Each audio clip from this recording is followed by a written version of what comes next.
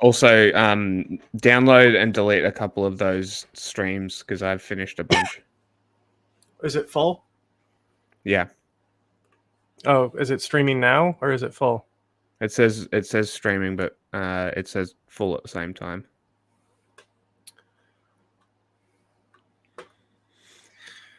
I thought when you said you were doing them, I thought you were talking about downloading and uploading them. Ah, okay.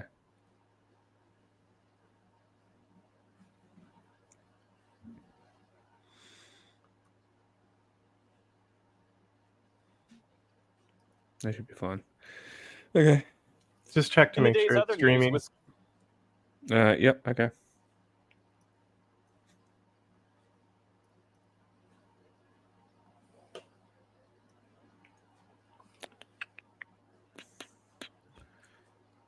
If these get lost, it's not my fault. If what get lost? The files of downloading. Just save them to a specific folder. Huh? No, it just goes to the downloads folder. And then I delete it later. Sure. Yes, it says we're live. Okay, we're fine. This one can go away. This can go over Hi, here. Fudge. We can go over here and play. Wisconsin's Attorney General filed felony charges today against 3 Donald Trump allies who allegedly delivered fake elector paperwork claiming the former president had won the state in 2020. Those charged include attorneys Kenneth Chesborough and Jim Trupis and former Trump aide Mike Roman. All 3 are due in court in September. They face up to 6 years in prison and fines. Wisconsin is now the 5th state to bring charges over attempts to overturn Shut up, microwave. I know. I'm busy. Election, joining Michigan, Arizona, Nevada, and Georgia. Jesus. Attorney General Merrick Garland pushed back against Republican lawmakers today over what he called unprecedented attacks on the Justice Department. During an appearance before the House Judiciary Committee, Garland condemned what he called the conspiracy theory that his department played a part in Donald Trump's criminal hush money case in New York. And he denounced, quote, dangerous falsehoods about law enforcement, as Donald Trump and his allies have attacked the criminal justice system. Place a marker, see if it fails. On the Justice Department. Yep. Yeah, because there will be no recording of this on StreamYard. You're going to have to download it from YouTube to cut it.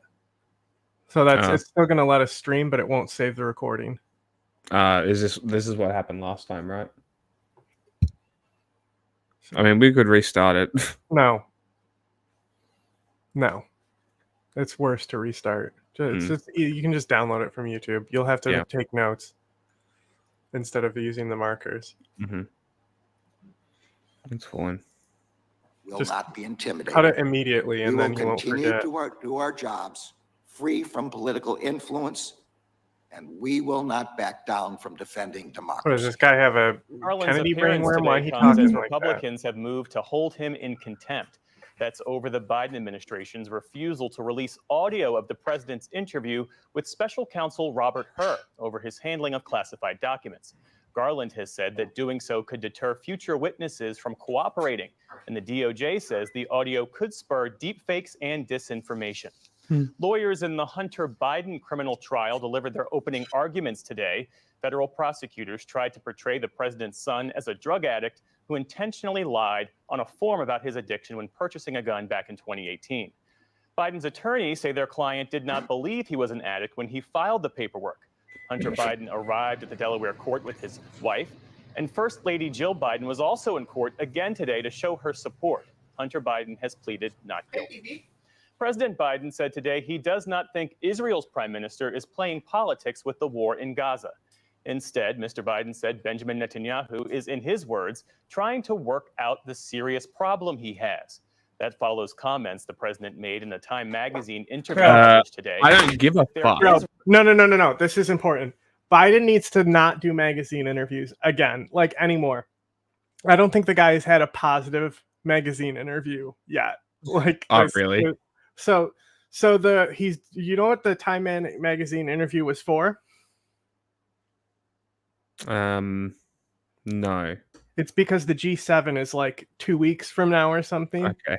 So the interview was about the G7, but they also did talk about Gaza in there. Guess how many people are talking about the G7 part of that Times interview? 0. Exactly.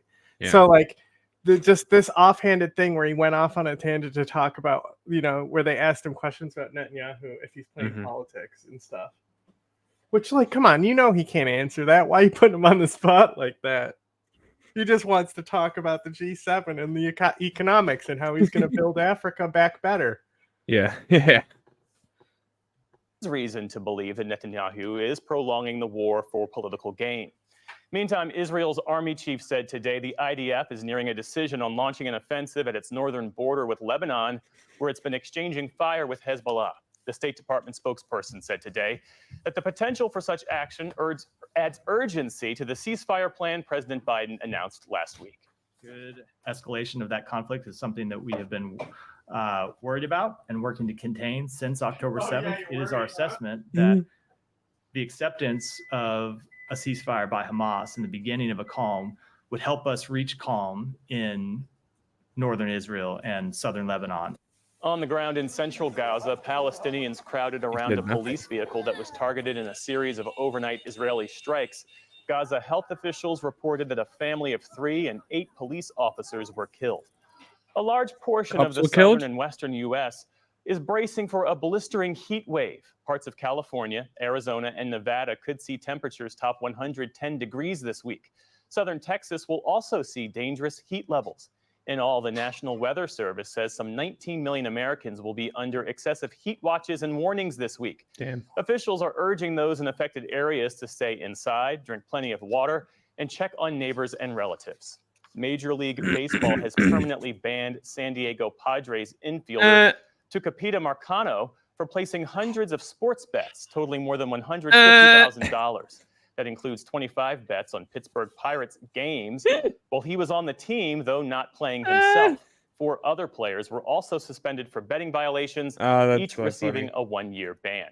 Meantime, the former interpreter for Los Angeles Dodgers star Shohei Ohtani pleaded guilty to bank and tax fraud today in a California federal court. Ipe Mizuhara admitted to stealing nearly $17 million from Ohtani to pay off sports gambling debts. There's been no evidence Ohtani was involved in any way. On Wall Street today, stocks eked out a gain. Welcome to the News Hour. There was a dramatic shootout at the U.S. Embassy in Beirut today. The Lebanese military says a gunman fired shots at the facility. He was then wounded during an exchange of gunfire with troops and taken to a hospital for treatment. The army described him as a Syrian national. Lebanese officials believe he was acting alone. A guard was also wounded in the shooting. Troops were... I was just laughing at the last story there. What was it? It was nothing like relevant. Yeah, that's fine. I was just curious what you were laughing at. I can't remember, to be completely honest. The scrub. Just do a little scrub and look.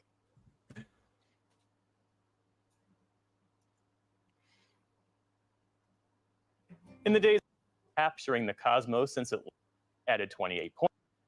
Finally. It was the betting on himself. Oh, yeah, bro. Isn't that fucking awesome? Welcome So to the News fucking Hour. funny. There was a dramatic shootout at the U.S. Embassy in Beirut today. The Lebanese military says a gunman fired shots at the facility. He was then wounded during an exchange of gunfire with troops and taken to a hospital for treatment. The army described him as a Syrian national. Lebanese officials believe he was acting alone. A guard was also wounded in the shooting. Troops were deployed to secure the area and set up checkpoints, and witnesses said the gunfire lasted for nearly half an hour. We were at work. We heard gunfire. It didn't take a lot of time, but we heard around 15 to 20 rounds of gunfire. We ran here to see what's happening, and suddenly the army blocked us from going up. Officials say that the gunman's motives are not clear, but Lebanese media have published photos that appear to show a suspect wearing a black vest with the words Islamic State written in Arabic and the English initials I and S.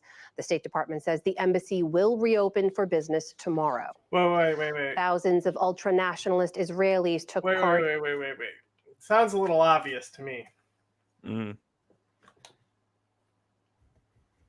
So he had a backpack written where he wrote "I'm ISIS" look at me on it? Is that what's going on guess. here? I guess so. I guess that's the picture they're trying to paint. I don't think maybe not a backpack. I missed the backpack if they said backpack. Yeah, what were they saying where the letters were? I just came back to that. I think it was on his back. But Lebanese media have published photos that appear to show a suspect wearing a black vest with the words Islamic State written in Arabic and the English initials I and S. The State Department says the embassy will reopen for business tomorrow. So if you can find those very pictures. Thousands weird. of ultra-nationalist That's very Israelis weird for someone in ISIS to do. took part in an They try annual not to- parade in Jerusalem They try not today to telegraph mark their Israel- attacks before they just open into like random gun violence, you know? Yeah. Like he would have like walking up with a vest that says, "I'm ISIS, I'm here to attack." That's fucking sus, bro. It's sus. ISIS doesn't do that shit. The attack happens and then they claim it on their website. That's ISIS's MO. Interesting. Because I haven't looked if ISIS has claimed this. Try and find the pictures. They said the Lebanese media released them. No, I'm just gonna Israel's capture of the city in 1967. Massive crowds marched through a Palestinian area of Jerusalem, some chanting anti-Arab slogans. Any yellow Some flag? clashes between demonstrators and police broke out. Authorities say 18 marchers were arrested.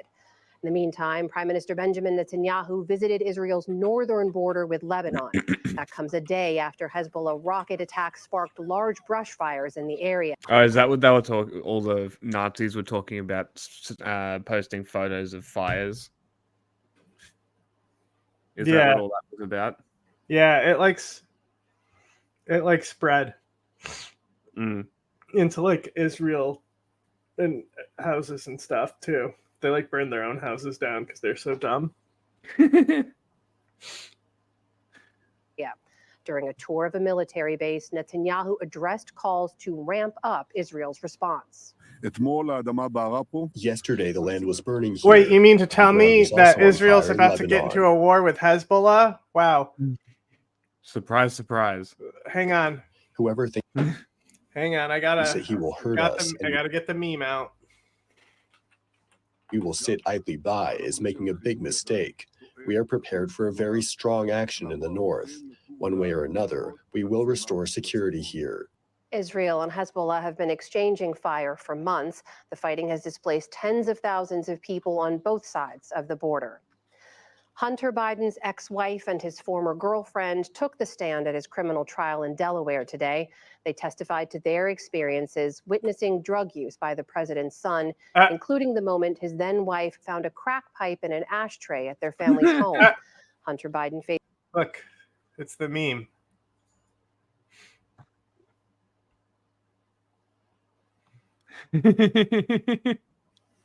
This time, Hezbollah, they're totally going to fight Hezbollah. This time it's happening. The war is expanding. They're definitely going to invade southern Lebanon. First Lady Jill Biden has attended every day of the trial so far, but she'll travel to meet the president in France later today. Separately, House Republicans sent criminal referrals to the Justice Department today, accusing Hunter Biden and the president's brother, James Biden, of making false statements to Congress. This is part of a broader impeachment inquiry trying to tie the president to his son's business dealings. So far, Republicans have presented no evidence of wrongdoing. On Capitol Hill, the Senate rejected a bill this afternoon Can you aimed do at protecting something? women's Like, access can you to fucking help your contraception. constituents or something, guys? Like, what are you doing? Oh, it's like it's just we have to make Trump look as good as possible. We have to fucking just, you know, Benghazi worked, so we'll do this. Like, Benghazi actually was Hillary. Right to Contraception Act fell short of the 60 votes needed to pass, with just 51 for and 39 against. Regardless of the outcome, Don Senate Jr. is a crackhead. He's dating a crackhead who gropes people. Epic. Bro, she literally got fired from Fox for sexual harassment. That's so funny. Democrats were keen to put their Republican colleagues on the record when it comes to reproductive rights ahead of the November election. Majority Leader That's not Chuck Schumer said the vote achieved that goal. Today was not a show vote. This was a show us who you are vote. And Senate Republicans showed the American people exactly who they are. A similar vote over protecting access to in vitro fertilization is expected as soon as next week. The planet is on a 12-month streak of setting new heat records. Every month for the last year has been the hottest month ever recorded, that's according to the European Union's Climate Monitoring Service. That comes as the UN Secretary General Antonio Guterres says that a target of, quote, limiting long-term global warming to 1.5 degrees Celsius is hanging by a thread. Hey, EU, you think you might want to speed those plans up? You know, I know you're voting on stuff, and one of those plans you're suggesting to go to like 2050 before you're climate neutral. Tomorrow needs to happen. Fuck the farmers. Tell them to go fuck themselves with their nitrates. As long as as long as the Ukraine war ends, then like the farmers can get fucked and they can they can completely cut nitrates. That will help a lot. Maybe somebody should do something to stop that war. Maybe. To climate hell.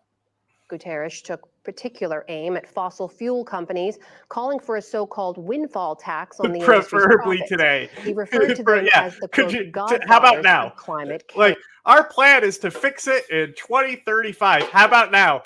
How about now? It's like the joke about, oh, they've just now banned the forever chemicals, huh? Chaos. On Wall Street today, stocks rose across the board on growing hopes that the Federal Reserve will cut interest rates later this year.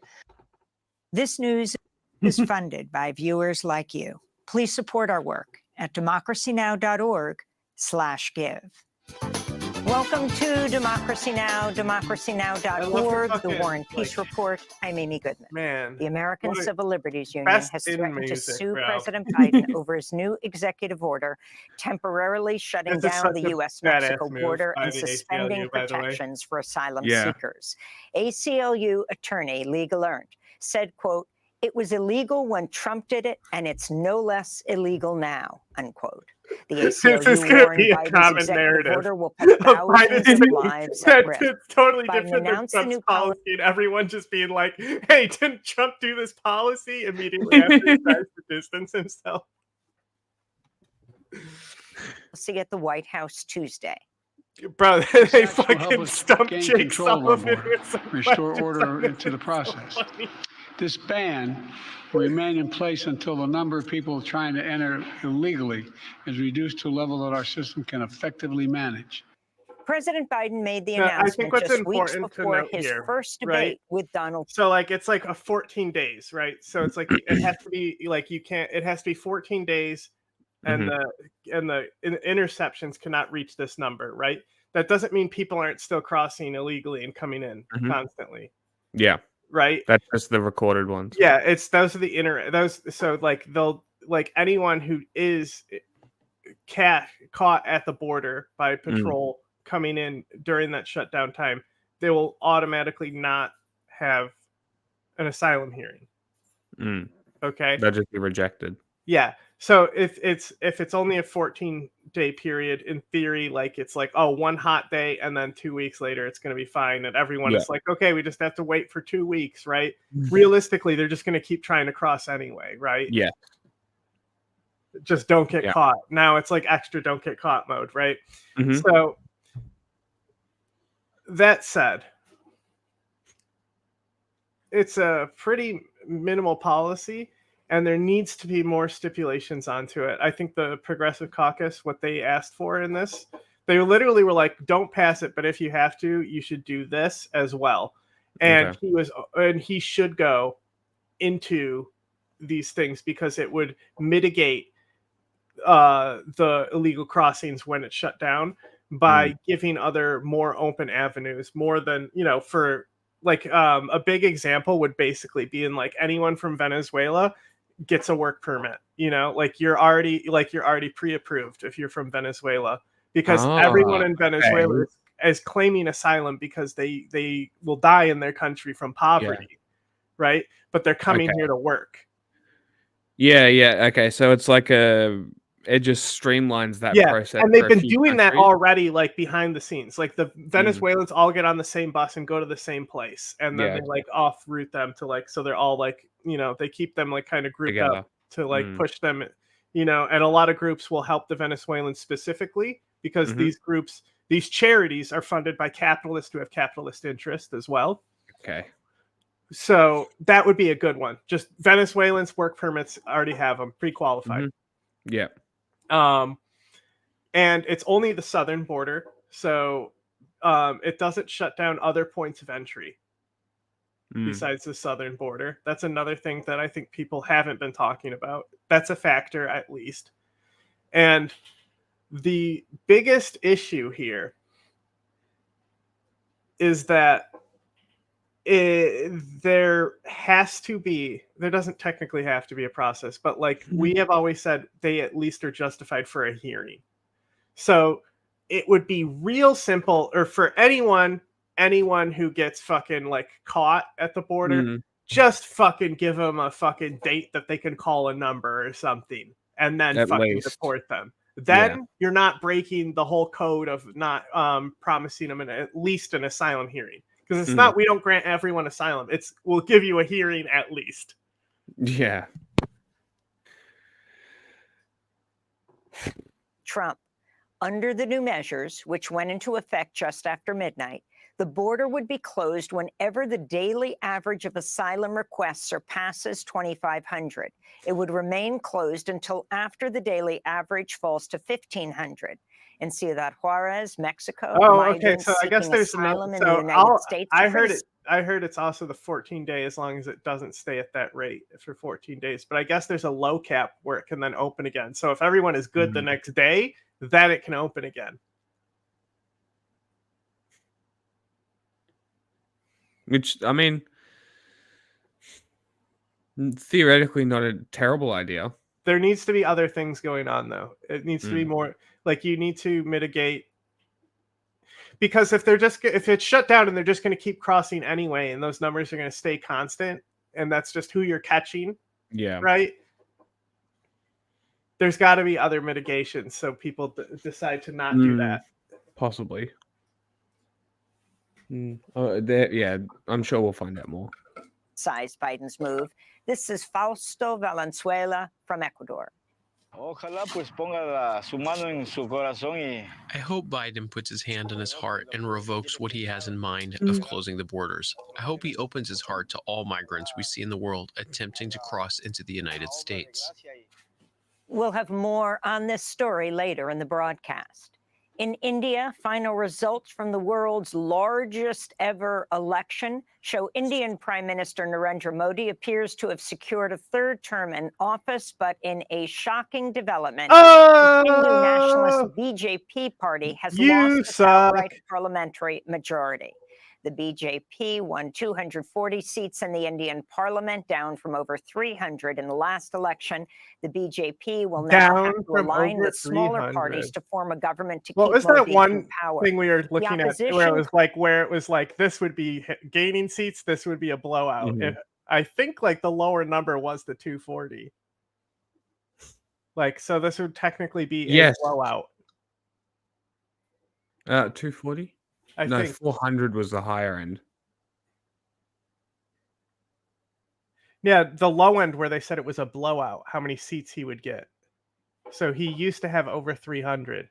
And I think 240 was the one they had saying that it would be a blowout if he got that many. Pakistan is threatening my border! I don't think the blowout was the word that they used. No, it was. It was the one Indian broadcast. A blowout would be a major win for him. 240 is not a major win. Yeah, they were saying like it would be a blowout for the other party against him. That's just weird wording. It's India. Racist. Coalition, known as India, exceeded all expectations by winning 232 seats. Opposition leader Rahul Gandhi said, quote, "This is a huge message to Mr. Narendra Modi," unquote. Israel's killed at least 75 Palestinians in Gaza over the past 24 hours as Israeli forces attack the Barej and Al-Maghazi refugee camps in central Gaza. Israeli strikes also killed 8 Palestinian police officers in Deir al-Balah on Tuesday. One Palestinian official accused Israel of deliberately killing police officers in an effort to spread chaos in Gaza. During an interview with Time magazine, President Biden was asked if Israeli Prime Minister Benjamin Netanyahu was prolonging the war for his own political look up the last stream. Self-preservation. What? Biden responded by saying, quote, I don't know what you were doing. I was going to go look at the India election from last stream. There is every reason for people to draw that conclusion, unquote. A U.S. Army officer who resigned. Oh, was that the Times report quoted again, huh? Has spoken publicly for the first time. In an interview with CBS News, Biden's answer is so funny on that. Who worked at the he was literally like, agency, the DIA. No, I don't think he's doing that. But if anyone thinks that, they're not wrong. 6,000 bombs a day. They were burning through munitions, exhausting their supply. You know, it was very easy to link our support, which I was part of, to the killing in Gaza. What bothered this intelligence officer specializing in the Middle East the most? His view that the Israelis were targeting Palestinian civilians indiscriminately. So literally, I was right about it being 240 being the low end, right? Yeah. So it literally could not have gone worse for them, basically. Yes.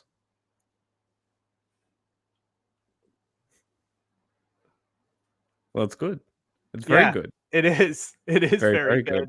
Fascist parties losing is good, even though they won. Even though they're winning everywhere else. Well, normally the Conservative Party tends to have the strongest bloc, and the liberal parties have to be coalitioned. Just look at the Likud, you know. Yeah. Even though there's a majority that could oppose the Likud. It just doesn't happen. Yeah.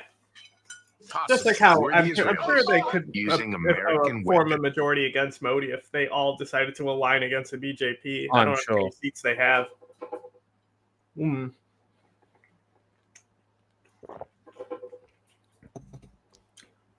Against civilians in Gaza.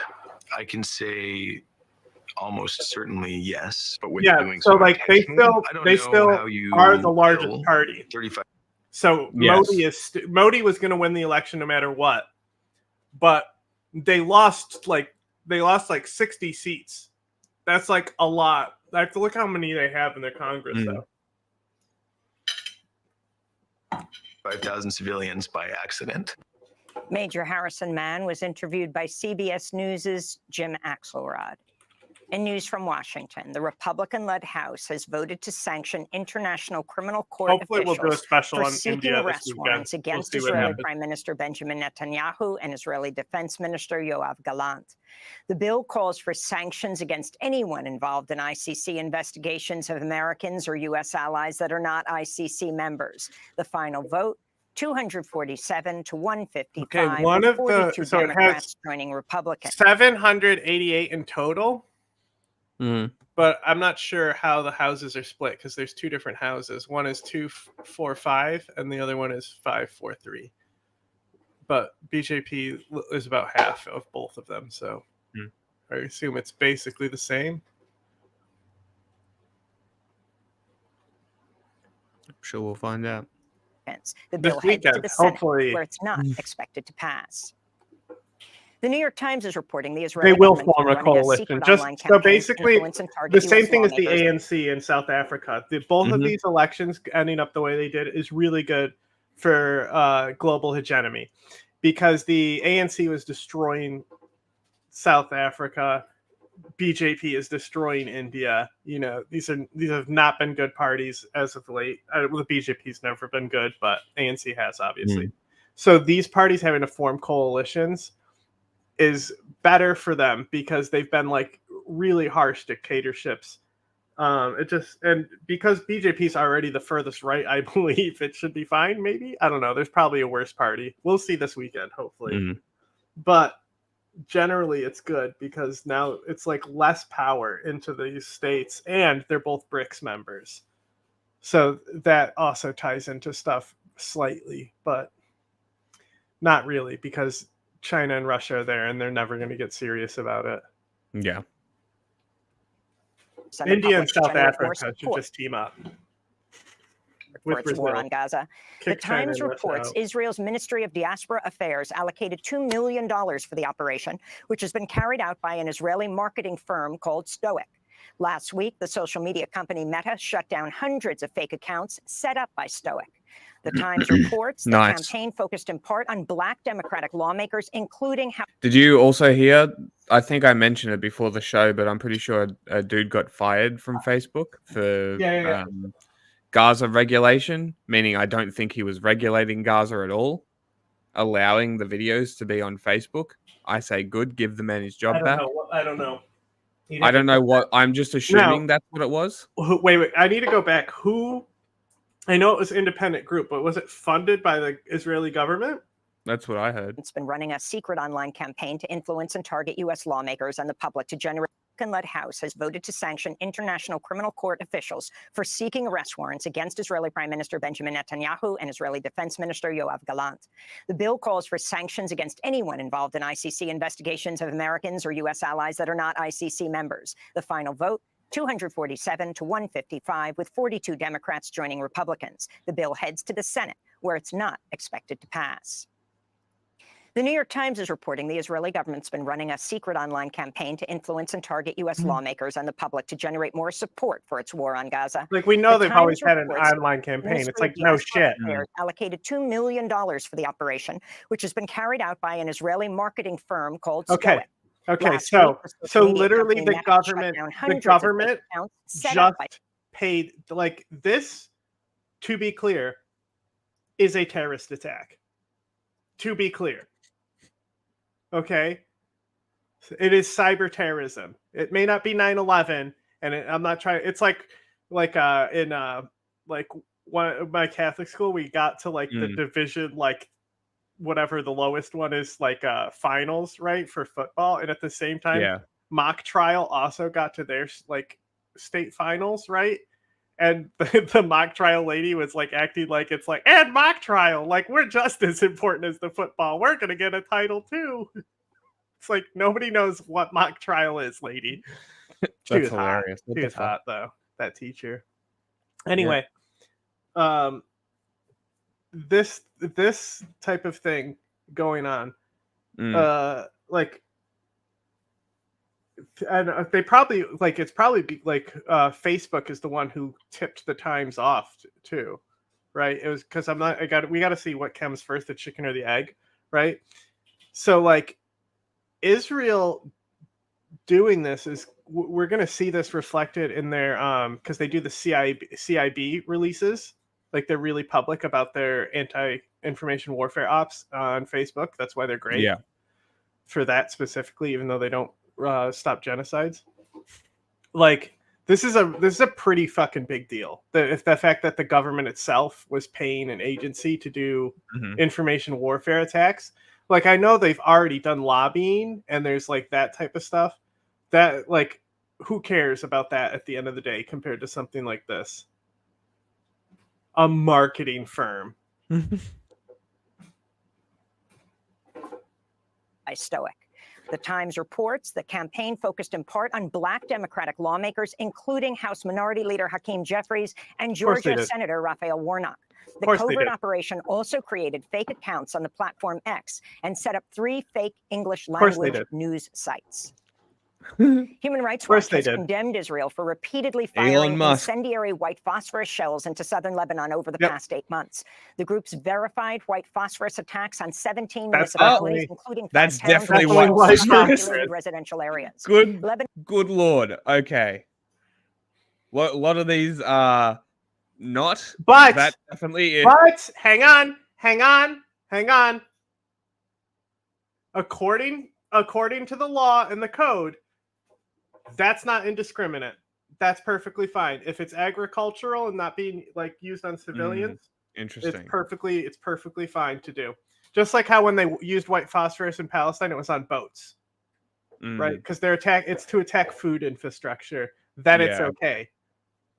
Sure. Yeah. Okay. That makes it better. Yeah. Well, that's the only justified use for it is basically.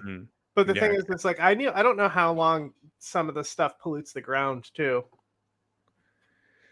I'm sure the phosphorus breaks down and it's good for the soil, right, guys?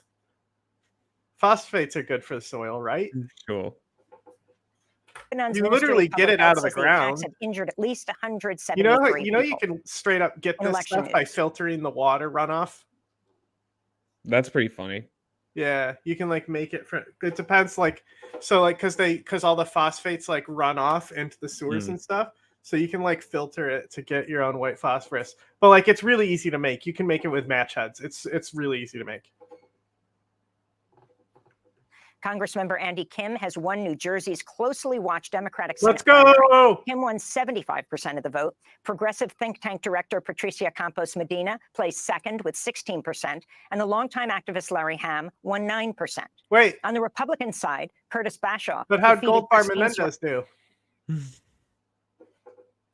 Where's he? Ronald Glassner, who'd been endorsed by Trump. The New Jersey Senate seat is currently held by Democrat Robert Menendez, who's currently on trial for corruption centered on bribes tied to the Egyptian and Qatari governments. Last week, Senator Menendez filed papers to run for re-election as an independent. Menendez's son, Democratic Congressman Rob Hang on, Amy, you're wrong. Amy, you are wrong. He filed to run as an independent Democrat, which is not a thing. In New Jersey. Meanwhile, Joe Biden won the New Jersey Democratic presidential primary Tuesday, but nearly 9% of voters chose uncommitted. In many areas of New Jersey, the ballot line read, quote, uncommitted, justice for Palestine, permanent ceasefire now, unquote. Attorney General Merrick Garland testified on Capitol Hill Tuesday and decried what he called the, quote, unprecedented and unfounded attacks against the Department of Justice. Republican lawmakers are threatening to hold Garland in contempt for refusing to turn over audio recordings of President Biden's interview with special counsel Robert Hur. A transcript of the interview has already been made public. Republicans on the House Judiciary Committee grilled Garland about that case. Well, the last one said something about disinformation. Yeah. The last one, which is a great reason. Reason. Think about it. Why? What the specific reason is? What kind of disinformation? Well, it said AI using deep fakes, right? And shit like that. Yeah. Imagine. Would be. And not secondly, it compromises his ability to take future witness statements. Mm-hmm. If he reveals his shit like that. Yeah. As well as the criminal prosecutions of Donald Trump, Garland defended the agency's actions. I will not be intimidated, and the Justice Department will not be intimidated. We will continue to do our jobs free from political influence. Good. And we will not back down from defending democracy. Ukraine has reportedly attacked Russian. I actually love that the institutes are fighting each other. Oh yeah. But this is how America was. This is how America was designed. That's what I was going to say. Supreme Court is a little bit of an oversight, though. Yes, this is what I was going to say. It shows that America's working. Yeah, that's what I say all the time. Is like America's civics and institutions are so phenomenally underrated. Like when people say America's not a real democracy, that's the shit like that they're not looking at. Yes. And like remember when you're talking to Enzo about Venezuela, right? And he was like basically that like he viewed what Trump did with the justices and what the Republicans did as like how his country was influenced by taking over the justice system. And he was like, when the Republicans did it in America, nobody rioted. I was like, bro, your democracy is falling apart. Go to the streets. It's a completely different standard. But I think it's because the tolerance, because of the facade of peacefulness and the facade of government control, that this can happen and people will still not question it because of the facade. I mean, they've been fooled. They live in unreality. Like, to think that like the founders weren't prepared for like whack job fringe shit, right? Like there was literally like in the like before the second party system forms, I believe, like the big party candidate was like a hardcore like conspiracy theorist who believed in like Illuminati and shit. Like this shit were common views at the time, where there's people in office who held power who were fringe like Marjorie Taylor Greene, right? They should have oversaw that the court could be politicalized, though. Especially the fact that it happened at the top. That's bad. That's pretty fucking bad. But also the Supreme Court has historically been that way. Like the reason why slavery was upheld for as long as it was largely as part because of them.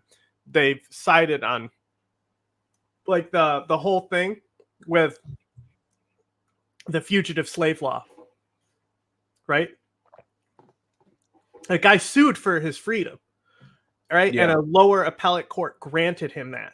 No shit. Right? So because he escaped slavery, he sued his former slave master, saying that he's basically that he's free. They acknowledged it. The Supreme Court then said, "Nope, you're actually a slave," and they made him go back to slavery. Oh my god! Yeah, this is like one of the flashpoints for like the Civil War. This specific case. Fair enough. Honestly, it's like up there. Like this is one of those John Brown events. Like this was a huge event. Like this was huge. Yeah. Fucking hell, that's crazy. Just days after the Biden administration gave Ukraine the green light to carry out such attacks, despite warnings from Russia. Meanwhile, Ukrainian President Volodymyr Zelensky is criticizing Biden for deciding not to attend an upcoming peace summit in Switzerland. Vice President Kamala Harris will attend instead. Biden, however, is expected to meet with Zelensky this week in Normandy, France, and again at the G7 summit in Italy. In the Mexican state of Michoacan, the mayor of Cotija was killed in an ambush Monday. Yolanda Sanchez Figueroa was walking home when she and her bodyguards were shot by assailants in a van. Sanchez's murder came shortly after Claudia Sheinbaum made history as the first woman elected president in Mexico's history. This year's election campaign was one of the most violent in Mexico. Gender violence was a central issue.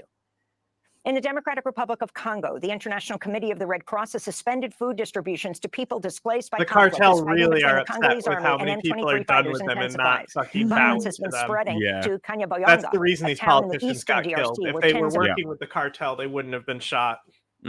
Simple. Or sometimes, to be honest, not all, but some of these politicians are shot because they're working with the wrong cartel. Shelter. About 7 million people have been internally displaced, with humanitarian aid groups describing this as one of the world's largest displacement crises. In election news, Wisconsin Attorney General Josh Kaul has filed felony charges against Trump campaign attorney Kenneth Chesebro and 2 other men for their role in attempting to overthrow the 2020 election by appointing fake electors to the Electoral College. Chesebro is also facing criminal charges in Georgia. Chesebro. And opening arguments were heard Tuesday in the federal gun trial of Hunter Biden, who's the first child of a sitting president to ever face a criminal trial. Hunter Biden 2 historical trials in 1 presidential run. I sent you the Wikipedia for the Dred Scott, but I was just skimming it. Do you know how the Supreme Court they one of the guys writes the decision out, right? When they vote, and the final thing is this is our decision, and they give a whole thing behind it. It says right here, the court ruled that people of African descent are not included and were not intended to be included under the word citizens in the Constitution, and can therefore claim none of the rights and privileges which that instrument provides for seizures of citizens of the United States. They literally said, you're not people. They said you are property. Yeah, they literally said, you're not people. Go back to slavery. Wow. Fucking America. Yeah. Jesus Christ. So again, the Supreme Court... People complain now. The Good Supreme Lord. Court has historically been really fucking shit. Good Lord. Woo! Fucking hell. Prosecutors played audio recordings of Hunter Biden reading the audiobook of his memoir about his struggle with an addiction to crack cocaine. Biden's lawyer, Abby Lowell. What was said that? Biden You did wrote not, a book, quote, and now knowingly you're lie about his now drug they're use using when your own book against you in a trial. That's not good. filing forms to purchase. That's like the having gun. like documented And those evidence are some of the headlines. This is Democracy that you Now!, made like hush money democracynow.org, payments. the War and Peace that they can Report. like literally I'm pull Amy up Goodman in New documents York and with Juan definitively be like, Gonzalez "You in signed this, Chicago. right?" Hi, Juan. Hi, Amy, and welcome to all of our listeners and viewers across. This video. Okay. Follow up. I can't make markers. Son of a bitch. How do I? Paper. The good old fashioned pen and paper. What do we reckon? I don't know what, huh? Oh, for notes. You know what I should probably go through and watch? Mr. Beat does Supreme Court briefs where he goes through like all the Supreme Court cases.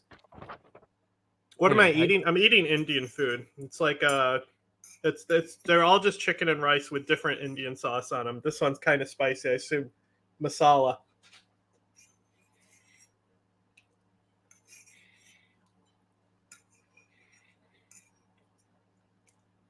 Video was brought to you by Nebula. Over the last few weeks, Italian Prime Minister Giorgia Meloni has become a rather coveted figure. With Europe's parliamentary parties preparing to face off in this week's elections, Meloni has found herself at the heart of a growing charm offensive from both the centre-right and far-right Yeah, these things are sick. who are They're each like vying really for low her calories. support. In the centre, Ursula von der Leyen wants Meloni's Brothers of Italy party to join her European People's Party, EPP, to help her secure a second term as EU Commission President. While the far-right Marine Le Pen also wants Meloni to join the Identity and Democracy Group, or ID, to strengthen its influence. So in this video, we can take a look at what's happening on Europe's right wing, why everyone wants Meloni, and who's most likely to win her over. Fucking me. Before we start, if you haven't already, please consider subscribing and ringing the bell to stay in the loop and be notified when we release new videos. But first, let's start with some context. The European Parliament, whose 720 MEPs will be elected later this week, has quite a I was right, it was structure masala. consisting of different political Turns out groups. that's the out of all those little These can be meal prep Indian food things. That's the one with the highest calorie count, I think. That one is 370. The rest are like under 350. I'm gonna have protein pies. I'll give you a protein pie. Bro, I can't believe you. Did I send you how to make crabs go to sleep? Where did you see that? No. I posted that. I was so high. So my friend and I were just. It was literally last night when we were watching the Aqua Teen Hunger Force. Yes, it was around the same time. He has a page that he shit posts on. Right, he'll just hear things and just post it, just literal shit posting. Yeah. And he was telling me about ones like his favorite ones. He was going through like archives of one and like pictures that he has, and one of them was about crabs. And I'm like, what the fuck is that? He's like, look it up. Yeah, that's been going viral lately. How to put crabs to sleep. Oh, it's fucking funny. It works on the females too, though.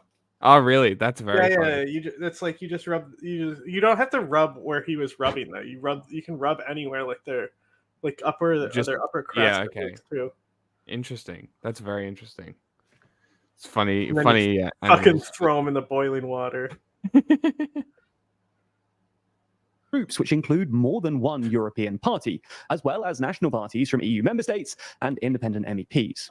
Now, MEPs are incentivized to organize intergroups for a variety of reasons.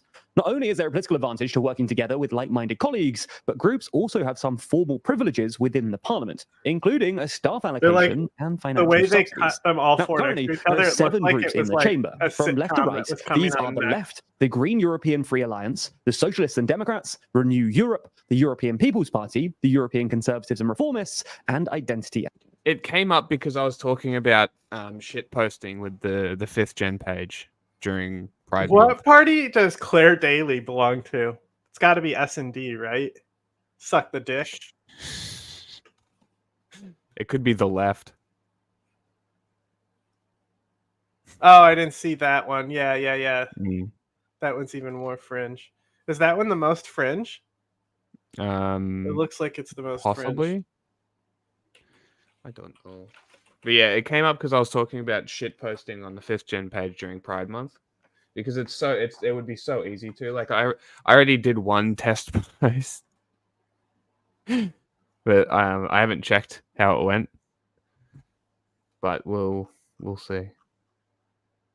And democracy. Now, most MEPs belong to a group, but about 60 MEPs are currently non-inscrits, i.e. not members of a party. Now, the groups we're concerned with in this video are those on the political right. So the European People's Party, which Ursula von der Leyen belongs to, the European Conservatives and Reformists, which Meloni currently belongs to, and the Identity and Democracy Group, which Marine Le Pen belongs to. Now, all three of these groups are predicted to increase their number of MEPs at the coming election. But at the moment, the centre-right EPP is the largest party in the EU Parliament, with 176 seats, and then predicted to win another 5 in June, bringing its total to 181. Similarly, the ECR is predicted to win 74 seats, 5 more than it currently has. This is really funny. I didn't look at this. In the 1980s, Daley was a member of the Labour Party as a teenager, but was later expelled alongside other members after being accused of being Trotskyists, infiltrating the party using the tactic of entricism. That is fucking hysterical. She was subsequently a founding member of Militant Labour, later known as the Socialist Party.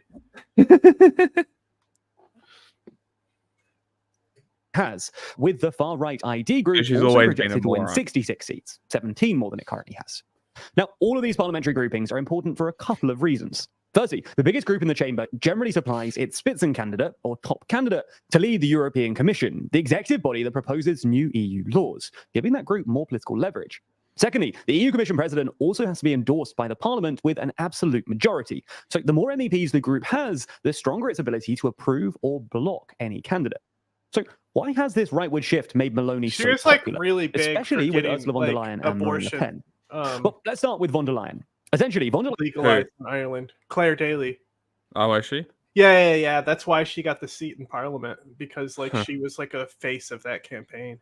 Yeah. Okay. Like her party is not even like a huge. Like it's really only her party. There's like 4 people in the party she has. They're literally a fringe. We have to do a coalition with people party. Leyen wants Meloni and the ECR to back her bid for a second term as the EU Commission President. Last time around, von der Leyen crafted a parliamentary majority with 2 groups to her left in the European Parliament, the Socialists and Democrats, and Macron's Renew group. What's interesting is that like the far right is actually broken up into different parties because they have different stances on certain things. So like Meloni isn't part of the like super far right that's in the EU, I guess. No, she's only the middle far right. Yeah. She's only kind of Nazi. Marine Le Pen. So like she already is like breaking and has disagreements with those people because of Ukraine. They all want Russia to win in Ukraine, and she's against that. Which is smart of her. You notice how she changed her position right when she got into politics. Yes, she did. Before she was pro-Russia. She's smart. That's the difference between her and people like Nigel Farage. Do you see he got milkshaked? Yeah, he got milkshaked. Iconic. It's another one of those girls. It's another one of a trend of girls doing fucking ballish shit at protests.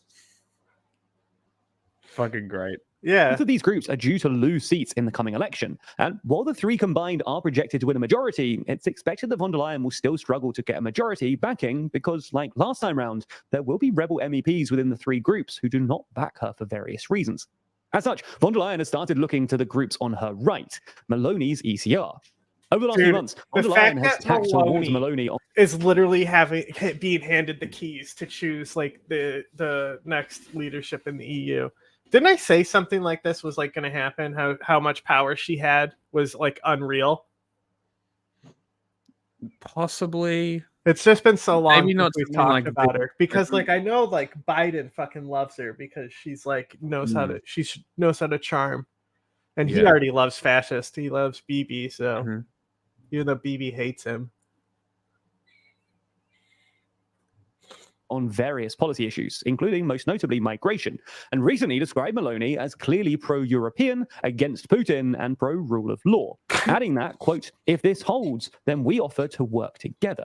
Ironically, though, von der Leyen might actually have sabotaged her chances by banking on Meloni, because both the Socialists and Democrats and Renew have threatened to block von der Leyen's nomination if she seeks a deal with the ECR.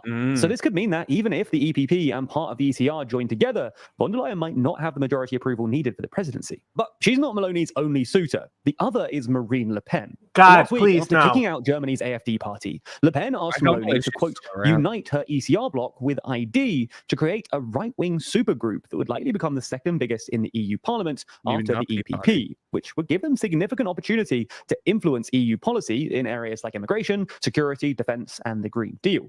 Unfortunately for Le Pen, though, Meloni's response was lukewarm, both because a Meloni-Le Pen supergroup would probably be too right-wing for Meloni's other suitor, von der Leyen, but also because this far-right supergroup wouldn't be that ideologically But the cohesive, thing is like given the the big intense thing divisions that between... sets her apart of the other fascists is because like the whole like we reported on it on one of the LTECs, but there's like the EU like loan and banking system. Like Italy relies on like getting bailouts from the rest of the EU, and so the other right-wing fascist parties hate that. They hate that system that the poor countries get like bailouts from the rich countries, right? So like that's like her like Italy cannot compromise on that. They need it, right? So that's the biggest thing separating her from those far right parties. So it's something that can't be understated is how much is she has to defend that principle from a coalition with people who are further right from her. Between them on issues like Ukraine and EU membership. For example, while some ID members like Le Pen's RN and Italy's Liga have softened their Euroscepticism and tempered their friendliness towards Russia in the last few years, ID's Austrian member, the far-right pro-Russian Freedom Party, has centered its campaign heavily on anti-EU sentiment, using the slogan, Stop EU Madness, with an image of von der Leyen kissing Ukrainian President Zelensky. God, they need to lose. Again, if Meloni and Le Pen were to form a far-right superbloc, it's unlikely that their members would vote coherently anyway. So with only a few days to go until things kick off, who is Meloni most likely to choose, von der Leyen or Le Pen? Now, we obviously can't say for sure until we know the results of the election. Meloni has strategically avoided stating her preferences thus far, saying, "My main objective is to build an alternative majority to the one that has governed in recent years, a centre-right majority." Essentially, Meloni is probably quite likely to benefit from either outcome, though. Her domestic popularity remains high, and the very fact that she has both centre-right and far-right EU politicians pursuing her speaks to her growing continental influence too. Meloni has already managed to extract some big wins from her friendship with von der Leyen, such as concessions for farmers during the anti-EU green transition protests and EU immigration deals with African nations. And she'd be well placed to get more if she decided to take the Brothers of Italy into the EPP, and if von der Leyen were to win a second presidential term. Equally, while the far-right parties do seem quite incoherent in terms of ideology, it's possible that Meloni could exercise outside... I mean...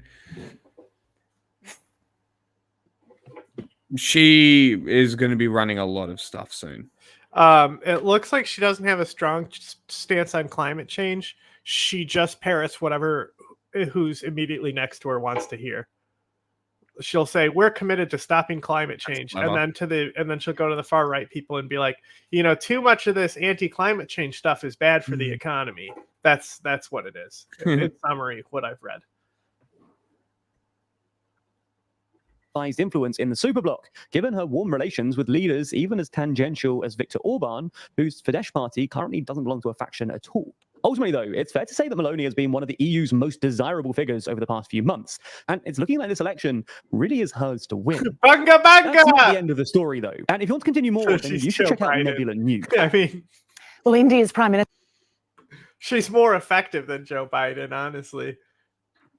Hold the fuck on. Well, India's prime... Watch. Shit is going to go haywire, and Giorgia Meloni is going to be president of the EU.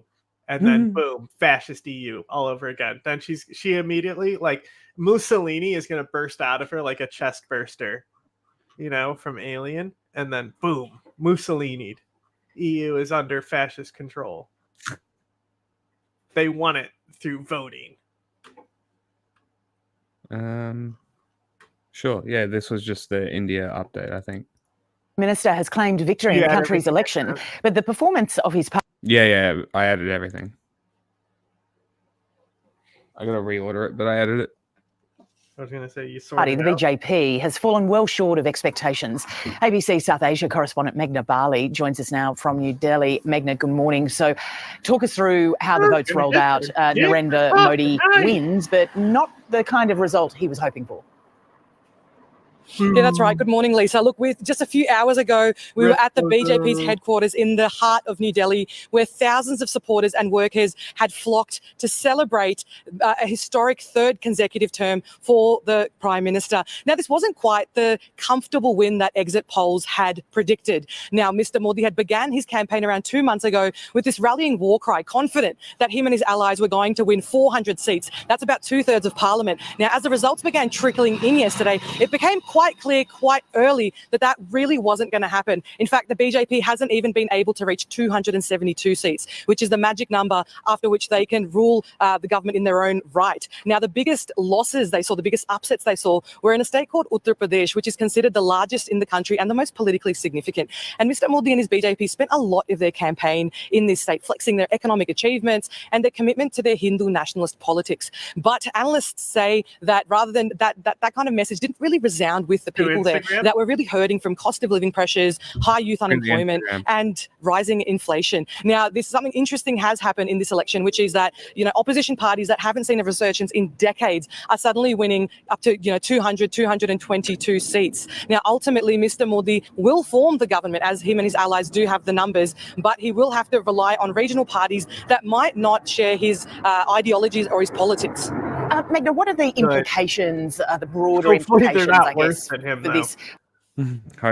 His party already quotes Hitler. And then somebody was saying, I don't know, it might have been Pod Save the World or somebody, but they were saying, like, the BJP is nothing without Modi, right? Like, like nobody cares about BJP policies or anything. They just care about Modi. Like, he's not replaceable. No, he's kind of a power figure. Yeah. Figurehead. Well, he's a very charismatic guy. Yeah. Just like Maloney, charismatic fasties. Yeah. Lesser result than Modi would have wanted. Look, ultimately, Mr. Modi is known for his strongman politics. He likes to flex, he's strong on national security, he's strong on the economy, but a centerpiece of his politics are his Hindu nationalist politics. He likes to really, his big claim to fame this year was the inauguration of a massive, really important temple in the state of Uttar Pradesh. Now, because the government won't be able to govern in their own right, and they have sort of created this alliance of parties that may not align with their values, it sort of goes, it's a little bit uncertain how he's going to react. Is he going to stick to those strongman politics, or are we going to see a bit more of a humbler version of Mr. Modi because he's not going to be able to do things in the way that he's been used to for the last decade? Meghna, great to have you there. It's 1:30 in the morning. Thanks for staying up for us. Thanks, Lisa. Okay. Mission in Ukraine. A Hamas spokesperson this afternoon essentially rejected the ceasefire plan that President Biden laid out. He said they wouldn't agree to a plan until Israel laid out its terms for a permanent end to the war. And how disappointing is that for you? And I wonder if we can circle back to last Friday. Circle back? Circle back. There were some statements afterwards. It seemed like there was sort of an opening here for a deal, which was quickly closed. So were you all surprised with the quick rejection, both from Israel and Hamas, to this latest proposal? First of all, I take issue with the end of your question where you said Israel rejected the proposal. The Prime Minister's own advisor went out publicly and said they accepted the proposal.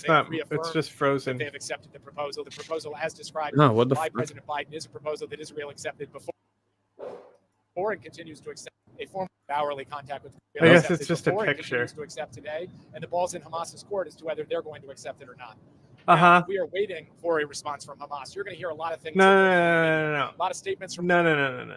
Look. It's a worthless 3-stage plan and where Israel can commit to the first stage, get a 6-week ceasefire, get all the publicity, and then continue the war right after. And not agree to the next two. And this is what actual world leaders like EU are very critical on, is that it doesn't actually bring a permanent ceasefire. But Biden's admin says, well, as soon as we get them in the door, we got our foot in the door, we got that 6-week one, we'll get them. It's going to give us influence to do the other two, and they'll do it. And everyone's like, Joe, you couldn't possibly be so stupid. If you put that piece of pipe up to your eye, I swear to God, I won't be your friend anymore. Mm-hmm. From a lot of different voices and a lot of different people, we will regard a formal response as one that gets conveyed to the Qataris, who were the ones who transmitted. Why do they keep saying it wrong? The Israeli negotiators to Hamas. We have not gotten that yet. We're in not just daily, but hourly contact with Qataris. They're saying it without the accent. That's all. I will point this out. The president said in his speech, not that Hamas had accepted the proposal, but that they should. So he acknowledged on Friday. It's Qatar, but like with an accent. So they're saying it in a white voice. So it sounds worse. Like if you say it in our accent, if in our regular white accent, Qatar is closer to the actual pronunciation than if we try to say Qatar. Sure. So why not just say Qatari? Wouldn't that be? Because when you get Qatari. to diplomat level, that's how you're gonna say it. It's like just Qatari. It's like when you're like really high level, nobody said Osama bin Laden. It was always Usama with a U because that's closer to the actual pronunciation. And like Al Qaeda with an I is closer than Al Qaeda with an E. Al Qaeda is closer to the pronunciation, but it sounds weird. And really, it sounds the Al Qaeda sounds closer to the actual pronunciation than Al Qaeda.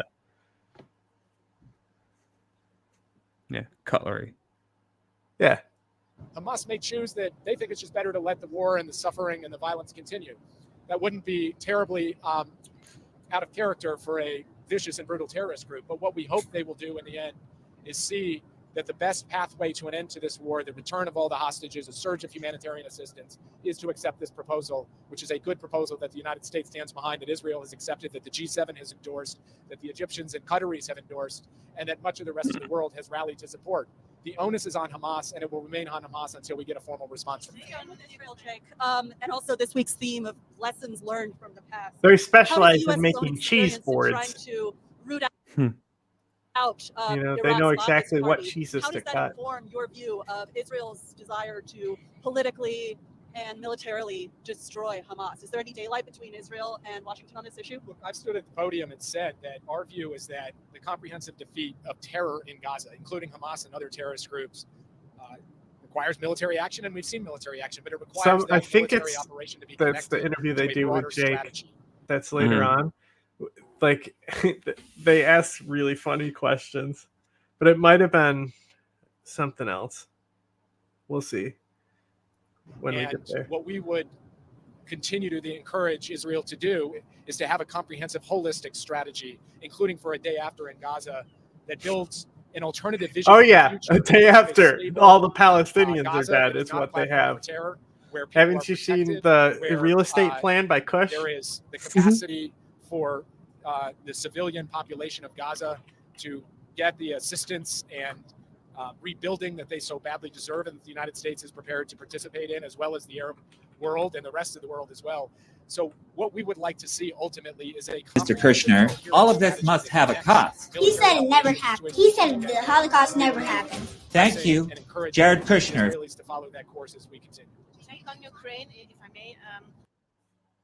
Joining us now from Paris, White House National Security Advisor Hang on. Jake Sullivan. Mr. We got to go back to see that mouth breathing in the beginning there. God, it was just for a split frame. Look Joining at us that now mouth from breathing. Paris, White House National Security Advisor Jake Sullivan. Mr. Sullivan, good morning to you. This is the interview. This is such a good interview. It's so funny. Like they literally trip Sully up multiple times. Let me start briefly with this breaking news out of Lebanon, an attack on the U.S. Embassy near Beirut. What can you share with us about what you know? Civilians were killed, and that's what we're going to continue to try to do. Personnel at the embassy are safe and accounted for. One local Lebanese Guard Force member who was outside of the compound was wounded. He's receiving care now, and we're working closely with local authorities to ascertain what exactly happened here to ensure there's no continuing threat, and we'll do all that we need to do to protect our people. That's one of the things the Saudis were offering. With Hezbollah and inside Lebanon, and that's just a piece of the larger puzzle here in the Middle East. Where do things stand on this potential ceasefire deal that was announced by the president on Friday? It was described as an Israeli proposal. Then it seemed like Bibi Netanyahu and other advisors backed off from it, kind of distanced themselves. Is it still a live proposal on the table for Hamas? Pod Save the World yes, is it is interesting still a live insight proposal. on It's this still an Israeli proposal. Israel's that we'll get to, where it's like, why is Bibi backing off while they're claiming that the state did it? They have really interesting insight because they actually worked and had dealt with Netanyahu in the past, and they can speak on it because they're not in government anymore, so they don't have to lie about this shit.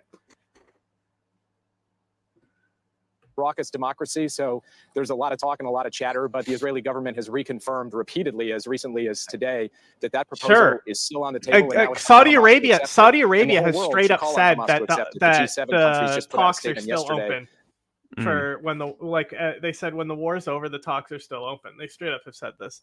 Saudi Arabia does not give a fuck about Palestine. They only care about themselves. So they're easy to deal with at the end of the day. The issue at the end of the day is Netanyahu. Like, Netanyahu is the obstacle to peace. Calling on Hamas to come to the table, do the deal, get the ceasefire, get the hostages home. That's what President Biden is focused on. Well, let's talk about immigration, because the president, of course, yesterday announced that there is an executive action banning most asylum applications once illegal crossings hit that threshold of 2,500 a day, went into effect at midnight.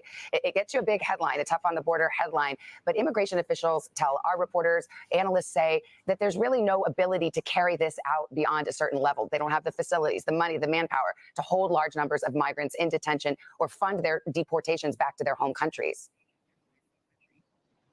Well, first, we believe that this action the president took yesterday to bar migrants who enter unlawfully from seeking asylum will help our Border Patrol agents and our authorities manage the border in a more orderly and humane way. But Savannah, you're right. At the end of the day, it is not a complete solution, because the only complete solution is one that includes the Congress. Well, a final solution. The verbiage there, right? A more orderly and inhumane way. It reminds me so much of the inmate detainees under our care. Are getting are offered 3 nutritious meals. It's their choice to have the long-term non-religious fast.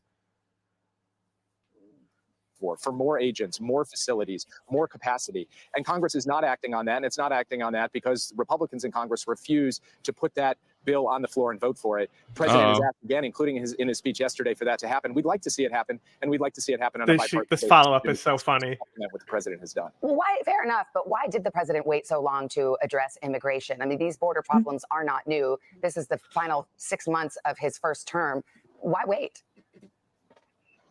Well, first of all, as the president said in his remarks yesterday, he's taken a series of actions at the border. And secondly, and this is critical, he put forward a comprehensive proposal to the Congress that actually the administration worked with Republicans on. That proposal was agreed to several months ago after painstaking negotiations. And then the very proposal that Republicans had agreed to, they decided not to vote for because the leader of their party. She doesn't care. Even the that leader was of their just party 6 turned months around ago. and said, don't vote for it. Fair enough. That's all true. But even that was just in December. I mean, the president has been in office since 2021. This immigration problem is not a new one.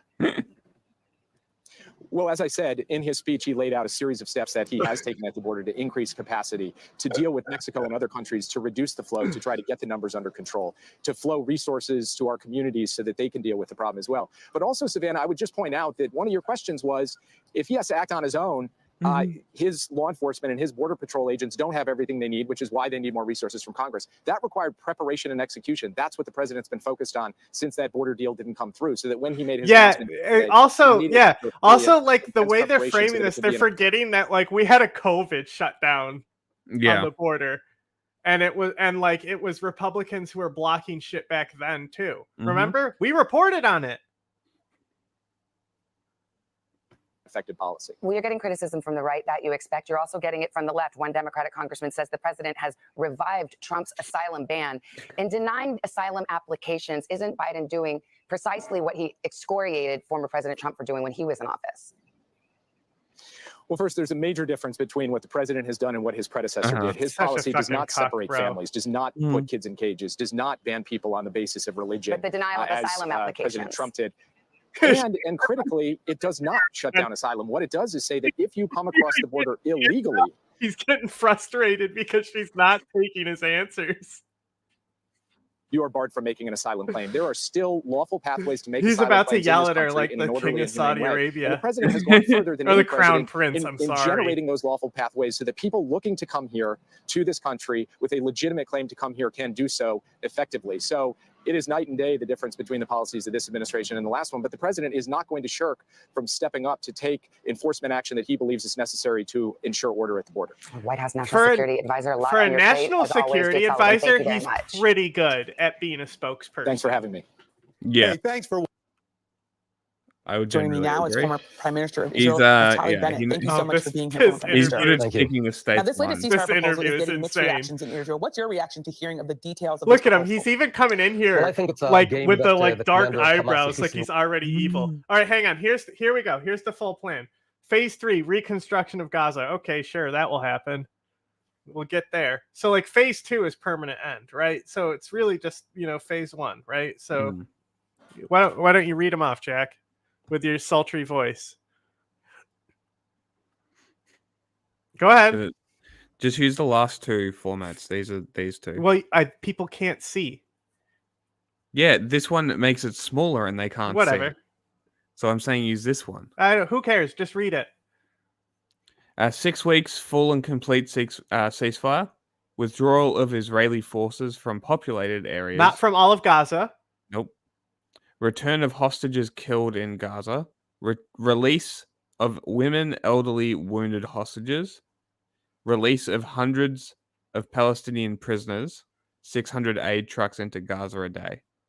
Now, Hamas's big issue with this, they want complete withdrawal from Gaza completely. So that's their main sticking point. Israel wants to be able to keep fighting after that 6-week ceasefire and keep killing Hamas. So they only want a temporary 600 food trucks per day thing. They plan on canceling it after the second phase. So these are where the real points of contention are and where the small differences are.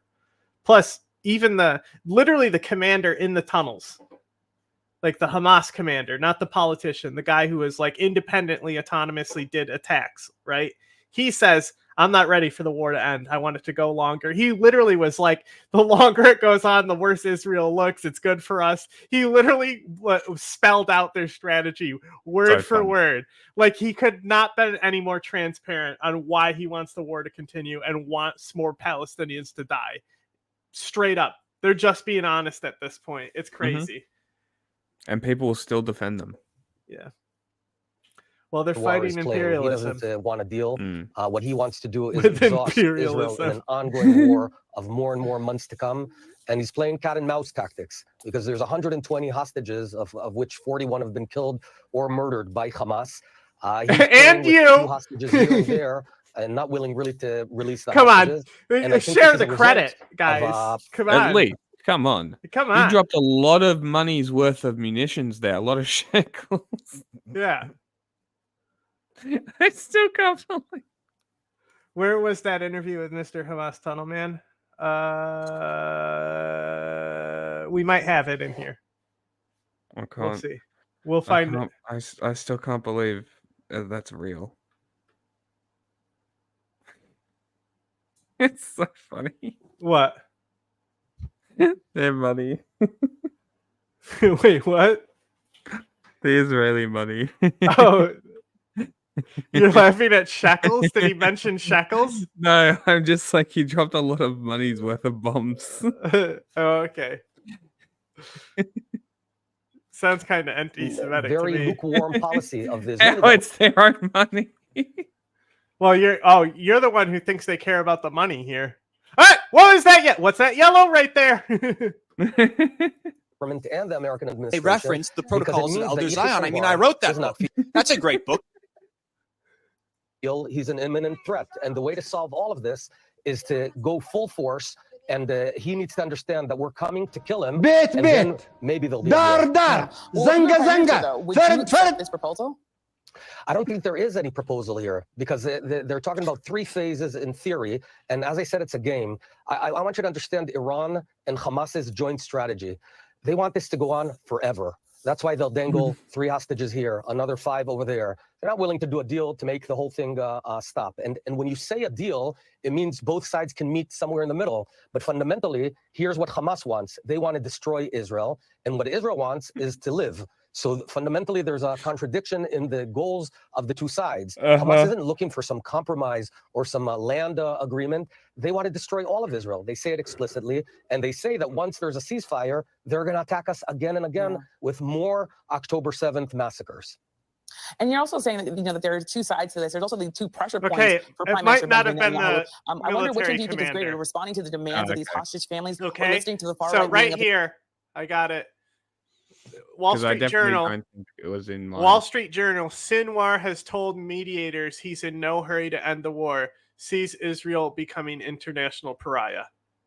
So that's the headline from Times of Israel. So it's a Wall Street Journal. But I want to say the guy in the tunnels has also said it. His coalition in the hopes of holding on to his government. Well, I think there's always politics is part of the deal, but in this particular case, actually, the 2 goals coincide because right now, Yahya Sinwar should not have been in a position where he can begin dictating things. We can complete the destruction of Hamas. The deal needs to be a different deal, a simple one, where we tell Yahya Sinwar, look, we're coming. Okay, this guy is literally the guy in Gaza. He's not the Qassam Brigade commander, but he's the chief in Gaza.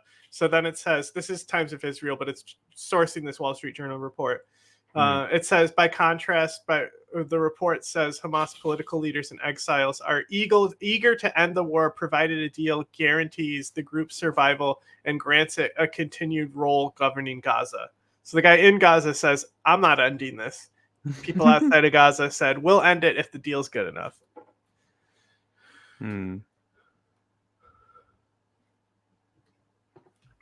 Wave a white flag, we will allow you to get on a ship, get out of there if you release the hostages. That's the deal.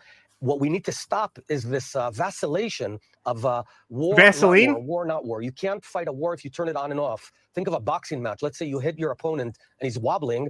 The last thing you do is send him home for a month to recuperate and come back. Yet that's exactly what the American administration and Israeli government are doing. That's a mistake. We need to go in, tell him, you've got one option. It's to release the hostages. Otherwise, we're coming to get you. Yeah. That would do the job. I also want to ask you, though, last week, the U.S. Secretary of State Antony Blinken said that Israel must decide if its military campaign in Gaza and we're coming, release hostages or we're going to come get you. Consequences, including the cost of civilian lives. If anything, Hamas is learning that, like, wow, these hostages we took are really doing nothing. Like, really, the only thing that the hostages have been beneficial to Hamas is, like, people against Netanyahu for not being more about getting the hostages back. It's more of, like, hurting them in their own court, while the murder of Palestinians is hurting their face internationally. So, yeah, I mean, it's been this way since the start. Israel's been doing everything that Hamas has ever wanted. Mm-hmm. They could not have done more. Yeah, and that's the thing. It's like also at the end, they're going to reap the benefits of all the aid that comes in to rebuild Gaza. Yeah. Exactly. So, yeah, how do you get rid of them? Clearly, this isn't working. Well, I mean, I have an idea.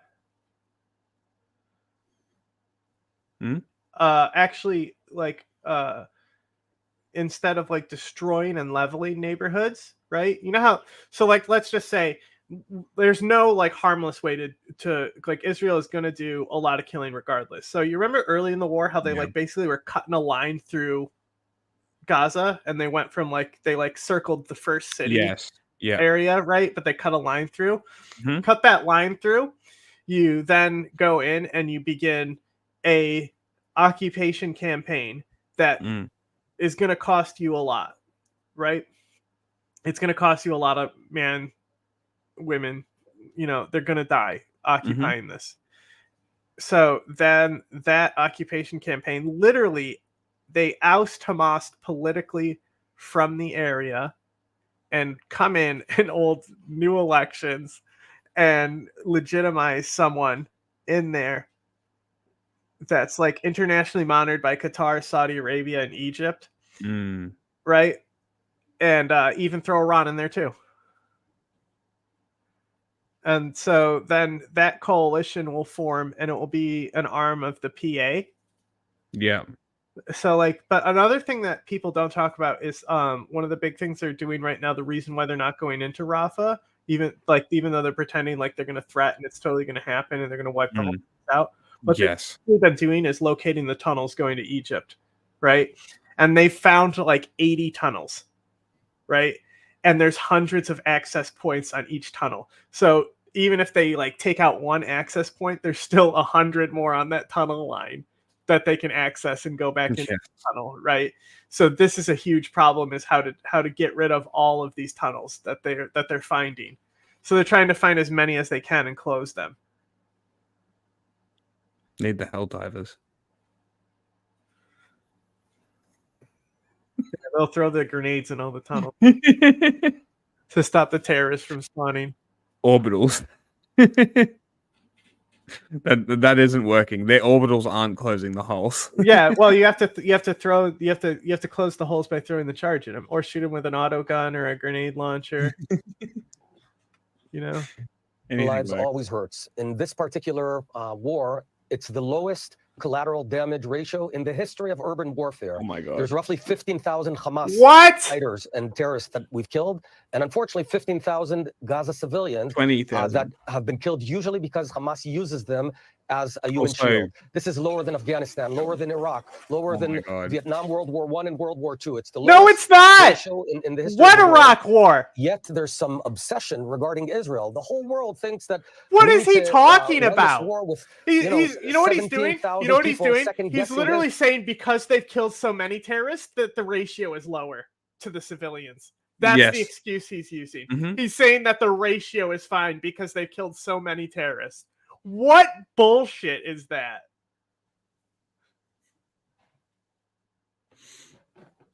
Israel and telling Israel how to conduct the war. It's never happened in the history of warfare that a country is being looked upon in such an obsessive way. There's some obsession syndrome about Israel, and it's unfair, and we need to win. And I understand you're saying that you need to win, but there are people who are saying that women and children, that they've suffered at rates and ratios that are disproportionate and that are really heartbreaking. So I wonder, as a former prime minister, do you feel like children are getting amputations right now in Gaza without anesthetic? Civil War shit. At least the Civil War, they gave them some whiskey, right? Guess what else they don't have? Clean water. That means there's low sterilization now for all these wounds, including these C-sections that they're doing without anesthetic.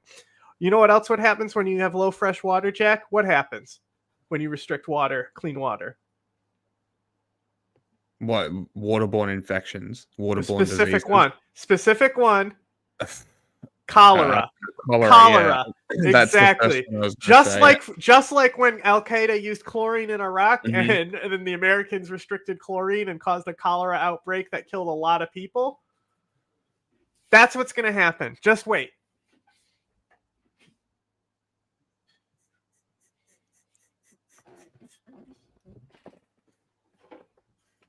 Okay. Do a push-up for every Israeli lie. Day one. these incremental gains are worth these consequences to civilians?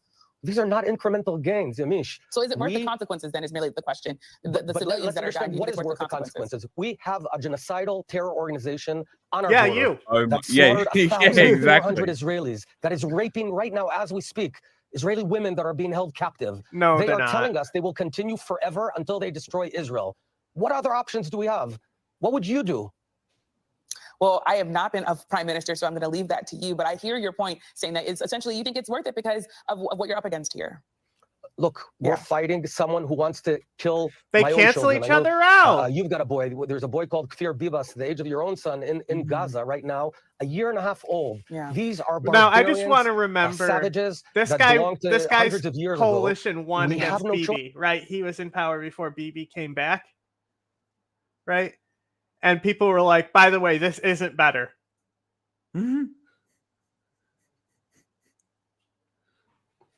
but to do away with Hamas. And we expect that the American public and American administration should support us on this, so we just get it done instead of us wavering and dithering on and on this war. Yeah. America, known for not supporting Israel in this conflict. Thank you. Shut up. And after the break, the Texas Supreme Court rejects a legal challenge to the state's near total ban on You know who he sounds like? You know who he sounds like? Fucking Karzai in Afghanistan, constantly being like, the Americans won't give us the stuff we actually need. We need more guns and stuff so we can do more war crimes. Prime Minister Benjamin Netanyahu says he is not facing any pressure from his coalition to dismiss a ceasefire deal with Hamas. The defiant remarks are in response to President Biden's address last week, where he announced a proposal from Israel to Hamas to stop the fighting and release hostages. It also follows escalations in the region. Israel conducted several deadly airstrikes in Gaza overnight. And in Syria, state media is reporting that Israeli airstrikes... That cuck that Democracy Now! Interviews, he specializes in using starvation as a weapon of war. That's what the interview is about. Very cool. Killed several people in the north near the city of Aleppo. Israel has not acknowledged the strikes. CBS News foreign correspondent Imtiaz Tayyab is following these developments for us from Tel Aviv. Wait, you mean to tell me Israel bombed someone and didn't acknowledge it? When does that happen? It's received international support, and now Israeli officials have had all weekend to digest President Biden's remarks. What are you hearing about their thoughts? Yeah, hey, Lindsay. Well, if you're here in Tel Aviv on Saturday, you would have seen 120,000 Israelis take to the streets in central Tel Aviv. Worst time to cut to him. Minister Benjamin Netanyahu. The lesson here is, if you're going to do a crime, be like Israel. Deny everything. Say, what crime? Don't tell him shit.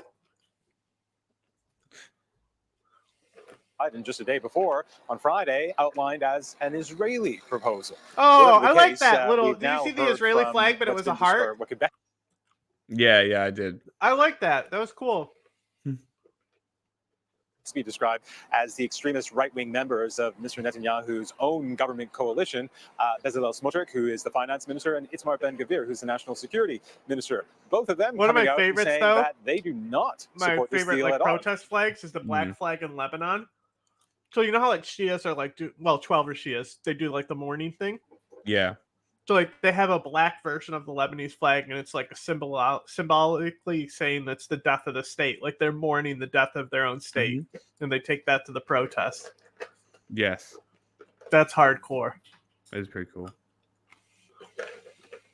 In fact, they're calling it a surrender deal, saying that if Mr. Netanyahu does go ahead with this proposal as it's written, or at least outlined by President Biden, a surrender deal support from the government, which is a coalition government here in Israel. Getting the hostages back is surrendering. So where Israel? Is Benjamin Netanyahu, Israel's longest-serving bro. I love their silly really hats. Getting pressure on both sides.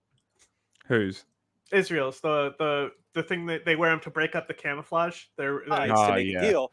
And yet he hasn't announced what the other one I like is it literally is like a dense fishing net you can't see through that they just put over their head. Hamas uses them too. Like there's this video of like a Hamas guy in America. They're doing because they did tours to raise money for jihad, right?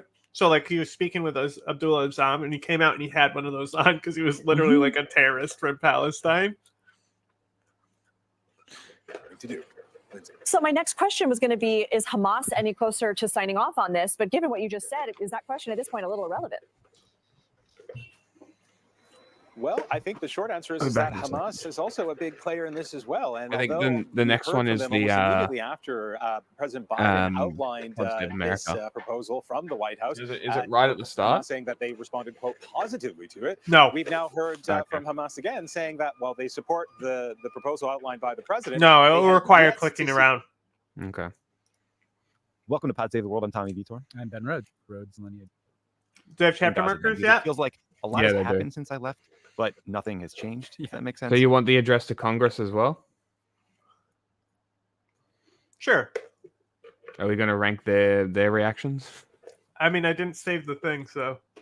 All right. Well, the first thing is Gaza, so I'll let it play. Yeah, go ahead. I'm gonna put pies on. That's very fair. So you missed, well, actually, no. You caught my ICC rant, but there were subsequent international criminal decisions. Yeah. So yeah, likewise. So, okay, last Friday, President Biden laid out his a ceasefire deal and long-term plan to end the war. Here's a clip from that speech. At this point, Hamas no longer is capable of carrying out another October 7th. It's one of Israel's main objectives in this war. At this current point, no. And to the people of Israel. That would be difficult considering the Israeli army is in Gaza. As the only American president who's ever gone to Israel in a time of war. As someone who just sent the U.S. forces to directly defend Israel when it was attacked by Iran, I ask you to take a step back. It's Think what Iran. would happen if this moment is Bozo. lost. We can't lose this moment. So the plan Biden laid out, it has 3 phases. Phase 1 is a 6-week ceasefire agreement. During that period, Israel would withdraw troops from Gaza's major population centers, allow 600 aid trucks per day into Gaza, release some Palestinian prisoners, and allow Gazans to return home to northern Gaza. And in exchange, Hamas would release women, elderly, and wounded hostages. Then you'd have phase 2. That would include an end of hostilities. The Israeli military would withdraw from Gaza completely.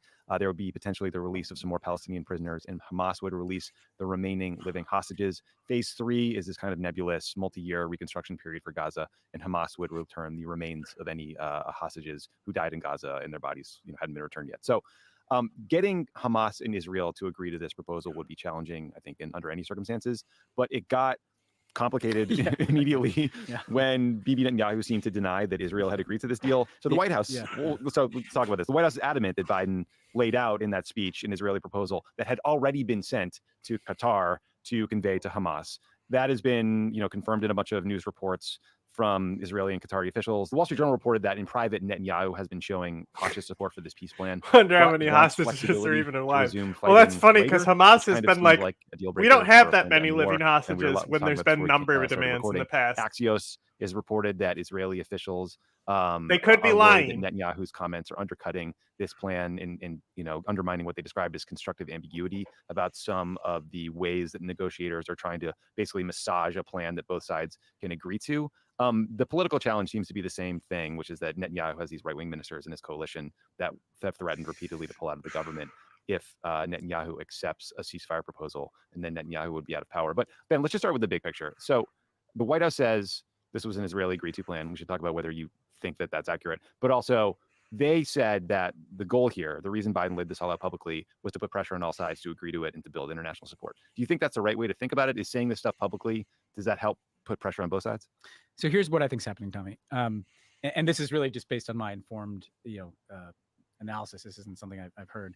The first thing I'd say is that in my experience, right, particularly on Israeli-Palestinian talks, which happened several times in the Obama administration, there were times when Netanyahu would kind of indicate agreement with some proposal, but not publicly say that he'd agreed to it. Mm-hmm.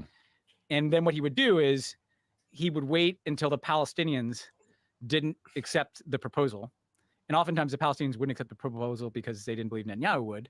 And then he'd blame the Palestinians for the proposal not getting done. And, we hear the endless refrain of, the Palestinians never miss an opportunity to miss an opportunity. And his whole game was to blame the Palestinians for the failure to reach an agreement. Now, that was with the Palestinian Authority, not Hamas, but I think that's what's been happening here. He would also deliberately kind of pretend he didn't understand the proposal Obama put forward, right? Obama would say, let's do a two-state solution based on 1967 lines with agreed upon swaps. And he would pretend he didn't hear about the part about agreed upon swaps of territory where the Israelis had built settlements for. Yeah, and then he publicly trashed a proposal that he'd been negotiating on in private, right? Yeah. He did this kind of thing all the time. We'd have terms of reference even for getting a negotiation that he would, his negotiators would indicate an openness to. But yes, if it ever became public, he'd shoot it down, right? So I think that probably what's been happening is, Bill Burns and all these people have been negotiating for months around probably a similar ceasefire proposal. And this kind of blame game has been going back and forth. And I think what the administration chose to do here in kind of a Hail Mary is essentially announce what they think Israeli negotiators had agreed to, but Bibi had not been willing to publicly say he'd support, in the hopes that one of two things would happen. One, by going public, you apply a lot of pressure on all the parties, including Hamas, and you get a ceasefire because Hamas says, okay, the Qatar leans on them, we lean on them, and they say, fine, we'll do this, and then Bibi does it. That's option one. Option two is you collapse Bibi's government, right? So it may be, and they'll never say this publicly, that part of their intention is, to force Bibi to choose, And Option 2, because please. there's a lot of pressure from the United States and from the rest of the war cabinet, people like Benny Gantz have presumably signed off on this, that Bibi has to agree to it, and then those right-wing ministers leave the government and it collapses. I mean, I really don't know which of these Nazis to support. They're both pretty good options. It's a high-stakes gamble that, But do you think that math works? Because I think if like Benny Gantz and the moderates pull out of the coalition, Netanyahu still has the numbers to keep the government intact. But if he loses the right-wing ministers, he doesn't. So this leads to the third and unfortunately, likely option, which is that this kind of dies somehow, because Bibi's trying to triangulate between the center and the right. Hamas is trying to renegotiate some element, and it kind of doesn't go through. And then we've kind of set up a dynamic where we've kind of, let's face it, pretty disingenuously, we've kind of kept asserting that this is an Israeli proposal, even though Israel hasn't formally agreed to it. And so then Hamas, we just blame Hamas for, Bibi could emerge in a situation where this deal collapses. He maintains his government. He blames Hamas. He blames Hamas by saying the U.S. Presented this to Hamas. He comes to the U.S. to deliver a joint session as this kind of big hero in front of Congress.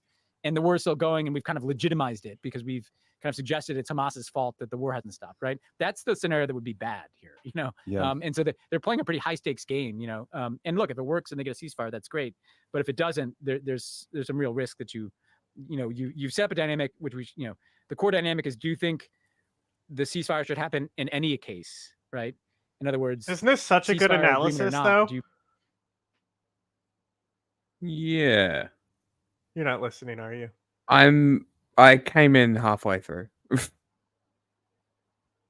Believe this war should end, in which case you'd be threatening to withhold weapons and things like that.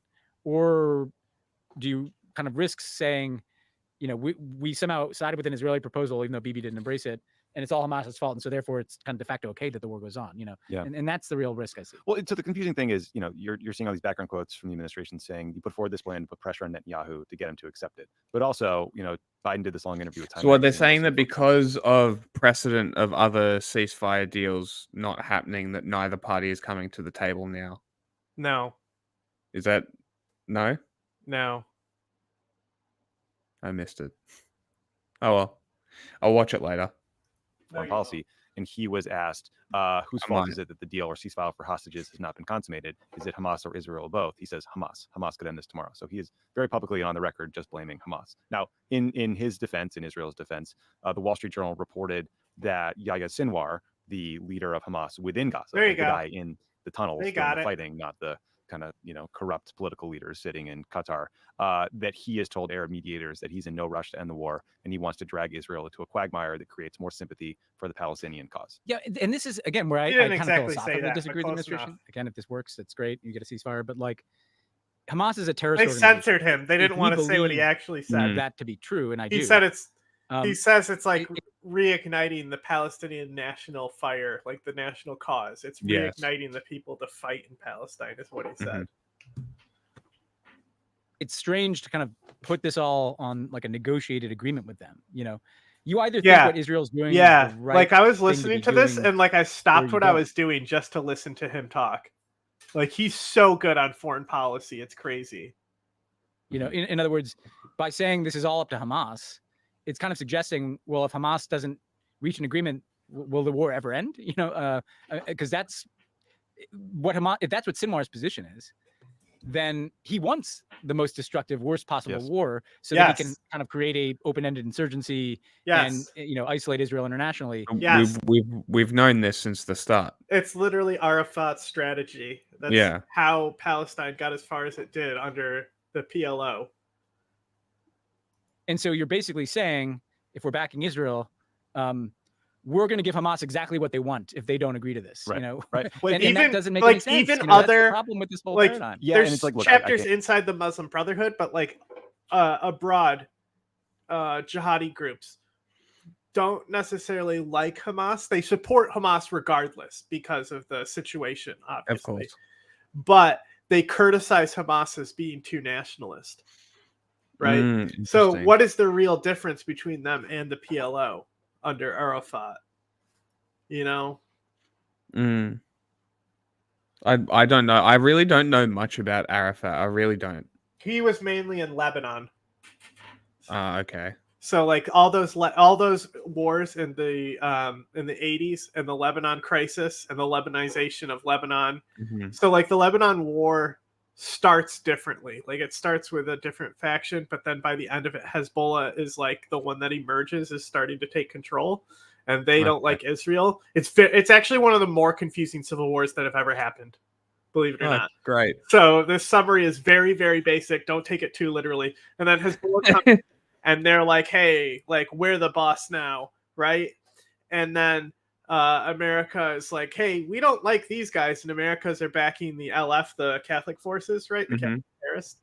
And then like Israel comes in and starts fighting in the south because Arafat's there, and Hezbollah is also being mean to them. Mm-hmm. And then they occupy the south for a while, and then they eventually give it back to Hezbollah. Okay. Interesting. This is very interesting. Yeah, so also it has to do with peace with Egypt, right? So okay. When peace with Egypt happens, immediately Israel starts fighting in Lebanon. Basically, the day after they made peace with Egypt, they were in Lebanon fighting.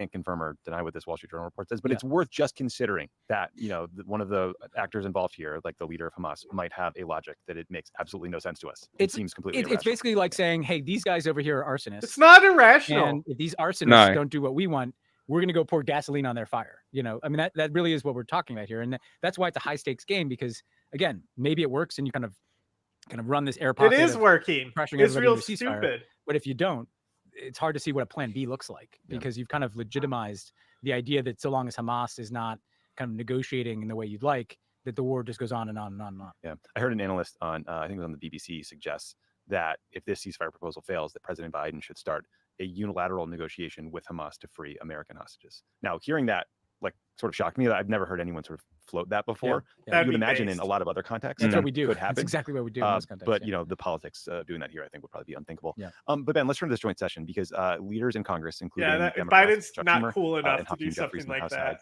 You know who would have the balls to do something like that? Donald Trump. But you know who wouldn't be in this situation anyway? Donald Trump. I mean, we already know he loves negotiating with terrorists. And Yahoo to deliver a speech to a joint session of Congress. There were some reports that it was going to happen on June 13th, but then it turned out that that's a Jewish holiday. So whoopsie doopsie. Good fact checking, guys. Great work, gang. And then Biden was going to be in the G7 at the time, so I don't know what happened there. So Ben, so the date's TBD. I get why Republicans want to do this, right? Like their right-wing evangelical base. Well, could we give Hamas that would be good enough for them to give up Americans? Gaza or anything else. And then good Mitch question. McConnell. Stop supporting also. No, it wouldn't be anything like that, but it might give them like certain guarantees. So like, I mean, like when we negotiated with the Taliban, I mean, we released people from other places and they got to go to Qatar, right? So it might be something like that. Like we'd give them a way out of Israel. Yeah. Or of Gaza. Do we care about the address? The address part? What address? Bibi's? Yeah. Whose address? Did Bibi address Congress yet? No, they're planning to. They said they were going to do it on the 13th, but it was a Jewish holiday. Yeah. I think that's the main part I wanted to look at. But they do also criticize the migrant policy if we care. Meh. Annual Jerusalem Day March, with some Jewish Israelis attacking Palestinians and journalists. Our Middle East correspondent Alison Horn reports from the Old City in Jerusalem.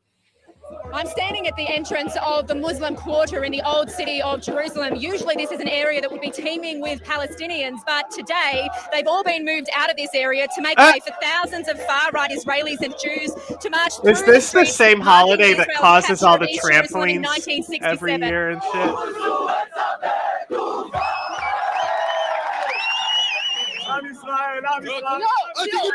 Before the march even started, tensions were running high with confrontations between Palestinians and Israelis inside the Muslim Quarter. Journalists were abused, including myself and my crew. I was hit in the face. We were pushed and verbally abused by some young Israelis taking part. They were quickly stopped by Israeli police, but the mood here is still incredibly tense. We've been hearing some Israelis chanting offensive slogans like death to Arabs and songs about burning Arab villages down. This annual march, the Flag March, is seen as a celebration for Israelis and for some, their supremacy over this area and this land, which Palestinians want as the capital of a future Palestinian state. For Palestinians, this is an offensive provocation in the ongoing Israeli occupation of East Jerusalem, according to international law. And now there's the Flag March, and it's chaos, and Palestinians are getting beaten. And even me, they beat in the legs in front of the police. What occupation? It's ours. The land of Israel was given to the people of Israel. It's ours. And everything that's happened here is that we let them stay here. They really weren't supposed to be here. Wow. This march is happening in the shadow of the Israel-Gaza war and the October 7 Hamas attacks, which have deepened fractures between Israelis and Palestinians. Rights groups in Israel had tried to block this section of the march, a section that is seen... God fucking damn. Good Lord. I'm pretty sure that multiple times these people have basically caused mass death because they'll be jumping on bleachers and shit and they'll collapse and people will die from crowd crush and trampling doing this shit. Yeah. Mm-hmm. I'm pretty sure this is the holiday as where it particularly happens. provocative, arguing that it would further increase the risk of hostilities between Israelis and Palestinians.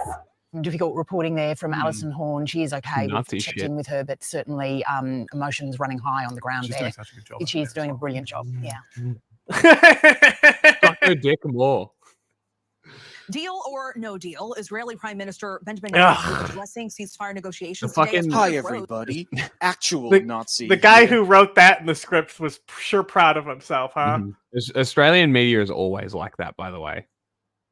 Oh, yeah. To accept a permanent It's ceasefire hilarious. agreement that would free hostages taken by Hamas on October 7th. That, as the IDF confirms, 4 more hostages are dead. President Biden has endorsed a proposal that would stop the fighting, release the hostages, and move all Israeli forces out of populated areas in Gaza. I'm joined now by ABC News foreign correspondent Marcus Moore in Tel Aviv. And Marcus, we are just learning that Israeli forces are confirming the deaths of those 4 hostages. What more do we know? Yeah, the news coming out just this evening, and we understand from the Israeli officials that these 4 hostages have been identified as Chaim Perry, Yoram Metzger, Amiram Cooper, and Nadav Popplewell. These among the more than 130 hostages who so many have been praying for as they've been held captive in Gaza. In terms of the circumstances of their deaths, we don't know at this point, but we did hear from a spokesperson with the IDF who indicated that they believe that they died in Han Yunis, perhaps as early as December, as the Israeli Defense Force was fighting there. But again, Stephanie, tonight we don't know the exact. And Hamas is just hanging out with these corpses. This devastating news coming as demonstrators have taken to the streets here for many days, imploring the Israeli government to come to some type of agreement. What am I doing here and those efforts, in the middle of the ocean, surrounded by frozen corpses? Carries on in Gaza, but also the work to bring about some type of ceasefire. Marcus, certainly not the news the families of those hostages wanted to hear. So many more families holding out hope. What is the latest on the ceasefire situation? I know you said they're still fighting there in Gaza, but what is the latest on those negotiations? Yeah, strikes are happening daily, as you know, Stephanie. This war seemingly far from over, but okay.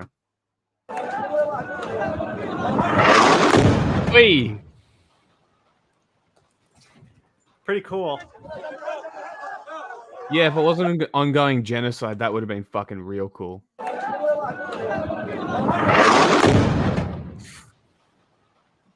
Fucking hell.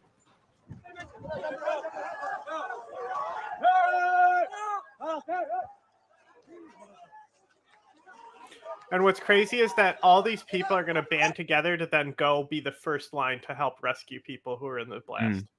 Yeah, You know? and then that's if not they're dropping more, they're in the casualties. Yeah, I'm not sure how much Israel double taps. Okay.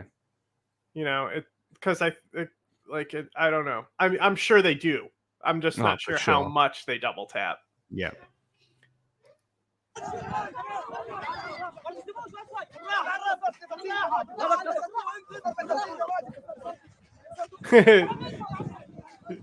Look, there you go. What type of munition drop? Did you know ahead of time, or do you know just by looking at it from its drop?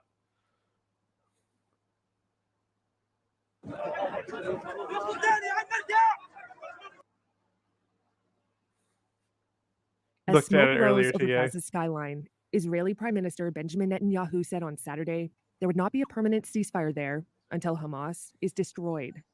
His office called the idea, quote, He knew "a because he non-starter." dropped it. The day before, U.S. President Joe Biden said Israel proposed a deal involving an initial 6-week ceasefire. It would include a partial Israeli military withdrawal and the release of some hostages, while negotiating a permanent end to hostilities. It's time for this war to end. Yeah? For the day after to begin. Oh my Netanyahu's God. comments have raised His questions tie over the glitchy. details of the plan and its timing. Hamas has cautiously Wow, welcomed cool talks on a shot. deal. Biden had signaled that Hamas would not stay in power in Gaza without elaborating. But the Iranian-backed Islamist group has not indicated it might step aside or disarm voluntarily. In Tel Aviv, protesters rallied, calling for the release of Israeli hostages in the Palestinian enclave. An opposition leader, Yair Lapid, said his party would support the agreement. That means it would likely pass in parliament, though Israeli National Security Minister Itamar Ben-Gvir threatened on Saturday to bring I love down that, the like, he coalition always government looks like he's if crying Netanyahu about enters a Gaza something. deal that would entail ending the war without the elimination of Hamas. U.S. Secretary of State Antony Blinken spoke by phone with top officials from the United Arab Emirates, Qatar, and Egypt regarding the proposal, a State Department spokesperson said on Saturday. Ceasefire talks have stumbled for months over a clash in core positions. The war began on October 7th when Hamas-led Palestinian fighters rampaged into southern Israel from Gaza, killing more than 1,200 people, mostly civilians, and seizing more than 250 as hostages, according to Israeli tallies. Israel's ground and air campaign in Gaza has left the territory in ruins, led to widespread starvation, and killed more than 36,000 people. Yeah, nobody according to fucking Palestinian cries health harder than authorities. fascists. Nobody's bigger snowflakes either. It's crazy. This news is funded They by think they're viewers so like you. alpha. Please support our work at democracynow.org/give. This is Democracy Now!, democracynow.org, The War and Peace Report. I'm Amy Goodman. Our next guest was a contractor for the U.S. Agency for International Development, USAID. He resigned in protest over the Biden administration's support for the war on Gaza. For the past 4 years, Alex How Smith much of worked this as do we want to watch? Oh, this is pretty good. He has pretty good insight, but he does kind of repeat himself at one point. All right, He well, really- just tell me when you want to skip because I just got to. I'm putting food on, so You can just leave it. Senior Advisor on Gender, Maternal Health, Child Health, and Nutrition at USAID. Last week, he was scheduled to deliver a presentation on maternal and child mortality among Palestinians to a conference of USAID's colleagues and partners.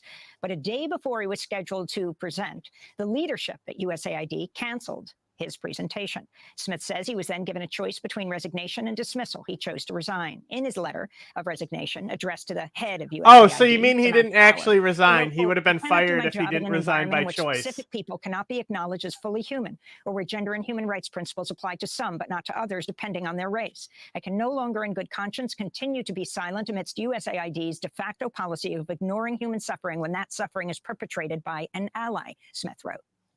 Alex Smith joins us now from Portland, Maine, in his first broadcast interview. Alex, welcome to Democracy Now! Explain what happened, how your presentation was canceled. Main thing it was ever a of all time. competition Ready? for having this place, this address, where Samantha Powers also addressed the conference. Can you talk about what happened? Good morning. Yes, absolutely. I would like to talk about what happened, but I also do want to keep the focus on the people of Gaza and the West Bank. And not make the headline about a privileged white guy who resigned his job. But yes, I'm happy to talk about what happened. Back in February, Cringe, right? What a fucking Portland, Maine conference, thing to say. Global Gender Equality Conference that was going to be held in May. And that abstract was one of 368 that were submitted. One of the themes of the conference was going to be on intersectionality and maternal health. This would be an excellent opportunity to talk about Gaza. As we know, there are severe limitations for women to reach health facilities, where previously Gaza used to have very good attendance of skilled birth attendants. Now almost all of the hospitals are non-functioning. And so I submitted my abstract. To my surprise, it was accepted in March. It went through 3 tiers of review. There were about 35 reviewers involved. And it was outsourced to an outside organization to review as well.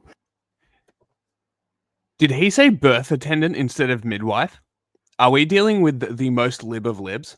Yeah, he's from Portland, Maine, bro. My God, shut the fuck up. Just talk like a normal fucking person.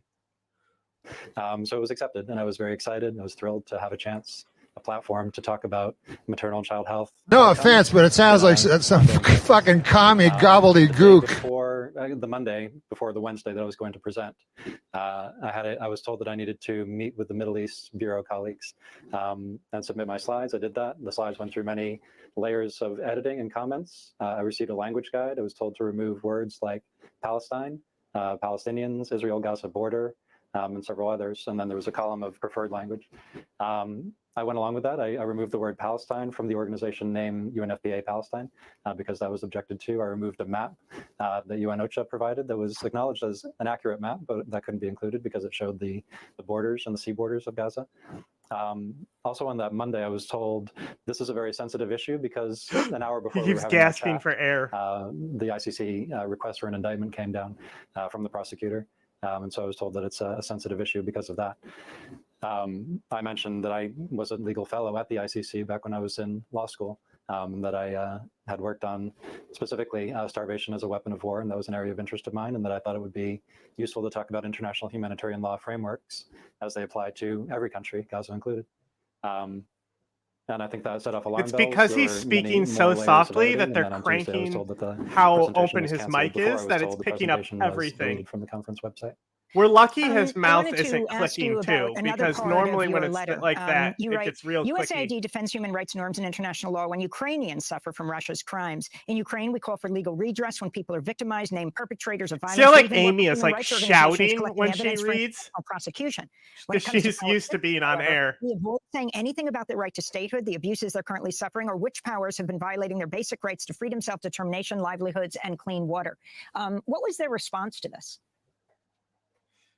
There has been no response to my letter specifically, but that brings up a very important point that we are very vocal. We don't just deliver aid, we're vocal about human rights, democracy issues when it's other countries or where adversaries are harming people, but we don't talk about it when it's people in Gaza and the West Bank. So I wanted to talk about the head of USAID, Samantha Power. She just powered through that throat clear too. Amy is like seriously one of the best like continuous talkers. Like go back, watch her power through clearing her throat here. And if I don't point it out, you wouldn't have noticed. On Gaza and the West Bank. So I wanted to talk about the head of USAID, Samantha Power. Yeah. In fact, I believe she was one of the people President Biden sent to Michigan to deal with. She's also got a cool leather jacket on. Arab Americans.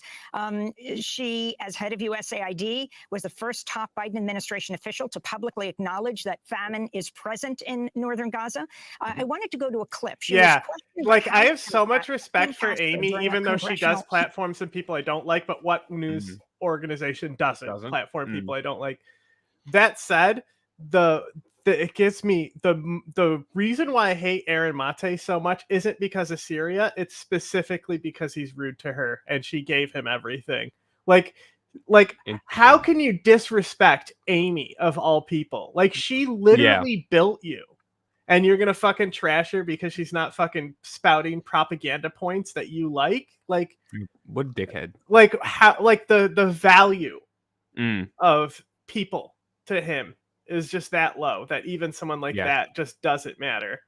It's all about whatever his clout is. Congressmember Yes. Yeah, exactly. Castro Fuck said people so there's like that. famine already occurring there. Samantha Power said yes. Castro then asked Power how many children were at risk of dying in the coming weeks due to famine. She said, in northern Gaza, the rate of malnutrition prior to October 7th was almost 0. It's now 1 in 3. 1 in 3 kids.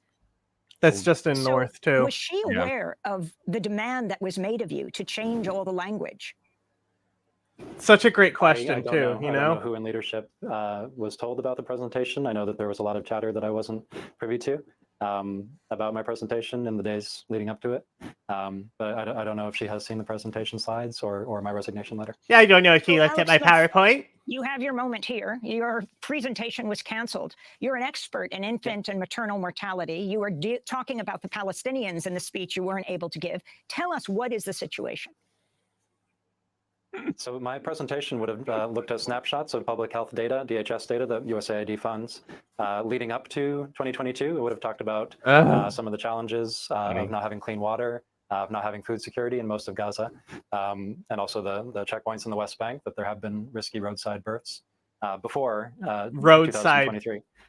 And then, of course, it would have talked about the impact of not having access to hospitals, of not having access to any maternity care, of having UNFPA provide home birth kits to try to prevent infection. But I really wanted to get the point across that if you stop food from going in and then you do start it again, it's not like flipping a switch where everything is fine. The starving pregnant women and children is going to have long consequences. It's going to have lifelong consequences. For those people. It can even have epigenetic consequences for future generations. And I think it was important to understand that starvation Israel as a weapon knows. of war That's is why illegal. they're doing it. And we need They're to fully acknowledge, aware. and Samantha Power has acknowledged that there is a famine, but we need to take that next step of saying it is illegal and who's doing the starvation intentionally. Yeah, like at this point, they just need troughs of soup, high caloric density soup, just to survive. Like people just need to get that in at a minimum. Put some MSG in it, make it taste good. Like at this point, you just need something in there to stop it. There's a lot of bodies laying around you could cook up. I'm just saying. I want to end by turning to Samantha Power, the head of USAID, the author of A Problem from Hell, America and the Age of Genocide. This was an award-winning book that she wrote. In 2008, Democracy Now! Spoke with Samantha Power about the 94 Rwanda genocide, a period of around 100 days in which up to 1 million Tutsis and moderate Hutus were killed by Hutu militias, while powerful countries like the U.S. stood by and refused to stop the mass killings. President Clinton didn't even call a cabinet meeting for the entire 100 days of the genocide, insisted on the withdrawal of peacekeepers, refused to pay for radio jamming, which would have blocked the radio that was being used not only to propagate the hate, but also to broadcast the names and addresses of potential victims who were getting away. I mean, it was an all-systems failure, but President Clinton was at the helm of that failure, and I think it's an American outrage, and I think President Clinton himself has made that plain that it's the greatest regret of his presidency. The greatest regret of his presidency. Samantha Power would go on to be the U.S. ambassador to the United Nations. Alex Smith, can you share your final thoughts as we go from President Clinton to President Obama to now President Biden? What about Trump and Bush? Surely. On the same day that I was supposed to give my talk on maternal and child health outcomes in Gaza, the Israeli Minister of Strategic Affairs, Dermer, went on Sky News and told millions of people that there is no famine. There never has been a famine in Gaza. Sturmer, you I think it's say. shameful that misinformation can go around the world to millions, while we at USAID can't even whisper about it in a conference on gender and human rights and health outcomes. So I would like our leaders. Of course, to do you were better. at a conference on gender. Stop gaslighting and say and speak truthfully about what is happening. Stop gaslighting. We haven't Such seen a that Portland yet, thing. I think it's long overdue. Alex Smith, we want to thank you for being with us. Just resigned as contractor for you. Well, Syrian state media reports Israeli airstrikes killed several people around the northern city of Aleppo. Israel has not acknowledged I think we saw this. I think so. As Israel continues its military campaign in Gaza, efforts towards securing a ceasefire face a stumbling block. Qatar, mediating on behalf of Hamas, said there is a lack of clarity from both parties at war. We are seeing I look at it's like a dog when their ear gets stuck flipped up on the other side of their head, huh? Statements on either side that give us a lot of confidence in the process. Israeli leaders have vowed to continue military operations against Hamas until the group is destroyed, despite a ceasefire proposal. And you got a lot of them. I love dogs. You love dogs. In an interview, Biden appeared to agree with the allegations that Benjamin Netanyahu is prolonging the war to appease his right-wing base. He is. But when asked Tuesday if the Israeli prime minister is playing politics, Not more than that. No. I don't think so. He's trying to work out a serious problem he has. The ceasefire plan begins with a 6-week temporary pause in fighting in exchange for some hostages held by Hamas and ultimately moves towards a permanent cessation of hostilities. As Israel's guarantor in mediation talks, the United States said it expects some bargaining from both sides, but is confident that Israel will keep its side of the deal. We have every expectation that they'll continue to back this proposal because it is theirs, and it is in their interest. It's also in Hamas's interest. They say they want the war to end. This is a path to end that war. As Palestinians meet daily destruction and death in Gaza, not many share the administration's optimism, including a former U.S. negotiator for the Middle East. My prediction is that even if both sides accept this, which is far from certain given the politics, particularly in Israel, that if you're lucky, really lucky, you'll get through phase one. But I don't see much beyond that. Biden has rallied support from the international community, including through a United Nations Security Council resolution to support the ceasefire proposal. The U.S. resolution does not include a demand for Israel to halt its operations in Rafah, part of another Security Council resolution pushed by Algeria. Vast majority of Security Council members would like to see the Rafah operation halt now. But if the US, it's Al Jazeera. Members that their proposal is a credible path to a ceasefire, including a ceasefire in Rafah, then I do imagine that other council members will compromise. But as civilians' casualties continue to mount, prospects for a ceasefire deal appear dim, at least for now. Patsy Vida Kuswara, VOA News, Washington.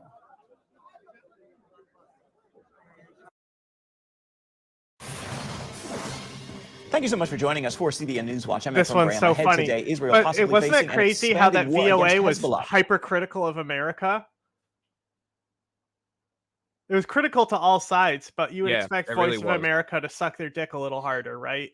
Well, it was a domestic story, right? Well, it was just about, I mean, kind of. It was more about the war in Gaza. Yeah, yeah, it's kind of strange. It is kind of strange. They don't necessarily always just sort of ride the dick, though. They like never As do. Prime Minister Benjamin Netanyahu promises an extremely powerful response while the U.S. Congress passes a bill that could punish the International Criminal Court for its actions against Israel. We're going to bring you the report from Jerusalem.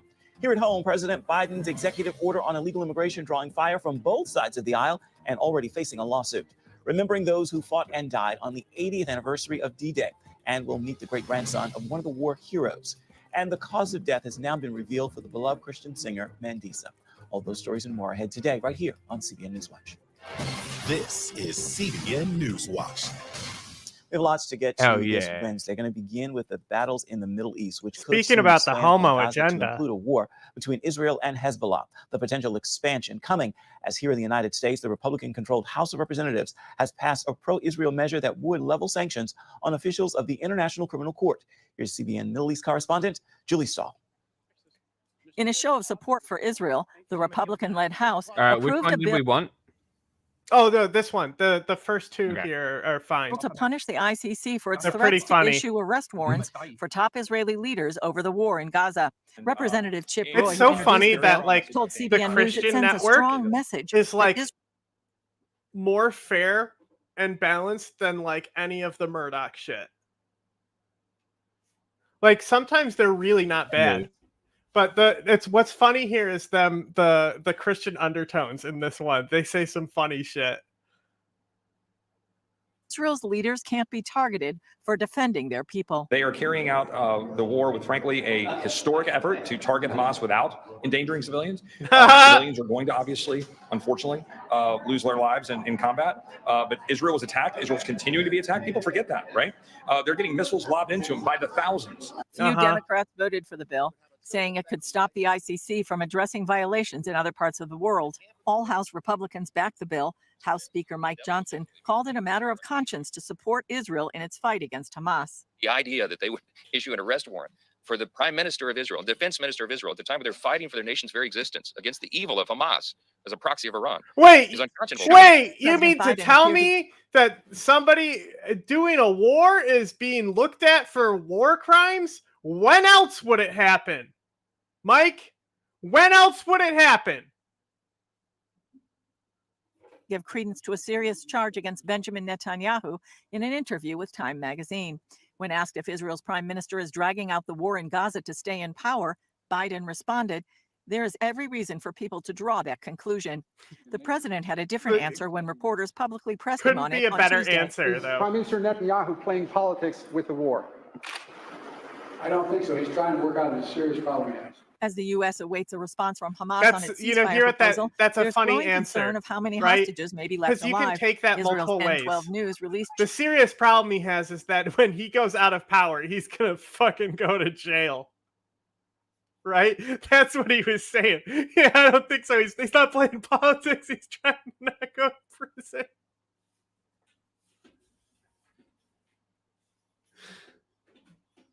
chilling audio of a mother and her twin daughters calling for help on October 7th as terrorists invaded their home in kibbutz near Oz.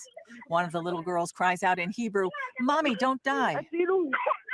Meanwhile, in northern Israel, Hezbollah continues to launch rockets into Israel, starting forest fires that have claimed twice as many trees as fires during the 2006 Second Lebanon War.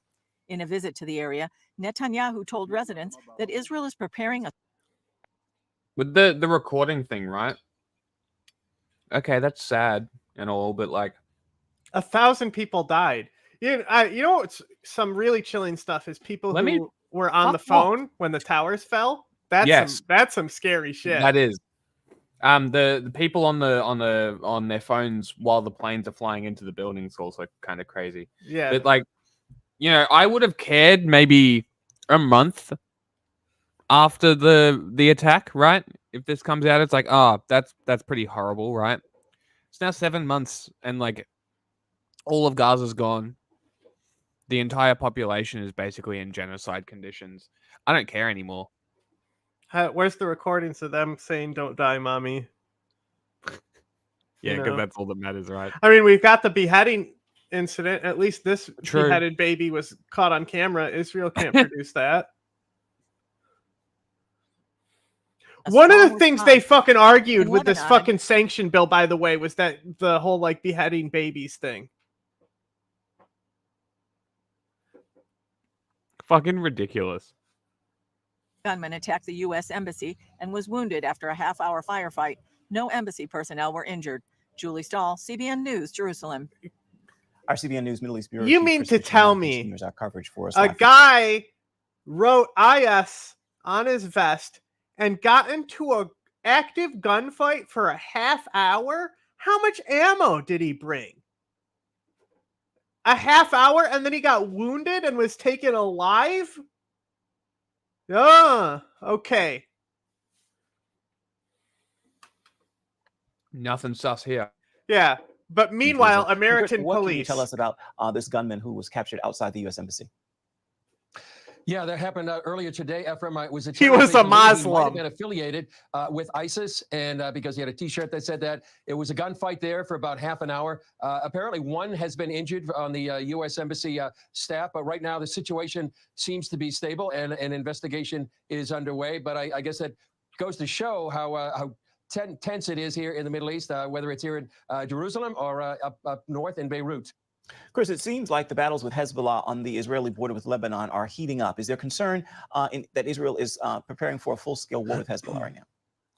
I think there's a very big concern about that, Ephraim. And I think actually they are preparing for a full-scale war with Hezbollah. Whether or not that, unfolds, we'll see. As Julie said in her report, Benjamin Netanyahu visited Kiryat Shimona today. That's just about 5 miles from the Lebanese border. And he said they're prepared for a, quote, extremely powerful action in the north. He also met with IDF forces to discuss those operations against Hezbollah. The IDF chief of staff recently said that there was going to be, they were working on plans. And also recently, as we reported, Minister of Finance Smotrich, he said that really time has run out to do something on the northern border. There's a lot of frustration of the people up in the north. Like there's a yeshiva in Kiryat Shimona, says they need to restore the security to the north. And as we said the other day, it's really devastating to agriculture. Our colleague Chuck Holton was up there. For example, he had this farmer he interviewed had 600 workers at one time, now 15. So the damage to the agriculture in the north is very bad. And plus you have nearly 100,000 Israelis that are no longer living at home, some of them right across the street here in one of the hotels here in Jerusalem. Could Israel sustain battles against Hamas along with the war? Wow, you're telling me there's displaced people? Where else are there displaced people in this area? Oh, Gaza? I saw a story. Is it in the millions? I don't care. I saw a story. It's like the headline was something like, displaced Israeli students worry about if they'll have to take online courses or something. The irony, right? It's repugnant. It really is. Or with Hezbollah? I think it's going to be very difficult. It's really taxing Israel right now to have so many men and women in uniform. There've been the ammunition supplies. You have to wonder, are those being stretched as well with what's going on in Gaza? And there's been a low-scale war since October 8th, the day after October 7th, between Hezbollah. Low scale. And the war in Gaza. Yeah, I was talking about Hezbollah specifically. And it may continue for many, many months. And just recently, Ephraim, they've raised the number of reservists they can call up from 300,000 to 350,000. The IDF says it's related more to the south than the north, but they could also be redeployed. And some people are thinking that maybe in June, there could be that major escalation up in the north. Chris, it appears President Biden is sending mixed messages on whether Benjamin Netanyahu is prolonging the war to stay in power. What do Israelis think about that charge? Well, first of all, it's a pretty serious charge that he would be accusing Netanyahu, who's been leading this war ever since October 7th, just to prolong it for political reasons. And he kind of walked that back a little bit in yesterday. But I think there would be some Israelis that actually may agree with the President Biden about that and appreciate those comments. Others, I believe, and I would say the majority of Israelis here, they want Netanyahu to stay in power till the war is over and don't necessarily see what he's doing for political reasons. And on the other hand, there are Israelis, and I've talked to some of them, who believe that the Biden administration is really trying what they can do to oust Netanyahu and get a government in place that's more in keeping with their ideas of what should happen. For example, a two-state solution. So, I think they consider that a very serious charge that what the Biden administration is trying to do. The CIA chief is heading for the Middle East for more hostage negotiations. Where does Israel stand on those talks? Well, I think Israel's not going to end the war right now simply to get the hostages out if they agree to what Hamas is asking. And Hamas is asking for the end of the war and the withdrawal of all Israeli forces. Those are simply non-starters for Israel. And so I think that we don't expect that the negotiations go very far. I would just add in closing, Ephraim, that it's Jerusalem Day, and many Israelis now are celebrating the fact that 57 years ago, for the first time in 2,000 years, the Jewish people are in control of their capital. Chris Mitchell, thank you so much. Always know that we are praying for you and the many people on our team there back in Israel. Coming up, President Biden's executive order on illegal immigration facing criticism from both sides of the aisle, as well as a lawsuit and a major Supreme Court decision involving former President Donald Trump could be coming soon. We're going to bring you those stories when we come back. The southern border is a top election issue. The White House is trying to neutralize a major political liability. And if the United States doesn't secure our border, there's no limit to the number of people who may try to come here. Republicans in the Senate, where the border issue has become a political football, weren't buying it. Mr. President, Joe Biden, this is too little. This is too late. This stunt is not going to save your political life. Hang on, can we get the hang on. What was the framing that the Christian Broadcast Network put on that one? Can we get that before we cut to the quote? What did he say there? Did I hear that correctly? Weren't buying it. Mr. President. And if the United States doesn't secure our border, there's no limit to the number of people who may try to come here. Republicans in the Senate, where the border issue has become a political football, weren't buying it. Mr. President, Joe Biden, this is too little. This is too late. This stunt is not going to save your political life. Wait. You're acknowledging that it's a political football, but you're also giving them the credit by saying they weren't buying it. Office, he inherited the lowest rate of illegal immigration in 45 years. All he Why had to is do that? was nothing. Why is that, Ted? Why is that? Why? Customs and Border Protection says there have been 10 million enforcement actions since Biden took office. Under Biden's new border policy, the border will shut down when migrant apprehensions average 2,500 a day over the course of a week. And people who enter the U.S. illegally will no longer be allowed to stay while their asylum claims are being processed. Progressives warn the move will backfire. They think it's going to bring Republicans over or some independents. I don't think it does. And I think in the end, we end up hurting the very people that we're fighting for. The ACLU has already said it will challenge the law in court. Yeah, and those trying to help illegal immigrants worry the order will only worsen the situation at the southern border. What we are expecting now is that the Biden administration will weaponize what's left of our asylum system to criminalize migrants. Biden's move is supposed to mean faster deportations and fewer illegal entries at the border.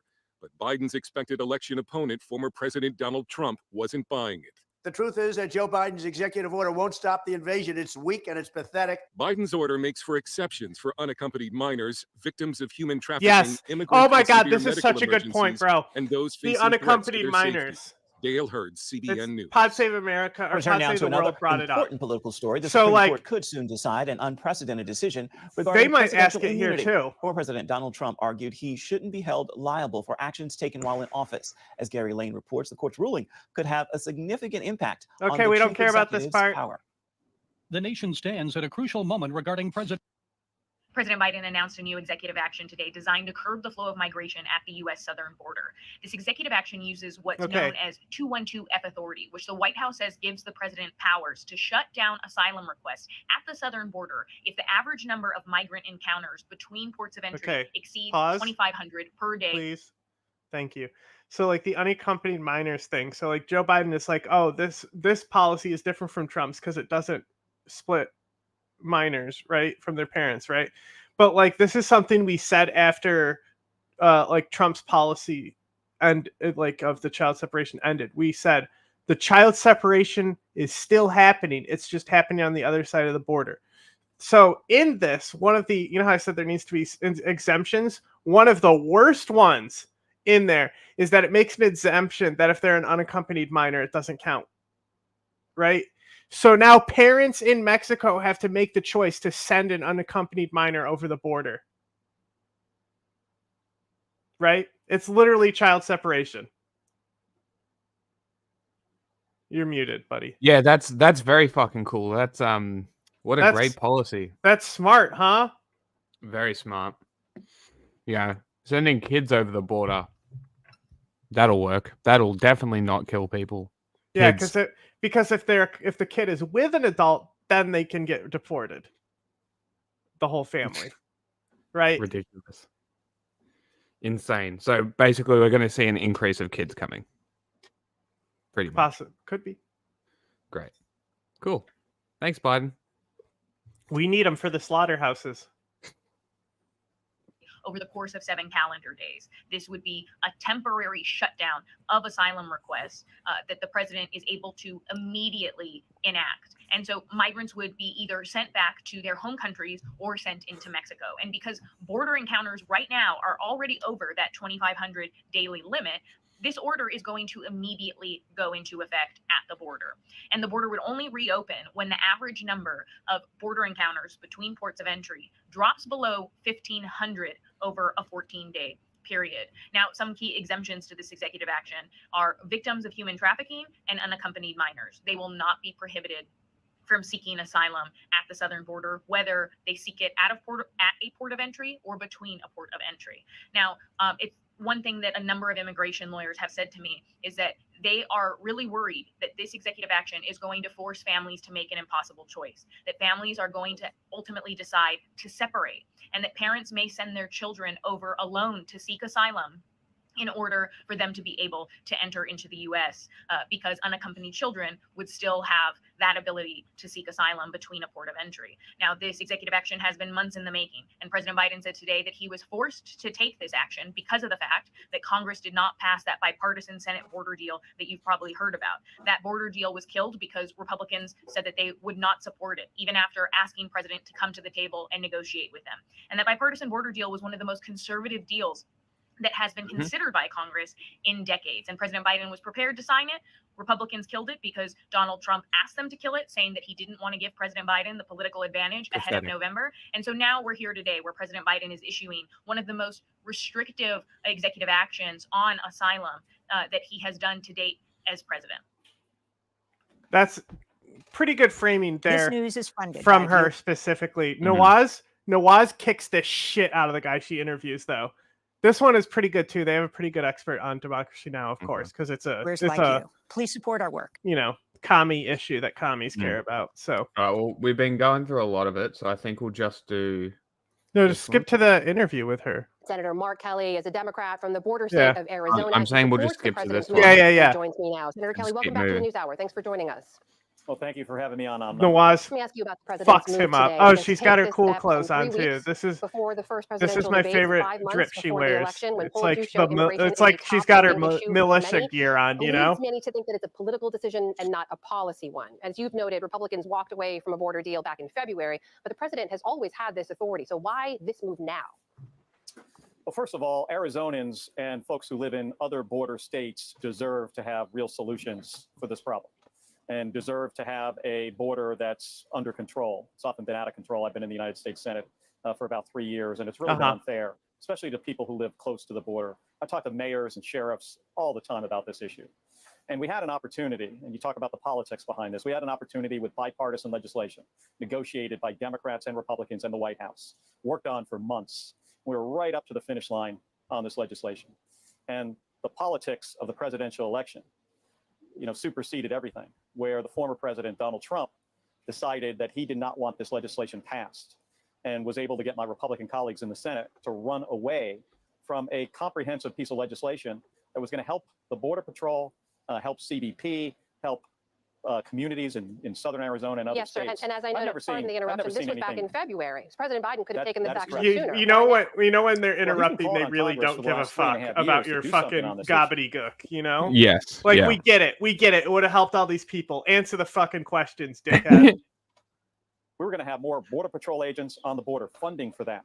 More CBP agents. We got it. Adjudicate you said this claims, already, bitch. Machines to detect fentanyl, changes in asylum policy. These are all very positive steps. The machines detect the fentanyl and then on the border in Arizona, and it's very unfair, especially to the Border Patrol agents who have who often lose control of the situation. The president was put in a situation where he had to do this unilaterally without Congress, but ultimately the solution is for Congress to come back together. I hope this can happen soon. It may have to wait after the election, unfortunately, and have not only a border security bill, but comprehensive immigration reform that supports our economy to help us, grow our economy, to provide for companies the workforce they need.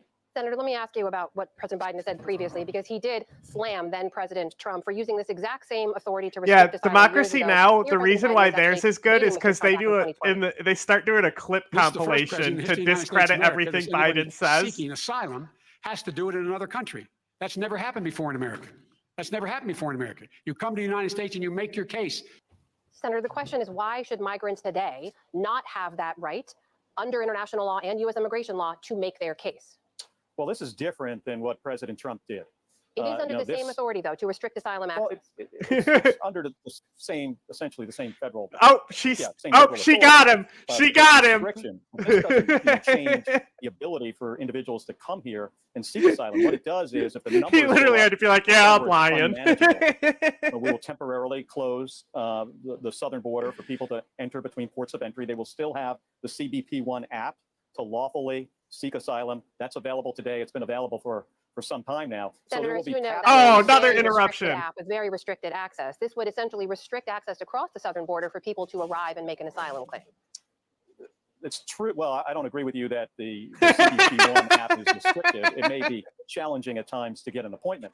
But the idea behind the app is you register ahead of time, you go to a port of entry, you get an appointment for an asylum claim. People will still be able to do that.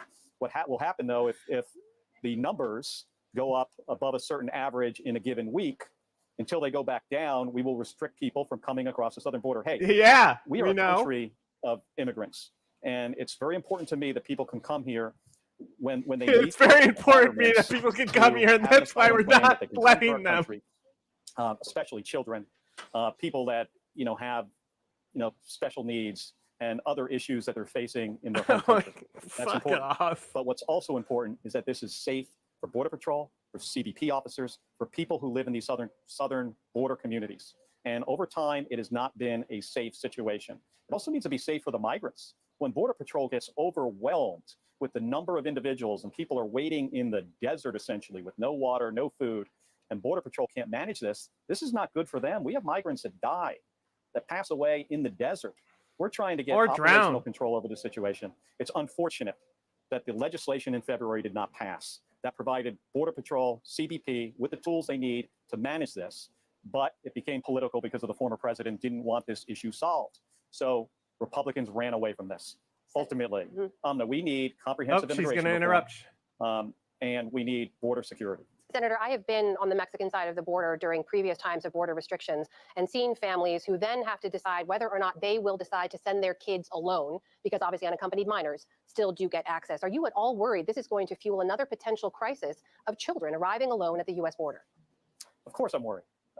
We don't want to see kids winding up in a situation where in Mexico they're separated from their parents. That's not the goal here. Well, that's what you're going to do. I was speaking to the Ali Mayorkas, the Secretary of Homeland Security, today about this. And as we roll out these changes in policy, what we expect to see is the number of individuals that are entering our country between ports of entry and who are not using things like the CBP-1 app and other lawful means to come to the United States and seek asylum, that those numbers will trend down significantly. That's the expectation.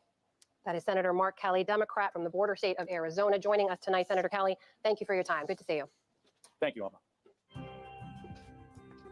Like, her facial expressions were also really She funny. really cooked the shit out of him, didn't And she? isn't it crazy from PBS?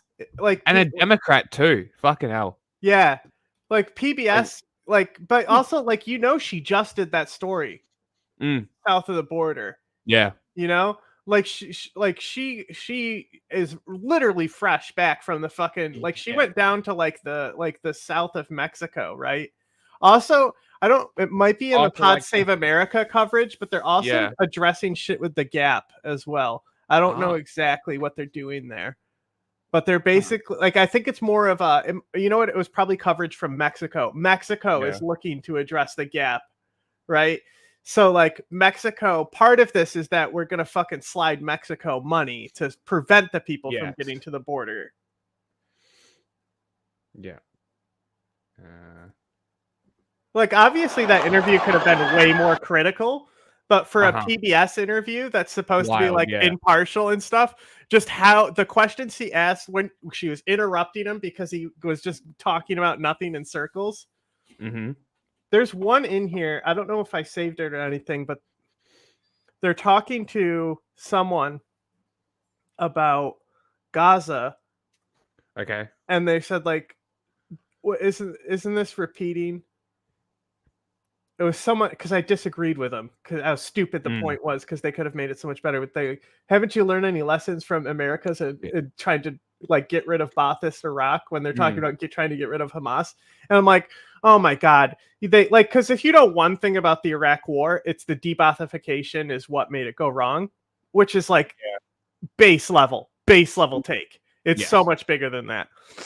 But also, they did destroy the Ba'ath Party. Like the Ba'ath insurgency was not the serious one. Like, what are you talking about? That is the worst example you could have picked.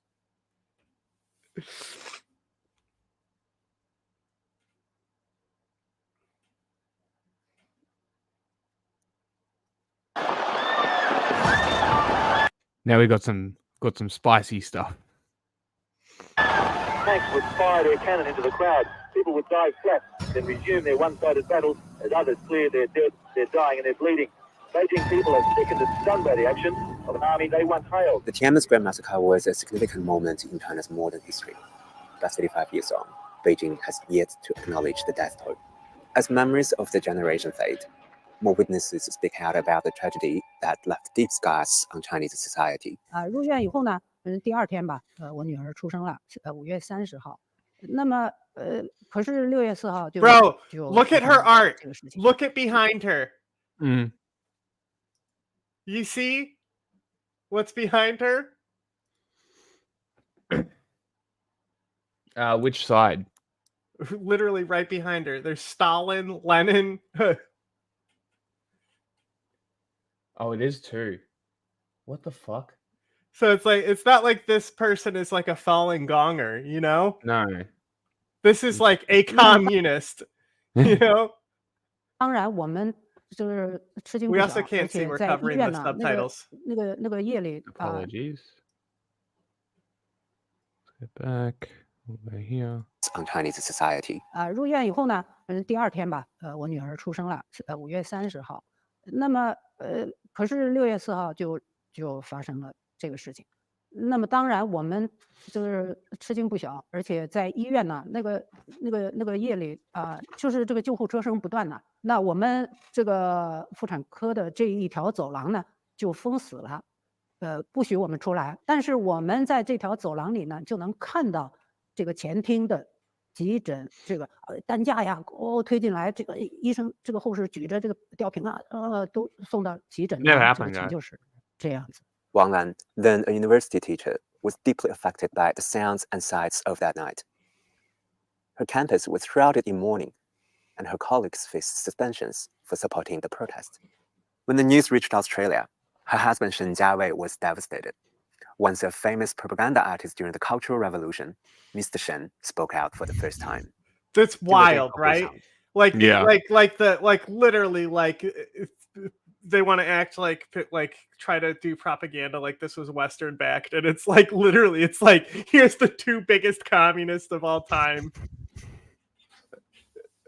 当天那天晚上的自己，我那时候那非常非常的悲愤，应该说有点绝望啊，所以我认为这个邓小平的当时的决策和整个个中共决策层里面的保守派的这个反应，让我感到很绝望。我 We still don't have Deng Xiaoping sound bites, don't we? I know we have Hu Jintao. I want to say who's the other one we have? I could have sworn we have another Chinese leader sound bite. I don't think so. Yeah, they were. They just wanted a bit more democracy in the system because communism is supposed to be democratic. Well, also you have to also remember, like, not only that, but there's also different factions here. Like, people were against some of the reforms Deng was making, and they were against the capitalism as well because they were such loyal communists. Yes. So there's like multiple sides to this as well. Like literally the liberals and the commies were like coming together in the courtyard along with like nationalists probably too, but I don't know much about them. This is what you need to understand though. Yeah. This is what you need to understand is the CCP, although they may have their roots in Marxism, like every single political party whose roots are in Marxism, once they gain power, they are the status quo and then instantly become conservatives. They are not progressive people. As soon as they gain power, they become conservatives and the most aggressive, fascistic conservatives you can possibly And if they think of. end up being okay, France and America kills them. Yeah, pretty much. Like Allende and Sankara. Surprised they didn't fucking snipe Mandela, honestly. Yeah.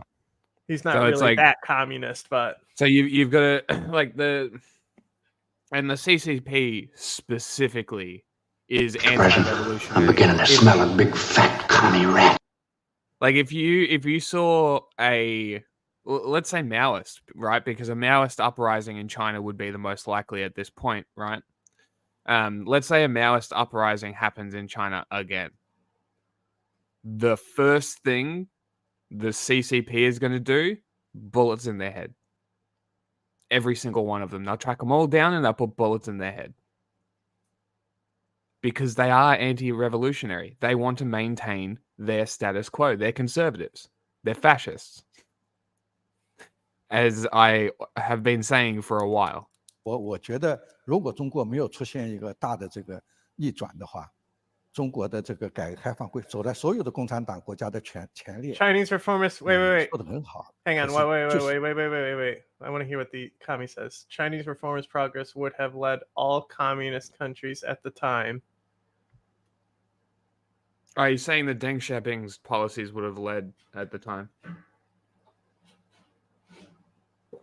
在所有的共产党国家的前列，说得很好。可是就是那一刻，一开枪，这个事情，这个梁子就结下了，啊，然后呢，党内的大批的改革派都跑到国外去了，因为我认为，按照党的规定，是一个党员是不能够要跟中共中央要保持一致的。我是在这个问题上我不能保持一致，我说你看下肯定是错误的。 啊，就连毛主席在的话，他也要反对的，所以我说，我这种情况下，我不能在党内，我就写了一封很长的信，我几乎。I mean, that might be true because Chairman Mao, like his death toll is very wrongly attributed to like his like terrible policies on agriculture. Well, it was. Like they inflate his death toll. It's like how many massacres like was he directly orchestrating? Like there was with the Tiananmen. The massacres like that, it wasn't. It was his rhetoric and his words and his it was like encouragement that created the red guards were the ones that went around doing it. Yeah, but it was directly because of Mao. Yeah, they with the dunce caps. If he wasn't there, none of this would have happened. I agree with that. That's why it's attributed to him. Mao was more dumb than evil. Yes, you're 100% correct. Almost everything he did that resulted in people's deaths was because of his stupidity, which is why it's attributed. The deaths are attributed to him, and everybody's like, and this is the funniest thing. It's exactly like the China people with Adrian Zenz, right? You not once do you bring it up, but as soon as you start talking about it, they'll bring it up. Yeah, you just mention the word Uyghur and they be like, "Oh, I bet you love Adrian Zenz." It's like, no, I don't actually. I actually have spies in your country that work for me. Yeah, Bitch. I also only learned about him when you guys brought him up. So you tell me how I'm supposed to be getting my information I'll be like, from him. hey, isn't it weird that they show them the country's kidney donation versus transplant rate and how the transplant is 3 times higher than the donation rate? I'm like, isn't it weird that China's the only country that the kidney transplant rate looks 3 times higher than the donation rate? What do you think that is? It is. Mr. Shen's resignation from the party marked the beginning of a new chapter. Granted a protection visa by then Prime Minister Bob Hawke, Mr. Shen later became one of Australia's most esteemed artists. In his latest artwork, Babel, Mr. Shen painted the portraits. Sorry, the point that I was going into was the Black Book of Communism, right? Dumb. That anytime you bring up Mao's, like the deaths under Mao, they bring up the Black Book of Communism. Never fucking heard of it until a tanky brought it up to me, right? Because all of my information comes from literal history books and texts and studying, right? So I'm like, I'm just roughly going off what I remember from actually learning history, what the numbers would be at the high side, and my number was always 50 to 100 million. Bro, like from communist just this little video I'm revolutions. working on right now because like I need more reference material in there because there's like it's mostly audio. The sources that I'm using, right? Yeah. Like there's Wikipedia in there a lot, but that's because Wikipedia is a good condenser and it just needs to be condensed for people most of the time. But like I'll pull up sources like Cambridge to prove points that I'm saying. Yes. You know? And it's like really fringe points that like nobody else is doing. And like it's funny because like I'm talking to him about things and he's like, yeah. But you know, people who are less educated on this in Afghanistan think like this. Like he knew everything I was saying was true, and he hasn't looked at the sources I have probably. Anyway, I wanted to say this guy, I agree with him 100%. Just like the thing that it's like literally Deng Xiaoping, his policies would have led a communist, like there would have been a second wave of communism. That would have been like the Berlin Wall might have fell much later or not at all, you know? Yes. Like there may not be like different communist wars and stuff because it shows that like they can be friendly, you know, it's more of like communism and capitalism coming together for a common interest, right? So like these policies would have led, and the moment those bullets were shot, it did fuck communism over. Yeah. And I think that's why they've been trying to shield it and hide it and erase it for the last 30 years. Of more than 400 communist figures. It stands as a testament to the controversial history of the global communist movement. 我的这件作品既不是歌颂，也不是讽刺，也不是那个挖苦。斯大林也好，画到毛泽东也好，画到林彪也好。It's almost like it's just a new emperor. Look, I tried to reflect what they looked like in real life. Please say that Mao was taller than Stalin after this. 我全部都按他们的真实的面貌画，我都去找他们的照片，而且尽可能找好的照片，如实的画出来，每一个人我都是按他本来面目记录下来。另外，我虽然这张画按照现在中国的现行的中宣部的标准，那是绝对不允许的，你要去画64，你要画那个文革。但是我相信过100年不用100年，50年以后人家会感谢我画那个文革。但是 that's wait, you can't paint the Cultural Revolution either. Yeah. I didn't know that. That's why they were pissed about it being shown in the 3-body problem in America. 是你要画那个文革，但是我相信过100年不用100年，50年以后人家会感谢我。Well, that's such a baller statement. That's such a baller statement. ABC. Very cool. Look, like there's the painting. That's cool. What a cool painting. He's got a lot of stuff too. What a fucking G. What a fuck that we need. What a fucking G communist, bro. Could probably track this guy down, honestly. He lives in Australia. They probably live in Australia, yeah. No, they are. They said that they fled to Australia. Mm. That's what I missed that. Yeah. They showed the Sydney Opera House and shit when they said it. Do a little research. That guy's cool as fuck. We saw this morning Penny Wong issued a statement in memorial to the victims of the Tiananmen Square massacre 35 years ago and today. And she, in that message... Get on with it! Bro, he looks like he's like reporting that she fucking died on the way there. Like, why are you reporting it like that? We know it's that very the unfortunate, Chinese but Communist Party how do I say this? bans any Penny Wong, reference to while Tiananmen she was Square. talking about Tiananmen Square, Jackie Chan came out and punched her in the vagina dick. She has passed away from vagina dick injuries. 1989 in China. In fact, from what we can gather, almost all the I young love generation that. of China... Hang on. Can we go back to Xi? Because I just noticed something that's really funny. The fact he has a fucking name tag with his picture on it. Like, what the fuck? Who the fuck needs it? Like, there is no way he needs to have that shit on. It's just customary. He's one of the people. It's so funny. It's like they're at a little fucking religious retreat or something where they all have their name tags on. Hello, my name is Xi.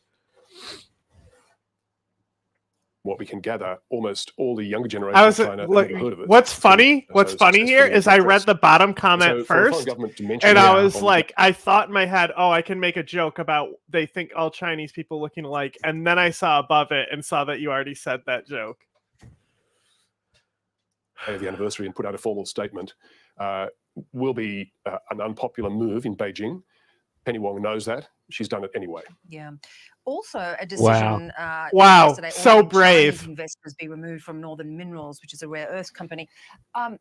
Now today we've seen it's been hacked. Whether these two are related, we don't know yet. But was that a surprise to you, making a decision like that so close to the visit by the Premier?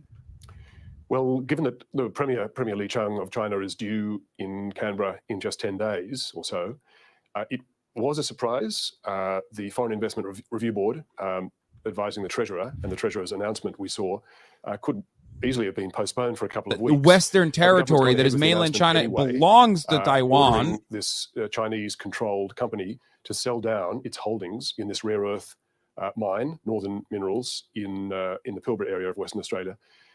It's a fairly what the Chinese-owned company was trying to do was fairly cheeky. They were trying. Why? What does this have to do with Tiananmen? They hacked some shit. Oh, is that all? Yeah. God damn it.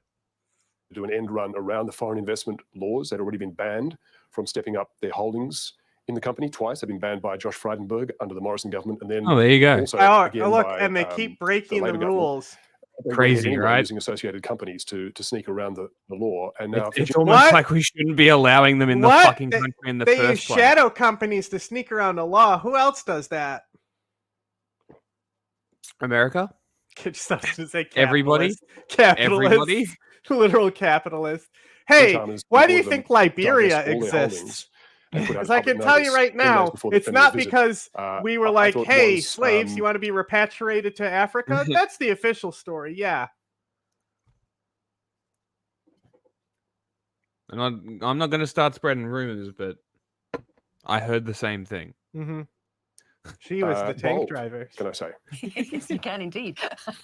It is interesting because, of course, we've just sort of got the it's not interesting. Sort of coercive punishment. It's really not. Yeah, and it could be a test of this more mature relationship. Oh my God. Shut up. The small material relationship. Just say coal. Jesus Christ. Just say coal. Shut the fuck up. Say it's pollution. Shut the fuck up. All right, good. We're done. Fuck I this. I was gonna go on another joke, but I got too angry. Of Hunter Biden. the son of U.S. President Joe Biden, has officially kicked off in Delaware. It's the first criminal trial of the child of a sitting president in U.S. history, and it involves gun charges. Here's what you need to know about the case. Last year, Hunter Biden was charged with lying about his use of illegal drugs when he bought a revolver in 2018 that he possessed for 11 days. He now faces 3 felony charges stemming from the purchase. 11 days? It's one of 2 criminal Did trials. they take it from him? The other involves federal tax charges don't brought know. separately in California. He has pleaded not guilty in that case as well, and the trial is set to begin in September. A plea agreement that would have resolved both the gun and tax charges without prison time collapsed last year. Too simple, huh? Sometimes naive. On crack cocaine use and addiction, which he has discussed publicly and written about in a 2021 book. Prosecutors are expected to present Not a videos and book. photos of him smoking crack, evidence that was collected from his iCloud account, laptop, and phone messages. The government said it may also call Hunter Biden's ex-wife. You mean to Kathleen tell Wood me and Hunter other women Biden's laptop is going to help him get charges here? If convicted on all charges in the Delaware case, Hunter Biden faces up to 25 years in prison, though defendants generally receive shorter sentences according to the U.S. Justice Department. There are potential political consequences too, as the trial gives Republicans a chance to shift attention away from the numerous legal troubles of their party's presidential candidate, Donald Trump.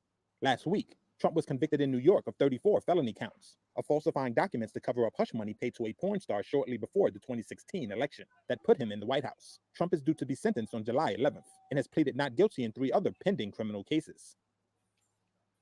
Hunter Biden's ex-girlfriend, Zoe Keston, is on the stand. Her testimony comes Can't wait. after his ex-wife, Kathleen Buell, testified about how her husband of 2 decades struggled with addiction. Prosecutors are hoping these witnesses will help prove that the first son was using drugs when he bought a gun in 2015. CNN's Evan Perez is in Wilmington, Delaware. Evan, first of all, this is moving very quickly, but tell us what happened with, your thought, please. Oh. The most anticipated witness is Dana. Welcome, good. She is the former wife, and she came here under subpoena. She said that in court, and she was here to sort of help prosecutors with the major part of their case, which is that she witnessed him again finding drug paraphernalia. She witnessed some of the drug use around the time that they're interested in, which is 2018. He bought this firearm on October 12th, 2018, and prosecutors don't have any evidence that on the day that he bought the gun, he was using drugs. That's what Abby Lowell, the defense attorney, is sort of driving home. But prosecutors have tons of evidence, and you're seeing the volumes there being presented to this jury. Kathleen Buell was on the stand for the prosecution about 15 minutes. I cannot describe how little I give a fuck about this. No, it's just funny because of the contrast, right? Like, he's so fucked. The amount of evidence that's against him, it's like so open and shut. And it's funny because we can now predict the narratives that are going to happen when they cope that there's like equal justice.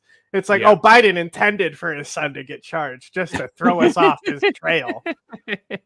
And she found some of these this proof. It'll be even funnier if he's found not guilty. This is the funny part about it, just how much evidence there is. That's all. Yeah. Like like how much evidence there is, and then like how the wife came in was like, yeah, he was high on crack, and now they need a girlfriend to come in to also be like, no, he wasn't high on crack. That he was using drugs. That's perhaps a little helpful for the defense, but the evidence that the prosecution has is overwhelming, and they're trying to essentially overwhelm the jurors. Zoe Keston just took the stand just a little while ago, and one of the things she talked about is that she met Hunter Biden at a gentleman's club, and that she saw him smoking from what she said was a strange pipe, and she assumed it to be crack cocaine, which of course Hunter Biden has admitted he was using during this period. Now the question is, for the jury, will they buy what the doubts that Abby Lowell is trying to sow with some of his arguments? Dana? All right, Evan, thank you so much for that reporting. Really appreciate you being there. Now to an expert to talk about crack. Let's see who the next guy is. Courtroom for us. I want to bring in criminal defense attorney Ron Kuby. Thank you so much for being here, Ron. I just want to start where Evan left off. Based on what we are hearing from the testimony of Kathleen Buell, what is your sense of the impact of that, considering that the prosecution was trying to get her to talk a lot about Hunter Biden's drug use? Well, before I answer that question, I have to smoke some crack. There's no doubt whatsoever that the prosecution is successful and will continue to be successful in portraying Hunter Biden during this general period as a drug-addled wreck of a human being. Indeed, crackhead. Hunter Biden himself admitted as much in his own memoir, which we'll just call that a confession, which he then helpfully narrated in audiobook form, which was played yesterday at Trump.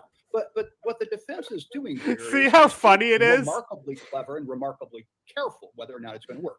First, Abby Lowell was arguing that Hunter Biden didn't knowingly lie on the form because he thought when he was asked, "Are you using drugs?" that meant right now. That is, it's like Clinton's is. Are you right now stoned? And they can't prove that he was.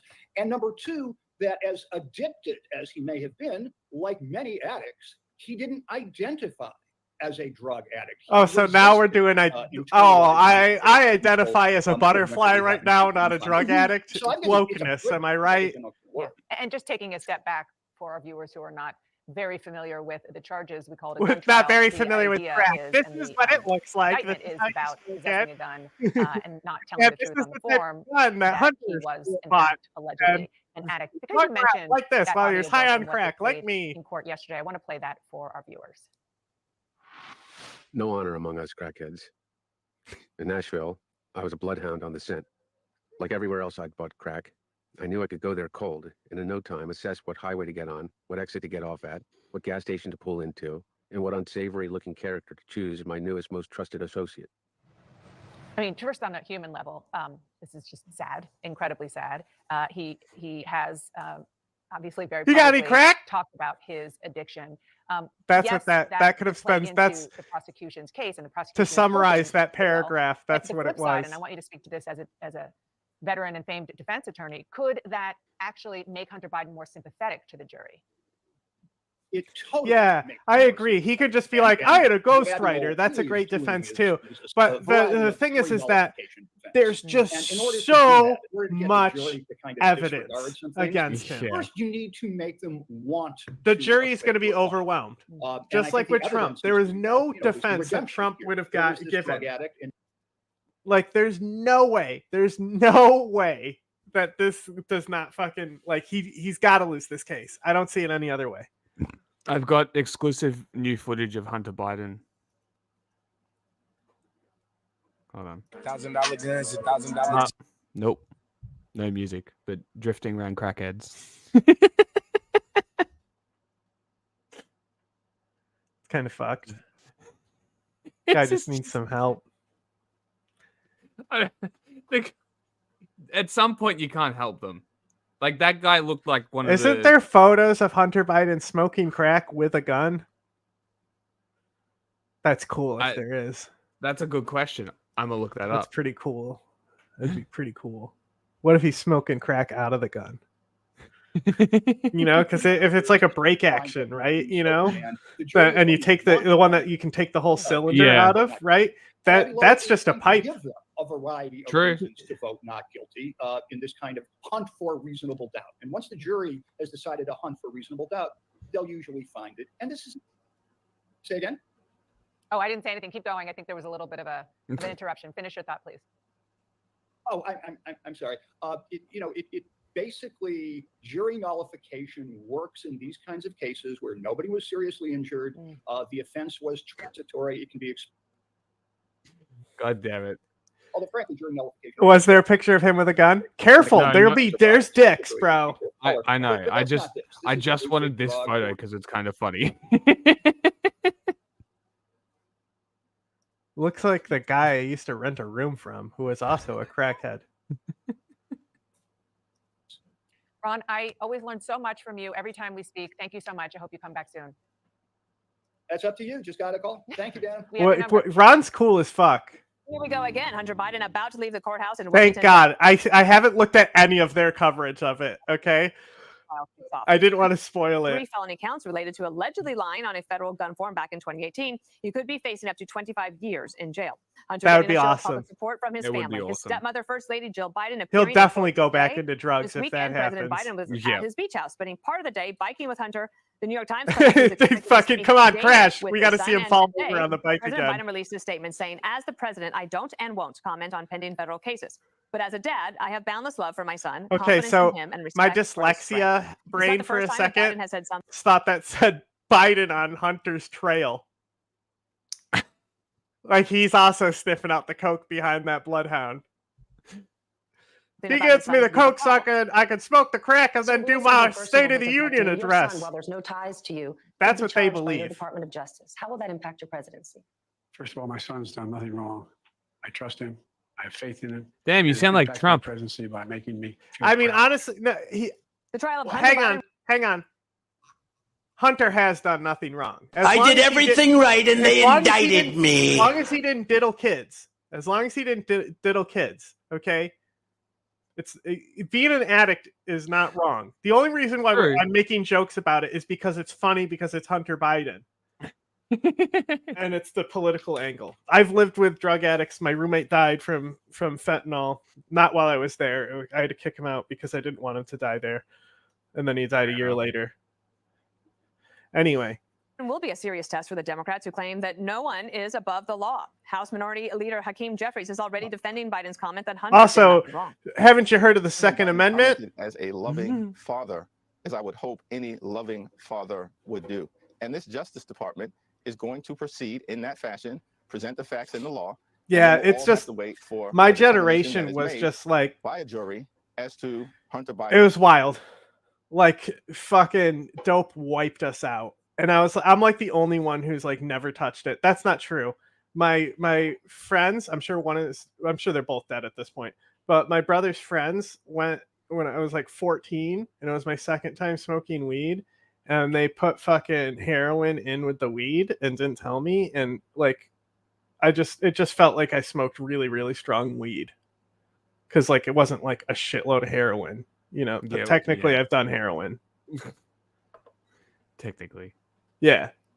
Guilt or innocent. Okay, Judge, let's weigh in here. Maybe just start there. But He told me that much later, and he could barely talk at the time.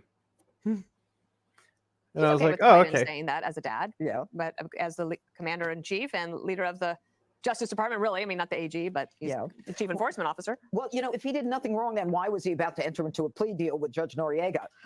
And even the judge said the plea deal was so wrong, she couldn't accept the plea deal. But you know what I think? I think that this is a very solid case. But I also think that venue has a lot to do with things, as you well know, Dana.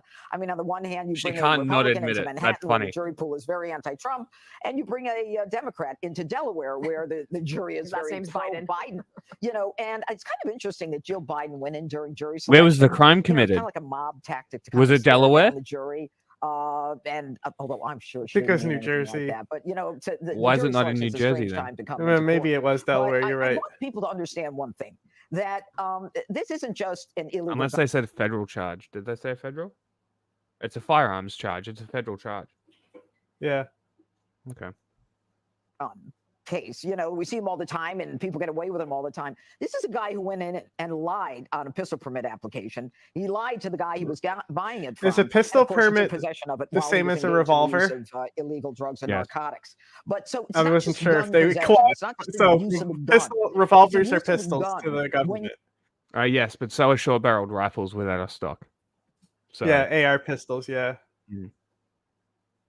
You're surrounded. All you by need drugs. is the buffer tube, and it's a pistol. Perjury on a felony affirmation. Which I think pistols should be caliber related. Illegal gun possession. It's so much more than that. It's so many more steps. It's Hallie Like Biden, his brother's widow, that he's dating and uploading. I don't know. All kinds of pornographic images of the two of them, who throws out the gun allegedly because she's concerned about his drug use and his possibility of having a gun. I don't know what happened, Dana. Do you remember when they first said that the Secret Service got the gun from the garbage can across the street after Hallie threw it away? All of a sudden, I'm looking through all the notes, guys. There's no mention of Secret Service. But in any event, that's just about it. It'll be an interesting. It was like a homeless guy or I don't know if he's homeless, but an elderly guy who went through the trash regularly. Right. He was the one that ultimately found it, though the Secret Service. I remember that too. They were trying to find it. Hunter blamed it. Yeah. You remember this thing that happens, and then suddenly I don't know where a source is about it? Okay. Yeah. That's this. Yeah, they're prosecutors. They're cunts. Their job is to fuck you over. They're at the top of the list of ACAB. On Mexicans. Let's not forget that. And also, isn't part of his defense that you can't blame me for marking it down incorrectly because I was a drug addict. Yes. It's like the Menendez brothers complaining about being orphans. That is true. I love how this. Joe is a loving father. So is Trump. Yep. But it doesn't matter. Yeah. Didn't matter there. Doesn't matter this. But you see this narrative of sympathy ramp Trump up. is a loving father. The son dealing with grief through his addiction. I'm gonna hit down on that one, Chief. but now he's embarking on recovery, and the media is all in on this because they always pick and choose the victims, and the victims are always the criminal. I am conflicted on this because there are two things that men will lie about: sex and drugs. So I understand. They should be giving Trump Hunter immunity to go after the gun shop owner. Worker. And I understand lying on the gun application. There are a lot of guys out there that shoot tin cans on a fence while, drinking a beer and smoking a joint. But he is, like the judge says, the worst example of a gun owner, parading it around, in a drug den among criminal elements, from dealers to hookers, and he's not even wearing a holster. There's no place to put that gun. Here's a guy. This is a case of a guy who should not be having a gun, but he had a gun because no one says no to Hunter. And this is why, I'm conflicted, because I look at the charges and I go, everybody lies. But Trump was charged and convicted because of who he was. Hunter got away with everything for decades because of who he was. It's a stark contrast between not Trump though. Trump didn't get away with things for decades though. That's funny. I would say the gun shop owner is the more liable one because it's at their discretion. Well, did he do drugs? Firearm. No. I'm saying that it's no. But that's what the state's going to say. Who's the one smoking the crack? Who's doing drugs? But we're going to persecute the drug dealer and put him in an environment where they'll never be sober. Of the firearms shop owner. Yeah, but then they can't lock up drug addicts. You sell someone who's probably obviously on crack. Mm-hmm. Well, the Second Amendment, baby. Maybe he shouldn't have done drugs because we need those people to populate our prisons. And we know putting them in there, they'll never get out because they'll fucking fall down a tube of pain and addiction in prison, and they'll be slaves for the rest of our lives. Got to go after the druggies. Or they'll go sober and come out and kill themselves afterwards. Or they'll just kill themselves there. Which, in that case, one last drug addict. That's literally how the state thinks. Of political power gets treated versus the insular creature solving of the drug political problem. machine, a member of the Biden family. That they create to protect Hunter, and allow and facilitate, even though they know where the cartel's money is. The laptop denial, 51 experts, all of them still kept their security clearances. That definitely helps them out. I wonder if there's a connection there. So and one more thing. Nah, forget it. That's good. But those are some good things. Jesse, we'll let you pick it up from there. Well, this was the kind of slam dunk case you could have reasonably brought against someone like Donald Trump. You have a weapon that tested positive for cocaine. You have 3 eyewitnesses. You have the defendant confessing. You have video evidence, a smoking gun document. Wait. Instead, they drug tested the gun? For $130,000. The gun was also NBA. smoking crack? Well, Congress has. Wait, did he actually smoke crack out the gun? Totaling $17 million. No one in Congress was charged with campaign God, I hope so. Just because their names aren't Trump. And Jeanine, you are right. This venue Nobody is in Congress Congress has done what Trump has, except maybe Goldberg Menendez. It might as well be a castle with Joe Biden as the king. This is small town politics at its finest. One of the jurors today said, you can't swing a cat around here and not have everybody find out about it. Okay, I'm bored of these guys. I know, they're so annoying. A lot of people were like, oh my God, this back and forth kind of made the U.S. look a little bit bad. Gonna put it out there. How do you feel about that statement? First of all, it's a false equivalency. Number one, she had multiple opportunities. Number one, she could have just not said it because it's against the rules, but she decided to do so anyway. Second of all, they said, hey, either you be kicked out or you apologize. Well, she decided she... The chair will advise that the rules do care. Then decided he also wasn't going to kick her out. And so I made sure that I still stayed within the rules. I did not say anything directly to her. And I posed a question. I didn't even use her name. I didn't even use her state. Now, a hit dog hollered, but I didn't do any of those things. And it was really more so to ask the question of our chairman, what type of hearings are you going to conduct? What type of precedents are you allowing to be made? And what are the parameters going to be going forward? I don't think that Marjorie Taylor Greene is going to change who she is. I was going to say, has she learned her lesson? Has she learned her lesson? No, not her. But the chairman may decide that it's not worthwhile to deal with all this heat. And instead, he may decide that he's going to control her when at least she's in his committee. You had this epic line now. I heard that there are t-shirts. Are those your t-shirts or like did somebody else come in? No, those are other people that are doing shirts. So we are doing shirts as well. With the same slogan or? Hilarious. Because it's mine. And you have trademarked it. I have not trademarked it. We've submitted for a trademark for it because we want to make sure that something good comes out of this. So what do you say to the bootleggers? Good. Stop. Okay. Or. Donate to me. Even though we do have a trademark pending, so you may end up getting a cease and desist. If you're not going to stop, at least take the proceeds and actually send it to candidates. This is all about making sure that we can return the... Okay, here's a better idea. Don't give it to candidates. Give it to charity. Give it to co-ops who actually help people. Give them to street medics. Give them to fucking people who actually help people. Don't give them to politicians. Well, that's a better idea. I Use mean, what politicians say to raise but money this is to like a help political Americans. thing that she's doing to raise money anyway. I know. You know? I'm saying that if you are selling shirts with statements said by politicians, but if she's doing if she's trademarking, hold on. Spite those politicians. I know. You have some dumb fringe libertarian view that's never going to happen. I get it, Jack. She's trademarking it. So she can be the one who's that. Let me finish. She can be the one who just carves it out. Sure. She never said all of it. Just donate some of it to me. Just give me a cut of your profits. You know, that's all that has to happen. Yeah. Make sure you buy crack with it and then boom. So stop trying to fill your pockets and help out other candidates that are running for office. I want to talk about this number 15. This is RFK Jr. You know, someone had asked me, like, I want to see yesterday, like, what are the differences in like AOC? The reason why she's gotten so powerful is because she's such a good fundraiser. So I'm interested to see at the end of this cycle how much comes from Crockett and how well she does with like shit like this, doing slogans like this. Yeah. It would be interesting. Change. Here he is with Tim Pool at the Libertarian National Convention, where RFK is there. And one of the things that I enjoyed most about, you know, sort of like working with, and again, I wasn't in the same physical space 98% of the time when we did the show. I would run into Bobby and I would see him occasionally, but it was mostly we would do the radio program and we would talk either before or after we recorded a segment. And he had a really interesting historical perspective on things. I mean, he had been, you know, he toured the Appalachians with his father, and his father was very adamant about taking him around to different places. And it was, you know, fascinating both as a history lesson of U.S. history and an insight into like one of the most famous and prominent, political families. And also as someone coming from Massachusetts, you know, you're steeped in that lore. I find some of this a little bit disappointing. He went on Kill Tony and joked about the brainworm. Is this him on Kill Tony right now? No. But I'm saying that he went on Kill Tony and joked about the brainworm.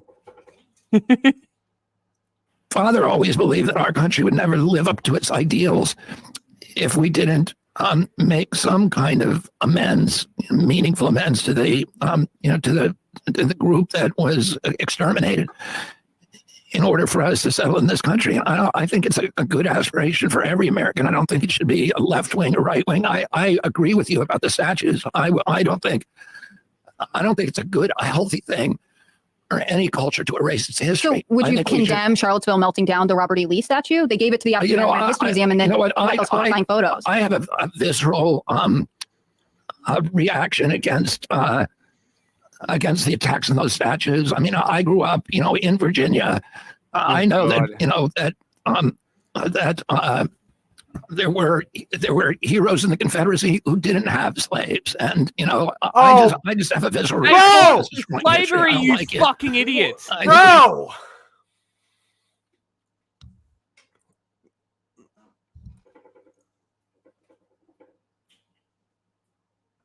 Oh my god. No, they didn't own them. To celebrate who we are, and that you know, we should celebrate the good qualities of everybody. If we want to find people who are completely virtuous, the good qualities was the North winning. What the fuck are you talking about?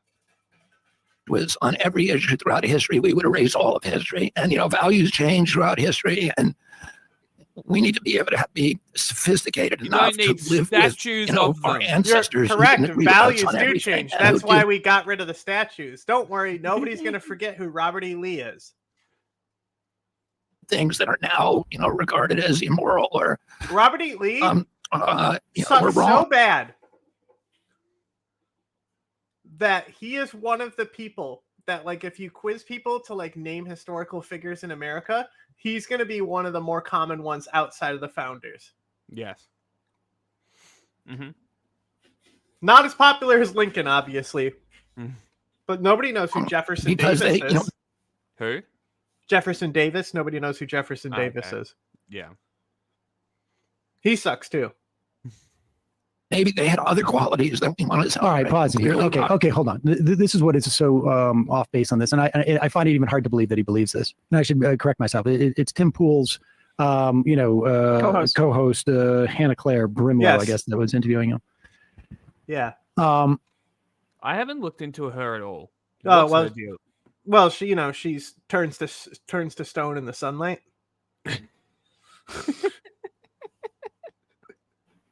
Those statues, were not history. That's why she's so sensitive about the statues. I mean, they're history in the sense that, like, I could put anything up. That's the other thing, right? Is fucking these statues are new. They're not old statues. Yeah, but they're about the past. And I'm pretty sure the Robert E. Lee one was only like 20 years old. Who gives a shit? Yeah, I don't know how to pronounce his channel name, but he does the Checkmate Lincolnite videos. Okay. He did a video basically about like the statue there. Oh And my like God. Timcast IRL has IMDb. I bet. That's amazing.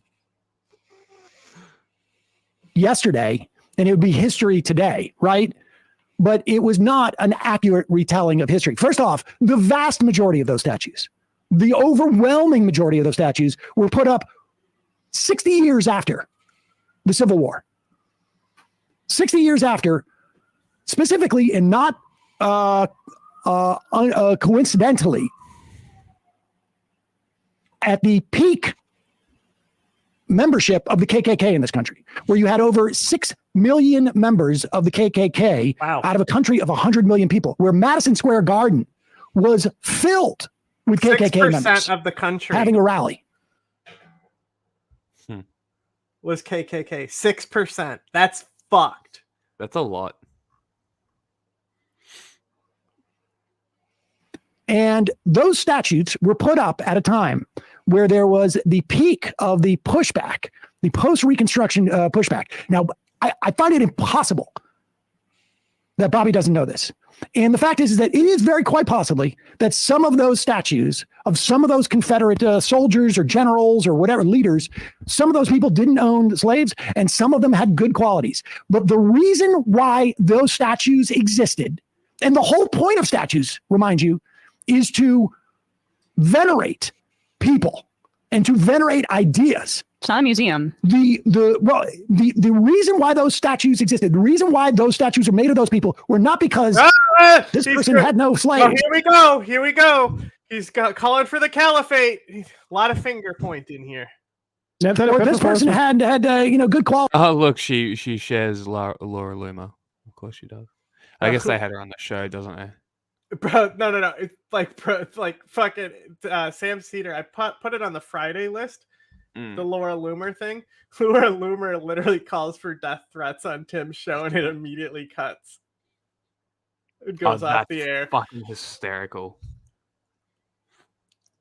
Is because they were. He said that he takes them down for that reason before, so that's kind of funny. Yeah, I don't know. Sam members of shows other times that it happened.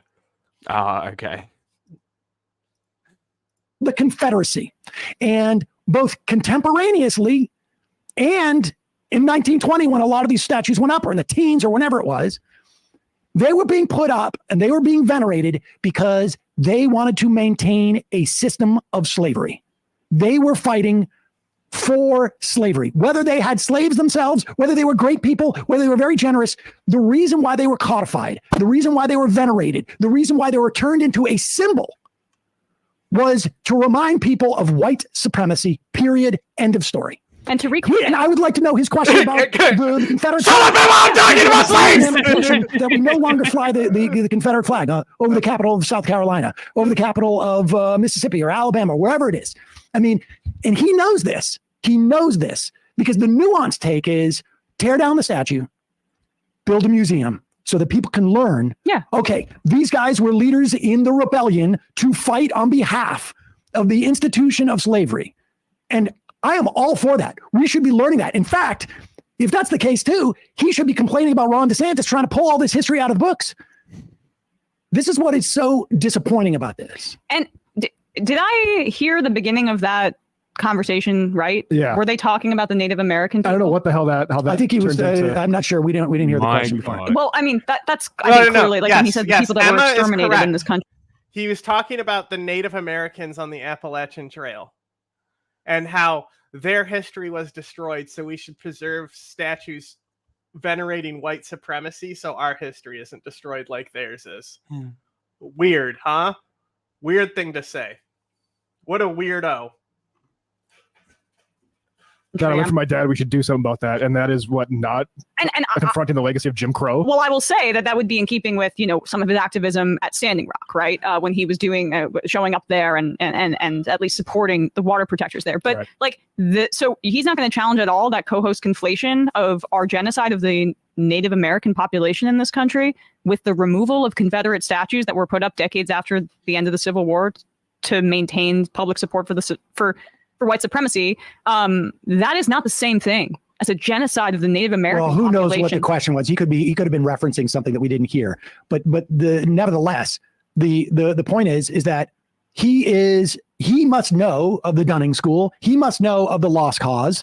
He must understand that history can get revised, because certainly he knows that contemporaneously there is an attempt to write that first chapter of history, and sometimes that creates a trajectory of what we understand.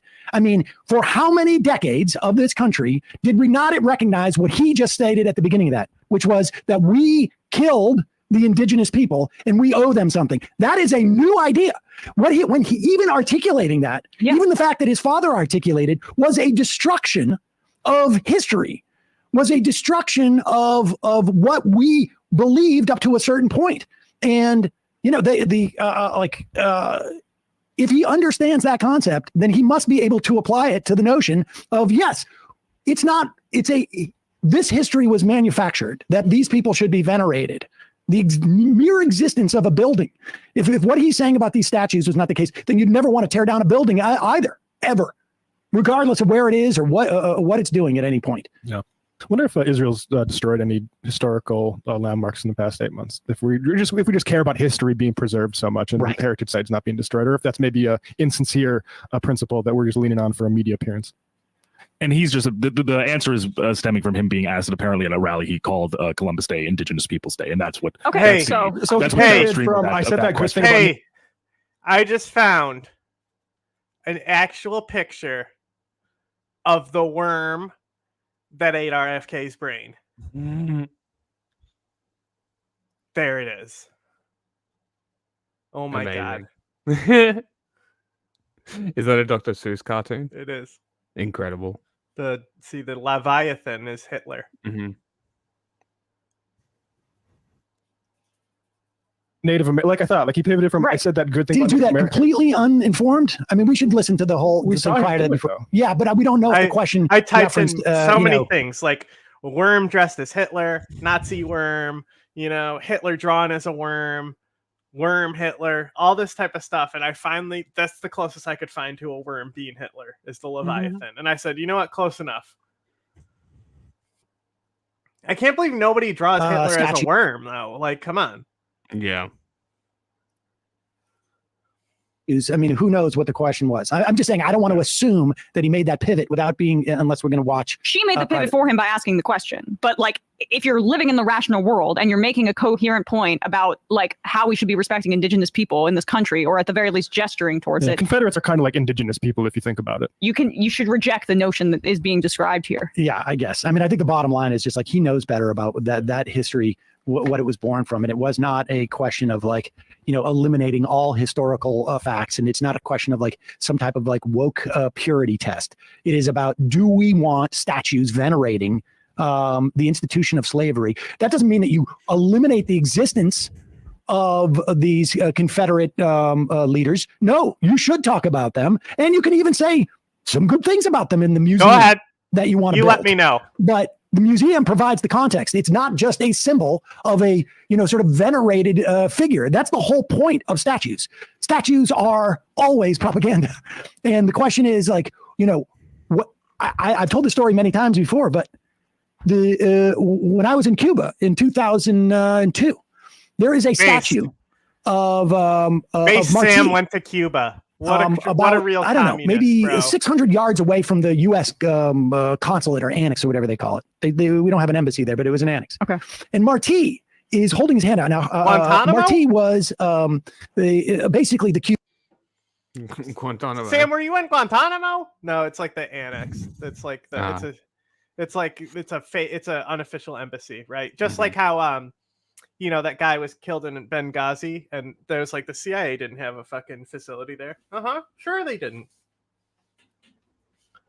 Of course they Cuban George Washington, venerated leader of Cuba, who fought against the sort of like the Western imperialism there and this and that. And he's holding his hand out like this, basically saying stop at the U.S. consulate. And it's a statue that is completely weathered, green, copper, and its base is cement, and half of it's weathered away. All you see is the big rocks, and it looks like there. And Marti's a figure from late 1800s, I think, mid to late 1800s, and it looks like that statue's been there forever. And he's got a child in his hand, and he's like holding off, and you wonder, is the child representing like Cuba's national identity or whatever it is? And it turns out that child was Elian Gonzalez, who, I don't know if people remember the story of Elian Gonzalez. Fun fact. Came Fun to this fact. country with his father. You know how I said that the fucking Black September image of the guy looking off the balcony scared the shit out of me as a kid? Mm-hmm. The image of Elian Gonzalez also scared the shit out of me as a kid. I thought the government was going to come in and find me in my closet and like shoot me and stuff. Because like I had no context to the picture, and that picture is fucking terrifying to a child. Have you seen the photo? No, I haven't.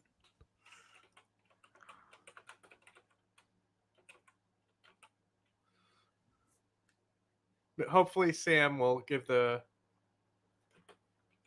context for it. I need to know how to spell his first name. I think Allie, keep going. I'll find it. Her mother, I can't remember which one, in a boat, and I think the father drowned. And Elian was kept with his family, and Cuba wanted him back. And there was a huge fight, and this happened in the mid-90s. And you realize that statue has only been there for 4 or 5 years, but they designed it to look like it had existed for 100 years. And Marti, a figure from the late 1800s, brought together with a figure from the late 1900s, and it's propaganda. Yeah. It is creating a history, and now you could agree with it, you could disagree with it, but the point is that's what statues do. And the nuanced take is we got to take that down, and we can put all these in a museum. I had no problem. You don't have to even destroy these museums. I'm sorry, I need to interrupt this. Good Lord, I'm so glad I clicked on this. Okay. Oh, I have the picture up right now. Oh, do you? Look. Oh, cool. Isn't that fucking scary? Yeah. What the fuck? Literally hiding in a closet. Unbelievable. So this is completely unrelated to everything, but this is a video of it's just a dude getting, like, it's a comedian getting, like, slapped on stage, right? Anyway, so it says, comedian makes joke for sexualizing a 3-month-old baby. Dad of baby shows up at show. Here's the context, right?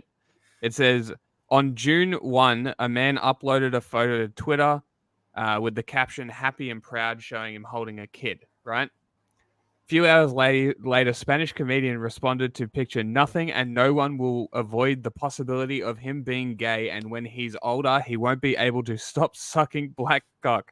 Right? And I'm like, oh, that's kind of like off-putting. Like, why would you say this? Why would you say this? I'm like, okay, interesting. Right? So I kept scrolling. I clicked on this one, which is the actual picture. Someone posts this. More context.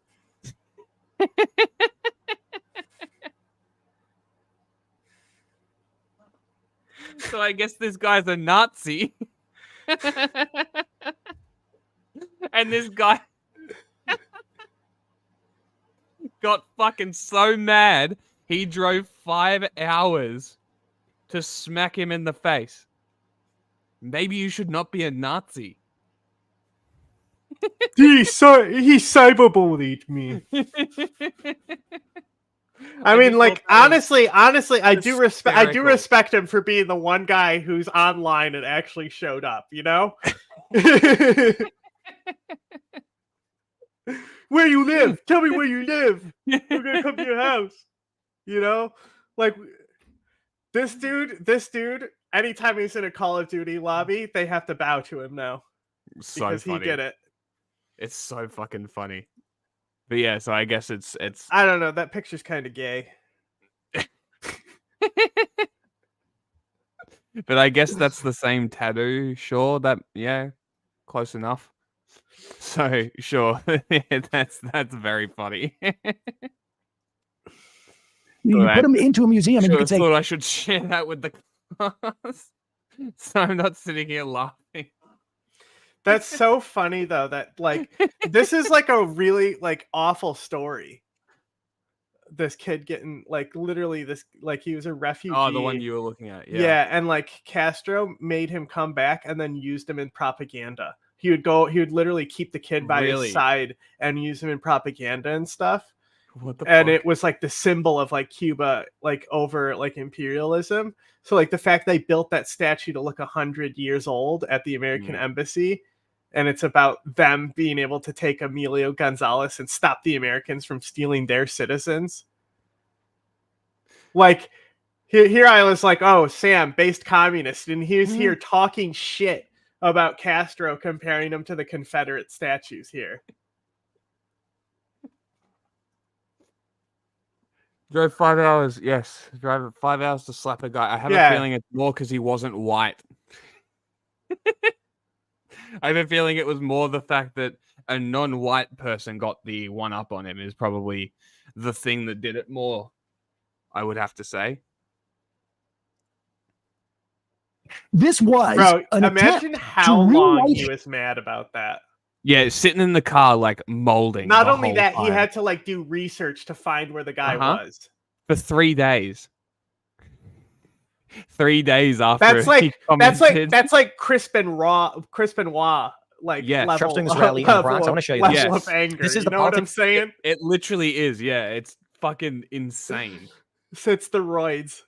It's of New York State, and we can see that the political breakdown as of 2024 is 48%, 48.8 Democrat, 22% Republican. Then you've got conservative and minor parties. Don't really matter.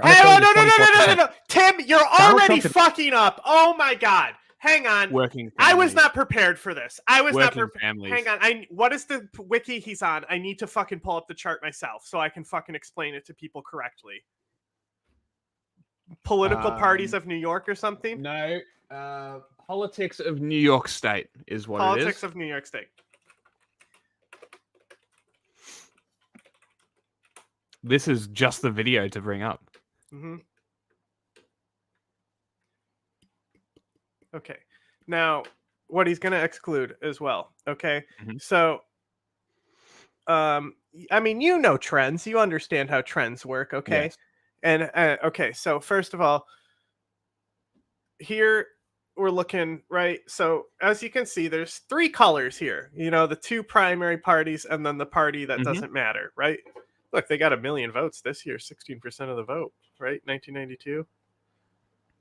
Right? Okay. Now, as I scroll down, let me know when something starts to stand out to you. Okay? Here we go. Ready? And we're going to scroll down. Well, let me know when something stands out to you. Huh? With the blue and red? No, it's just like there's a new color here, huh? Ah. Since when? Old color. Yeah, it's an old color. Right? More conservatives. So the Conservative Party has actually been around for a long time. Right. But as you can see on the graph, you see how split it is? Yeah. Okay. So like the Conservative Party is weird. It's like basically just like how Working Families works. Most of the Republican candidates run in both parties where it's a conservative and a Republican. basically New York has a system in there where they have secondary parties for each primary party, and those parties can then primary themselves, basically. So sometimes there's a different candidate for conservative and a different candidate for Republican. The most recent local elections, not the primaries we just had, that happened like here, right? And it was over something like stupid, like Trump stuff or something, like, or no, it was abortion and stuff like that, right? So like the one guy, I think he was originally on the Republican ticket, and they like ousted him from the government, basically. Like they like kicked him out of the coalition, basically, and said that he can't run as a Republican. So he ran as a conservative to leech votes off of the Republicans that time. So like it can switch up. So they can actually use it to primary people. That said, as you can see, it's like irrelevant, you know? Like there's not votes here.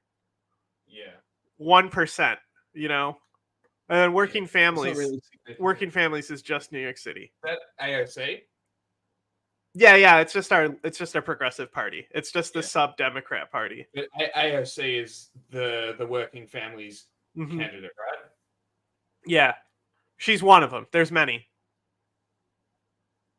It's also not just a New York party. Yeah, okay. Spitzer. I want to see their actual Congress, though.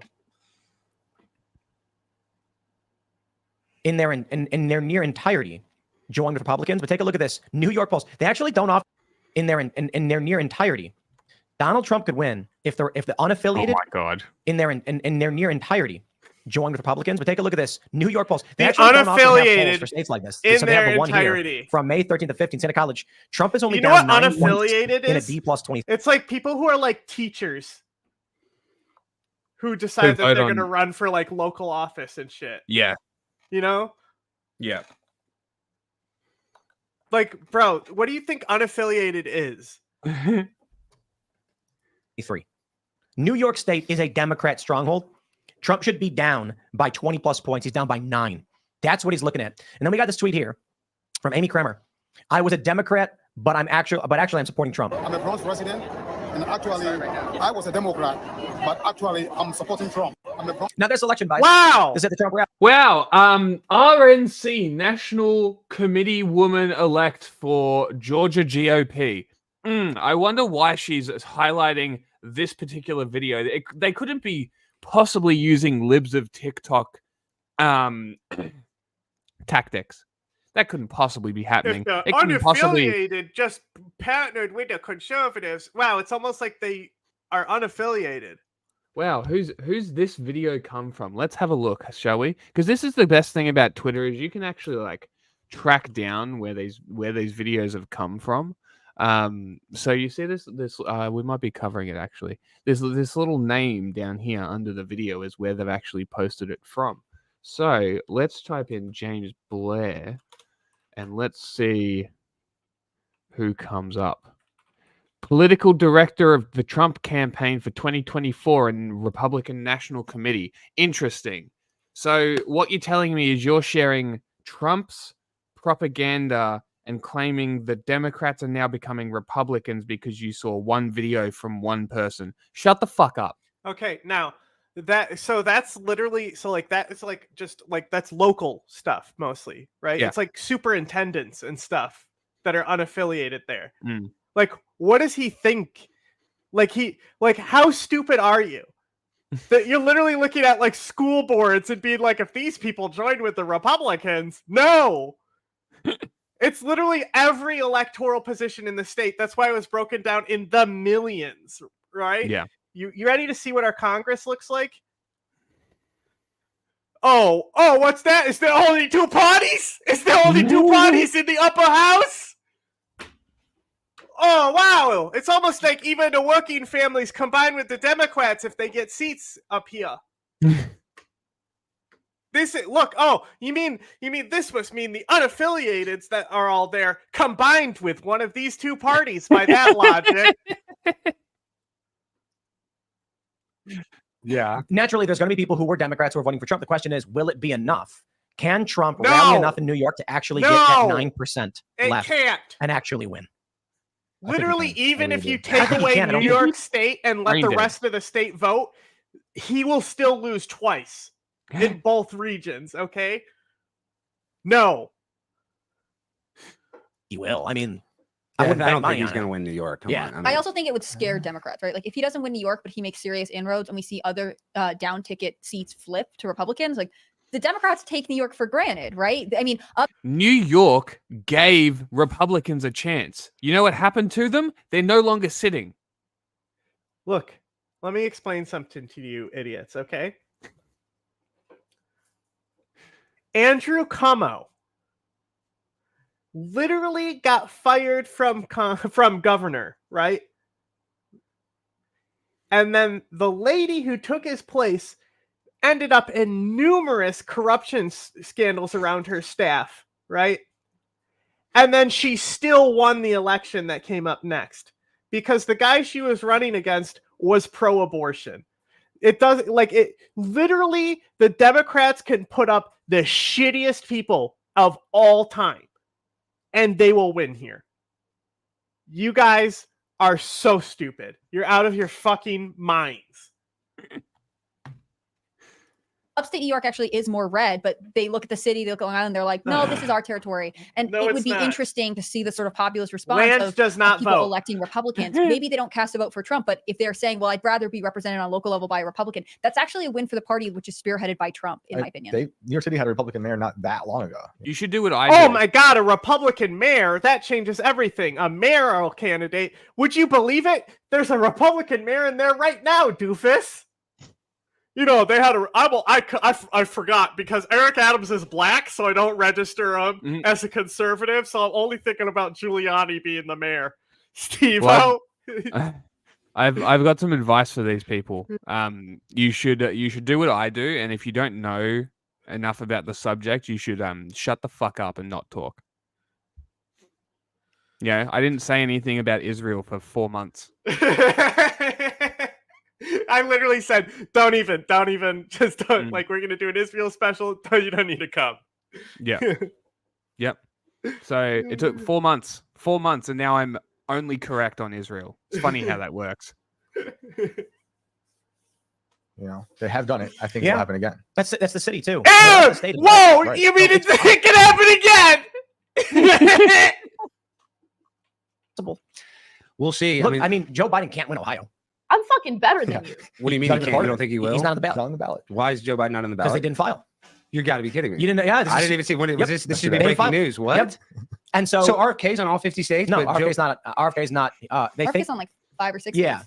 and they think that RFK said he believes that by June they will be on all 50. Is what not he all said. 50. It's going to be something Bro. like 210 electoral vote total, or something like that. Tim, he's the incumbent. He's on the ballot. What are you talking about? Showing what? I'm trying to find where the fuck he got this from.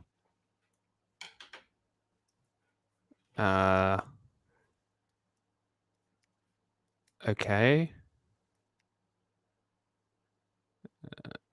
Yeah, like the closest thing I found was Democrats have announced a solution to break the partisan impasse threatening to keep sitting U.S. president off the ballot. Joe Biden will formally accept his party's presidential nomination. Republican officials in Ohio have escalated a standoff over the convention's dates and state ballot access laws. So it's not them forgetting to register. It's Tim Pool manipulating the actual story to create a sensational something sensational to say, like Biden's not on the ballot in Ohio, which he is. Shut the fuck up. He's the incumbent. You're an idiot. That doesn't happen. Like, you are a moron. And he says that he will reach the threshold before he will reach 270 total in registrations before the debate on CNN, and that's why he should be on it. But basically, what happens is in Ohio, you've got to submit, you got to file your candidate 90 days before the election. That makes sense. They need time to make the ballots, to get everything ready. 3 months. The Democratic convention is 75 days from the election. He's the incumbent. I think they know who's going to be on the ballot. Also, nobody's challenging him. Shut the fuck up. He's the only one running. Democrats chose to do that, which means they haven't filed in Ohio. And so they tried to pass some bill in the state where they were like, okay, well, let's just say Biden can be on it. They couldn't agree on it. And now they're all attacking the Republicans in Ohio. And they're like, we did not make this law. The law's been on the books for like 20 years. We did not tell Democrats to do their convention 75 days out. It's their problem and their fault. So he can't win Ohio. They'll cheat. Like I say they'll cheat.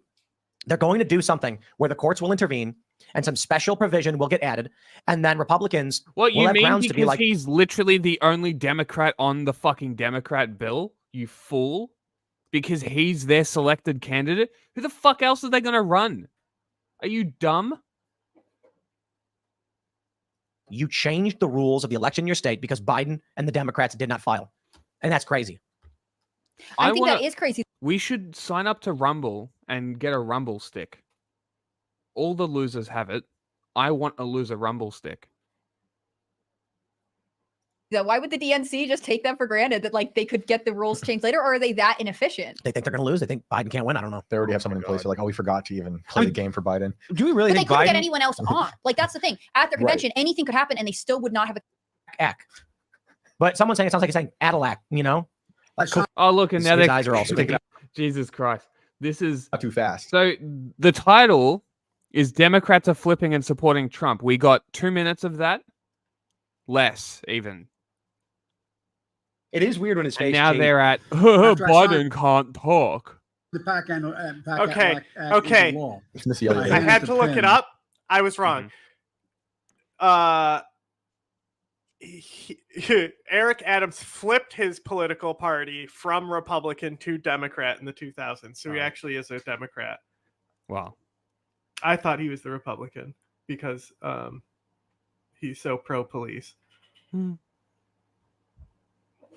That I signed it with his petition. like when your CD has a scratch and it gets act into law. Yeah. well, but also like the fact that he can't get out these words that are pre-rehearsed speeches he has ahead of time with life expectancy. Pre-rehearsing a speech? No way. Because what happens? Y'all should try to pre-rehearse. Like, something. we're gonna live forever. 4,000 or Like, 5,000 what things weeks. do you put off because you're like, oh, I'll just do it later. I'll just do it later. Like, I just know so many people who like are like, oh, I would call my mom, but you know, I'm gonna live forever, so it doesn't matter. Right, or like, right. I'm gonna start my family later. Like, this is the constant thing you hear with women freezing their eggs. Like, later. But you I hate these people. Leave people alone. Let people do whatever the fuck they want. Who the fuck do you think you are? Shut the fuck up. Listen to your own politics and fucking sit in your place. Fuck off. Okay, I got map. I found the simplest map I could possibly find. Okay, this is our gerrymandering. Gerrymandering, right? You see? So look at this. Look at this district they had to carve out to give this district to the red. Look at that shit. Wait, where? Like the dark red. See how much they had? Like that's in a Rochester. Well, no, Rochester's dark blue, but from the tip where Buffalo is, the dark red 24, right? Oh, okay. You see how gerrymandered that is just to give them a fair district? Yeah. Like that's a fucking insane drawing right there. Like what kind of district is that? But it's like that's, you know, that's how you do it fairly, right? Yeah. So like then if I go here, I got another one real quick. I'm too zoomed in. Got to zoom out a little. Okay. So then this one is just a population density map, right? Mm-hmm. So they literally, as you can see, you can kind of see my mouse. I'm kind of covering it. They go around the cities. Like literally that district is this right here, right? And then they go up through here. Yeah. Around the major population. Yeah, literally they have to weave it through. But this is like, see, the river comes up and then the Erie Canal goes across. So like this is like how like New York State is actually just an L. That's and then in here is the Finger Lakes region, which is just like where all the winery and shit is. So like this is like low. This is the dairy and shit and all this stuff. Yeah, a lot of farmland through here. Also, the Finger Lakes region. Don't tell anyone this. I'm going to share a secret with you. It's probably the #1 place where people want to move to avoid insane climate change. Huh. It's going to be like one of the places that is like has little effect from climate change as far as like extreme temperatures and stuff. Like it'll stay nice. Doesn't it snow and shit there anyway? Yeah, they have lake effect snow, and that's why it won't be affected by the heat. It will become more tolerable with like we've had like lighter winters sometimes. Like the last few years, it's been very light, and so you'll still get blizzards every now and then. But you actually let your whole life go by. It's good to be reminded of the urgency of life, but I don't want to know the exact answer to when it ends. I got to shout out Andrew Long in the super chat because I thought the exact same thing. He says, "Pak Analak is the Martian language from Mars Attacks." That's true. Have you ever seen Mars Attacks? Yeah, that's a great movie. So he's just communicating with his people. I fucking hate these people. They're epic. They're so smart. Here. All right. Is this your lying video? Yes. Okay, so just go to the 4x4 screen, and they'll start like arguing. This one, this screen. So it's the guy on the right here, bottom right, when he finishes talking, Conway explodes on him, and it's so funny. And Marco Rubio should be campaign.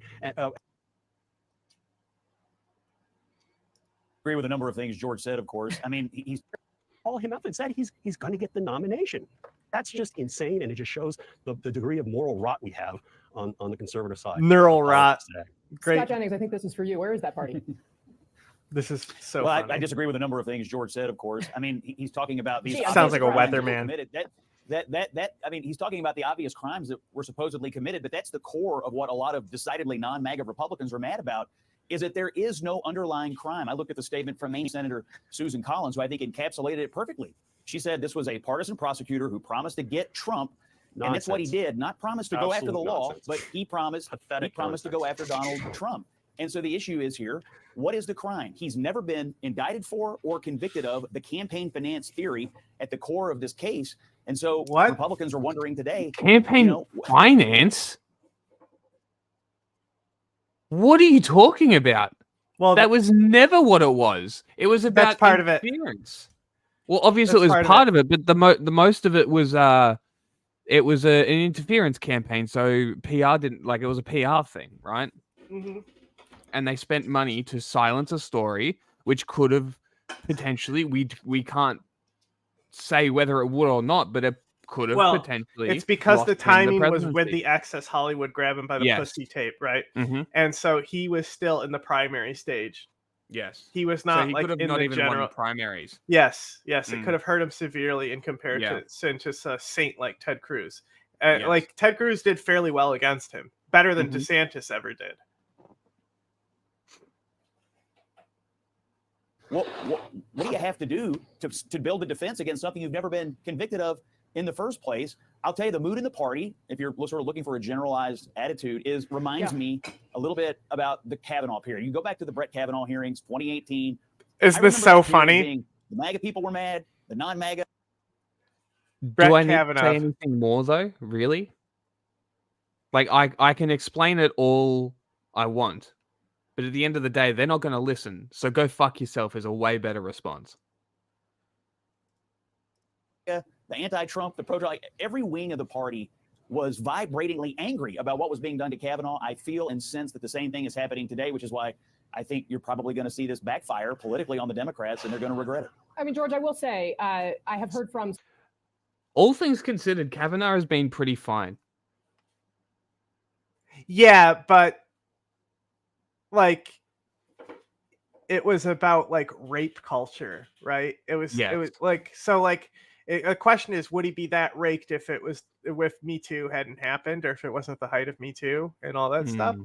But the frat style, stats support this. Yes, college kids are rapists. I should say college boys. Specifically athletes who get protections from schools are rapists. Yes. So a large amount of them, yes. Yeah. So, could they prove it happened? Maybe. I don't know. Statute of limitations and shit. But guess what? Kind of seems like the kind of guy who would be okay with it if it did happen, huh? Kind of seems like the guy who would have friends that have done it that he knew about, and then he would be okay with if that happened. Kavanaugh or Trump? Kavanaugh. Yeah. Yeah. It'd be like a thing that they joke about. Yeah. Yeah. No. Yeah, exactly. Yeah. Well, one thing that would be pretty interesting is I wonder how many unconsensual interactions there are initiated by women. That is a study that I would be very well, like I interested said, Donald Trump's Jr.'s girlfriend, her wife, she literally got fired over this from Fox News. Yeah, yeah. So it definitely does happen, and there's lots of instances of like teachers who will fuck their 17-year-old students and shit like that. So clearly, it's not just a gender thing. I am just curious at that age because I actually have a personal story that like I know somebody that this happened right? to. Because think about this. Think about this for a second, right? So like psychologically speaking, it's not like a disorder, right? Just like how being gay isn't a disorder. Diddling kids, right? Psychologically speaking, okay? I don't want to get too far into the fucking optics about this, but like the percentage of people that are gay are the same on both genders, right? So I think one of the reasons why it trends more towards men is partially because of the rape culture that's in a lot of these institutions, right? That's one reason. I think there's many other reasons, to be clear, why it trends towards men.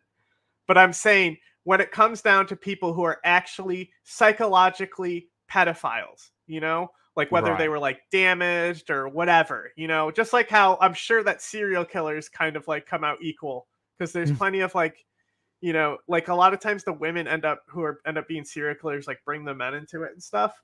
Yeah. You know, like, I don't know. You know, men definitely go to jail more for violent crimes and shit. So right, but like I'm only saying this because I have a personal experience where this happened, as opposed to female to male teachers. Though, what's the stats? Well, I don't know. It's probably male teachers more, but like because I have a personal experience where this actually not like it didn't happen to me, but I have a friend that this happened to. I'm just kind of curious how often this happens and how many guys would actually admit to it happening. Being diddled by their teacher? No. Going back to what I was saying, college students before you derailed it. Oh, you have a friend who like totally sexually assaulted a girl? No.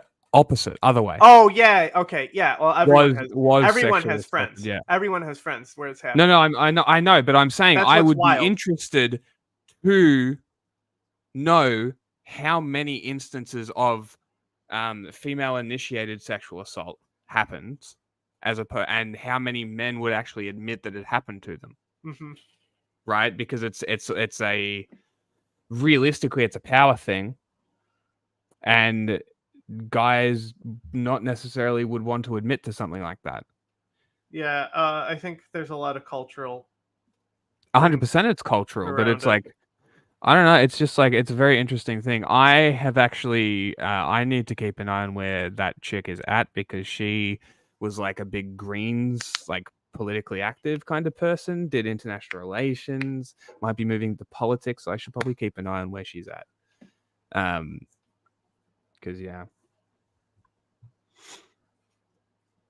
Some people who really don't want to see Trump get elected in the Republican Party. Yeah, it's like it's just a very interesting subject. All of this sort of stuff, like just the gender balance between it, because obviously the discussion is always pointed at men, because obviously the majority of the instances are men perpetrators, and even on the violent side, most of the victims are men too, right? So it's like, Jordan Peterson. Look at the statistics. I know, it's just something that he's gonna say. It's like, men die more. Sure. Men die more. Men have it so hard. Like this, and this is also why I kind of like this whole like moving past. Yeah, that's what I want to know. That's what's weird to me. You know, the dog fucking shit. That's wild to me. That is weird, honestly. That's strange. Very, very, very strange. So, like, you know, if the stats are correct on that, that's plenty of sexual deviance there, you know. Yeah. What about the dogs? You know, or the men with the dogs? What kind of animals are guys fucking? Who are concerned that this particular case is just going to drive additional enthusiasm for the former president. I'm interested in you to respond to that. And you got your face in your hands. What do you got to say to Scott? I have to say, I mean, look, Scott's lying, and that's the problem with the Republican Party. It is continually addicted to lies. Wait a minute. What am I? There's this viral video going around that I keep seeing where like it's this girl who's generally small and there's like a Great Dane next to her and she's like dancing and it looks like a horse next to her. And I just can't. I just can't. My world has changed ever since Dog Girl, you know? Not Jenna, puppy girl, dog girl. You know, the girl who fucked a dog by the church, that girl, right? Yeah. Where she's like, I'm more kinkier than you. I fuck dogs. Your moms do it too. Like that. Wow. That girl fucked my life up, let me tell you. But like, I can't help but think it. I'm like, why is the dog that big? You know, like it's bigger than her. Yeah. How is she going to walk this dog? I'm just thinking. I think it gets exercised a different way. That's all I'm saying. Yeah. The video just gives me those "I fuck dogs" vibes. Okay. Sorry. I don't even know what video you're talking about. Who the fuck are you talking about? You'll see it. You'll see it now. There are dogs like this. Yeah, that's an Afghan hound. A dude would fuck this dog.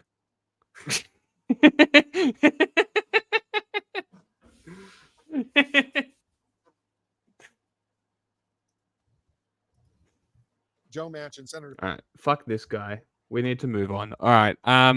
Wait, no. Hang on.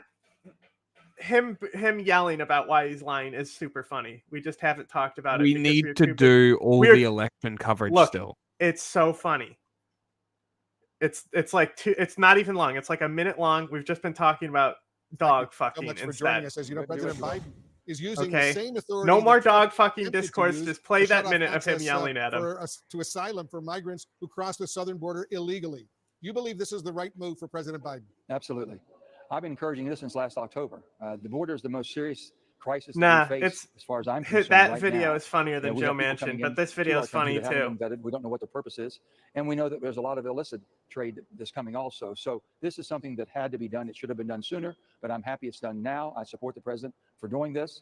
And if all those who have disagreements, whether it's not enough or too much, no, he's supporting Biden now. And try to work no, that's the problem with that's Washington. what makes this interview funny, but not as funny as the other guy where he yells at the guy. The Trump campaign and the Republican National Committee are slamming the new executive action, saying the action taken today won't fix anything. Do they have a point? Is this more about scoring political points than actually? You set the whole thing up. You let the other guy talk and give his entire bullshit point. Entries between the ports of entry. The ports of entry now will all be vetted. There won't be anyone catch and release. No more paroles from that standpoint. So we're stopping a lot of the things. You built the whole audience up, left him hanging, and then gave them Joe Manchin. How could you have done this? What? You want the other one? There was nothing happening. What are you talking about? When he just. George, you right. This one, there was nothing happening. Bro, he literally starts yelling at him. Why? He starts yelling. They had to find the intent to cover up.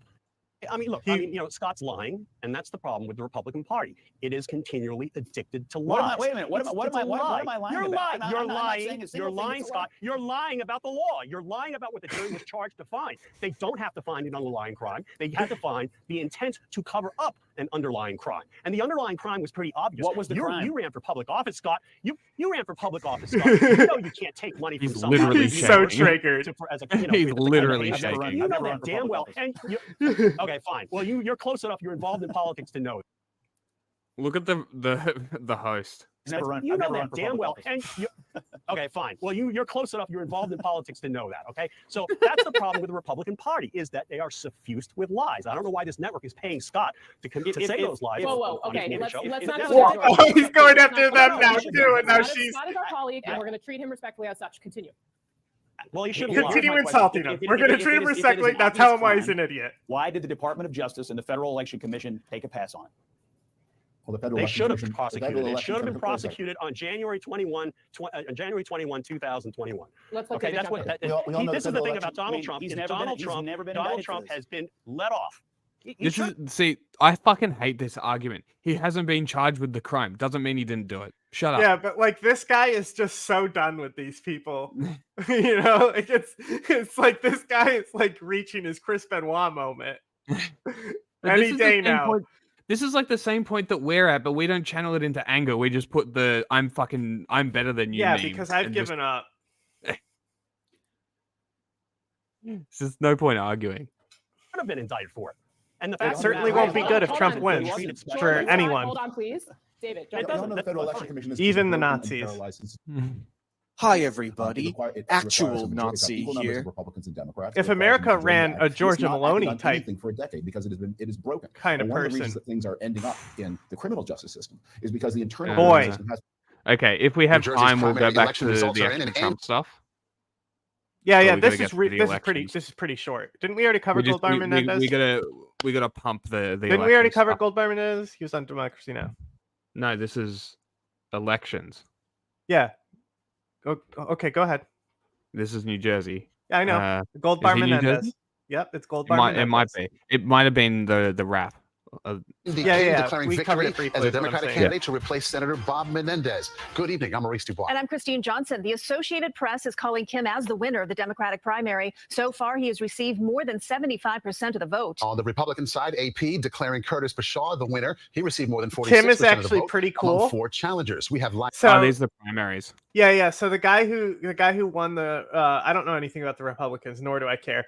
But I know one of these guys is like Chris Christie related.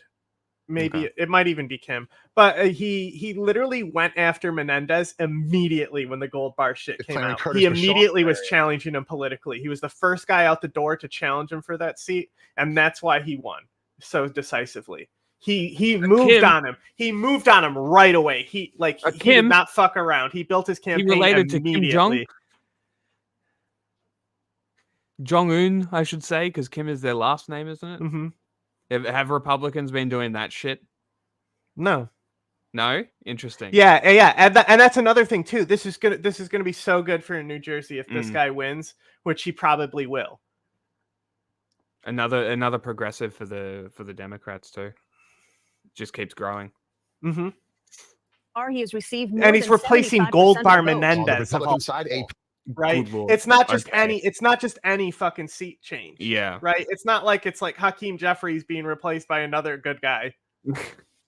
P declaring Curtis Bashaw the winner. He received more than 46% of the vote among 4 challengers. We have live team coverage for you of all the big races in New Jersey's The primary Republicans are election. pretty Let's split. begin with CBS 2's Christine Yeah. Sloan, who was there as Andy Kim made his victory speech. Christine. Maurice, those results came in fairly quickly. I like Congressman his Andy Kim sign. winning the It's Democratic very Star nomination to Wars, run for very the US blockbuster, you know? Very good sign. Andy a Kim Senate said, seat that that's all you Robert need. It's Menendez so has simple. refused to give up. Now, Kim coming out just before 9:30 tonight to speak to reporters inside a barn at Terhune Orchard and Winery, where he has been holding his campaign watch party. He was one of the first Democrats to call for Menendez's resignation, saying he stepped in because the indicted senator would not step out of the race. Initially, Kim faced competition from Tammy Murphy, the governor's wife. The 41-year-old made the race about an outsider running against Murphy, an insider who had managed to get county chair endorsements. Kim took his case to federal court, which resulted in New Jersey changing its Democratic county line ballot system and Murphy dropping out of the race. Tonight, Kim said he is humbled, but there's more work to do. When I jumped in the day after the indictment of Senator Menendez was about giving the people of New Jersey a choice. But ultimately, what that really resembled was we needed to give the people of New Jersey a fair choice. And for a while in this primary, that was not something that the people were able to get. Senator Menendez say that he's running as an It's independent so Democrat. wild. No This such guy thing is exists. so going to win because they tried to go after him in Now, another Kim fucking blasting shitty former way. President And Donald he Trump, won in as court. well as his Like, Republican oh, challenger, the Curtis Bashaw, lackeys saying are that coming Bashaw has after me zero this foreign whole policy Well, guess experience. He what? also They says can he's go not get done with fucked. changing I win it. reforms and changing the ballot system. That could mean the Republican ballot system. But of course, he's first going to have to get through the general election in a blue state that has the tendency to elect Republican governors. We're live in Princeton, New Jersey. Christine Sloan, CBS 2 News. Thank you, Christine. And with Democrats outnumbering Republicans by 900,000 votes, is Andy Kim a shoo-in? CBS 2 political reporter Marsha Kramer is here Yes. with more on the primary results. So is he a favorite to win What's the up seat? with New Jersey Christine, electing Republican governors or mayors or whatever the fuck it It is? can happen. Mayors and governors are the most likely to be like more towing the line. I mean, California elected Schwarzenegger, he was terrible. It's double C's. Got to get the C's. It's thick. Maurice, here's the thing: when Andy But, Kim, like New Jersey is notorious for it, are they not? Yeah, like it's Democrat but Republican Republican governors. Yeah. New York too, isn't it? Yeah. I mean, sometimes. Is it like a? Do you think it's like an unconscious sort of balancing of power thing in the populace? What do you think it is? I think it's that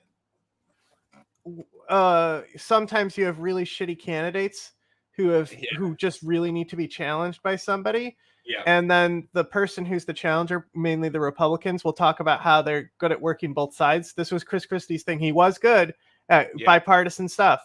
He did do that well. He just was terrible. Fair enough. He did not. He was one of the worst governors in America of all time. Oh boy. Yeah. He totally fucked. He totally fucked that state. Yeah. Harder than Schwarzenegger fucked California. He fucked it pretty hard. Although President Schwarzenegger would be pretty good. Not in like any good way, just for the memes. First jumped into the race. He jumped in 4 seconds after Bob. Good evening. I'm Jill Daly, and thank you for joining us here on the MTN 10 o'clock news on KPAX. It is primary election night here in Montana. Montanans headed to the polls today to vote. Do we give a shit about Montana? I mean, it's going to give you the points on it, and then we move on. Okay. Wow. For control of the Senate, that 97 to will be 3. epic. So let's take a look. Incumbent Senator John Tester, appears on the Democratic ballot alongside Michael Harmert, a U.S. Navy veteran from Helena. Tester is seeking his 4th term as Montana's U.S. Senator, and Tester has been declared the winner. He must do a pretty good job if he's getting that much support. Well, this is the primary. With him.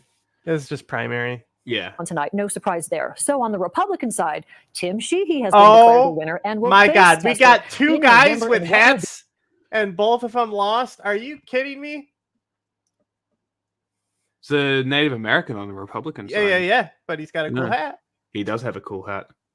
Be an expensive, very highly watched race across the country. Sheehy is a Expensive. Minnesota native who moved to Montana in 2014. He founded the aerial firefighting company Bridger Aerospace, and he's a former Navy SEAL.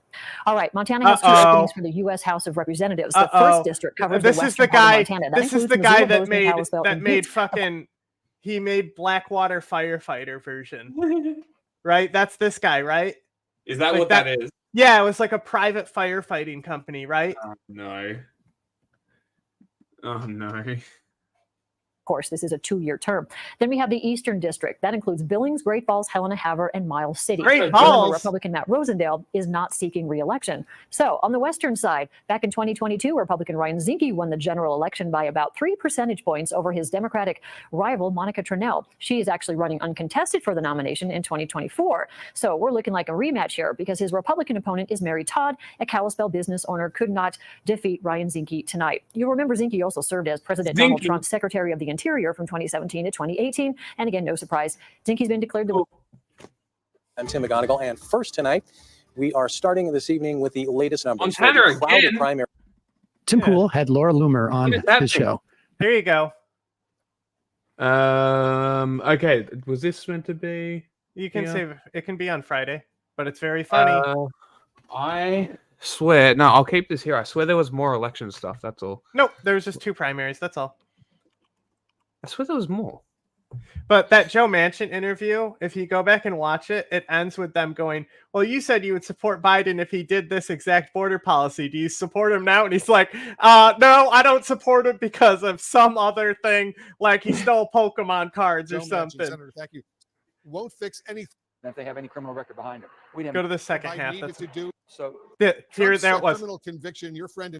let's just say that it helps tremendously, but we still have immigration, illegal immigration taking over your border. Yeah, so He they're has to literally stop playing a doing clip that. of him And saying strongly. he wants the exact So policy this is the Biden kind of does, strong right? action on the border Yeah. that you said President Biden needed to do when we spoke back in March. Are you now ready, Senator, to make that endorsement? Let's just say that it helps tremendously, but we still have energy security. I'm fighting that every day to make sure that we have the energy in this country to be able to run our economy, defend ourselves, and help our allies. I told you it was something Also, stupid. More things we can go into, but the greatest concern I'm having now is the debt of the nation, $34.66 trillion. Oh my No God. one's doing anything about this. And it's Okay, gonna now cost we're going to $3.5 talk about the debt of the for the nation first that is a time. made-up It looks issue. as if we will Okay, spend the more debt's on not interest going on away, debt so than this what it is takes to just defend more our country. bullshit. That cannot be sustained. So Senator, we're moving in the right direction. What Let's put it else? that way. What else will it take for you to endorse President Biden? Well, we're moving in the right direction. Let me just say this. This is a big step in the right direction. What a Let's just make sure fucking... we have more of it. I hate them so On much. Trump's criminal conviction, your friend and colleague, Republican Senator Susan Collins of Maine, said this about the verdict, and I'm quoting her now. The district attorney who campaigned on a promise to prosecute Donald Trump brought these charges precisely because of who the defendant was, rather than because of any specified criminal conduct. Senator, do you agree with her that Trump was prosecuted because of who he is? Well, I guess you could say that Hunter Biden's been prosecuted because of who he is. I hear so much of this. My main concern is the rule of law. It makes us different than anywhere else in the world. People Hell have yeah. different venues for correction. And if President Trump is thinking he's been misjudged and misaligned, trust me, President Trump is not going to spend one day incarcerated, I can assure you. He's going to be on the ballot. You have a chance to vote for or against him. And he has different venues. Only in America, only with the rule of law, do you have a way through the process of our judicial system to correct the wrong that might have been done. So it has a long way to go. Everyone's jumping right now, misaligning this thing. I'm thankful for the rule of law we have. I want to make sure that we protect the judicial system and not allow it to be weaponized. They really just like talk shit, don't they? Dude, Manchin's the worst. Manchin is literally the worst. He's literally a West Virginia corrupt guy who's bought by coal miners. I'm not kidding. Like conglomerate coal mining companies own him. He's so dirty. He's not Goldbar Menendez dirty. It's all above board legal shit, you know? But like he's got a fucking yacht and they've ambushed on his yacht to ask him questions. This guy, Joe Manchin, is the reason why the infrastructure bill was gutted. Oh, cool. He's literally a Republican that is on the Democratic ticket. What a piece of shit. Yeah. Him and Kristen Sinema were the two people that were but the thing is that what people need to understand, he's just the bitch who becomes the face. There's other internal Democrats that are that shitty that agree just like him. They're just the hemorrhoids that are on the outside, you see. You know, there's plenty of internal ones too. Yeah, Manchin is worse than her. Like she just pisses me off because of her fucking snooty attitude. Yeah, she's bad. Yeah.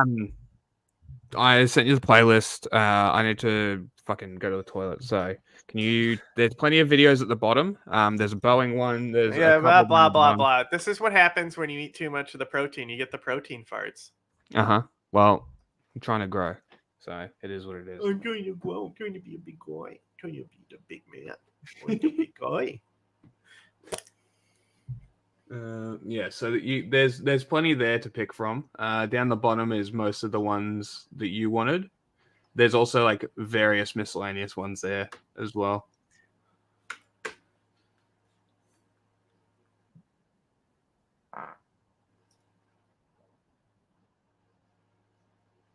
Okay. Set up. Okay. Temple. And boom. Donald Trump gets elected, should he start locking them up? No question. Should there be lists of Democrats that need to go to jail? 100%. And the reason for that is they've committed crimes. We need to make sure that when Donald Trump wins, we've got an attorney general, a deputy attorney general, a head of the CIA and the FBI. Tim. Isn't that cheating the public? Isn't that betraying the public's trust? Isn't that cheating the public? Isn't that immoral?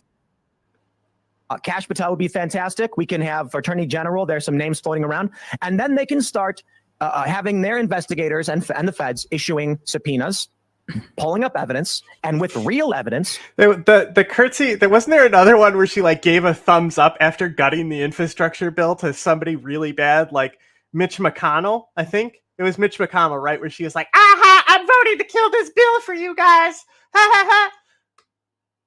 Awful. Like, she pisses me off more than like Lauren Boebert and MTG because I think she's way more relevant at the time. She's not anymore. That's what she burned herself out, but got the fucking cut from the elites, you know? Bring them to judges for warrants. Then these people can spend three years of their lives fighting tooth and nail for the crime against the government for crimes they committed, and we can prove. Yeah. And the reason why we put them on trial is that we can show the whole world we will uncover what you've done. We will make sure everyone knows, and you will be held accountable for it. Not just jail, they should get the death penalty. You know, we actually used to have the punishment for treason in this country. Oops.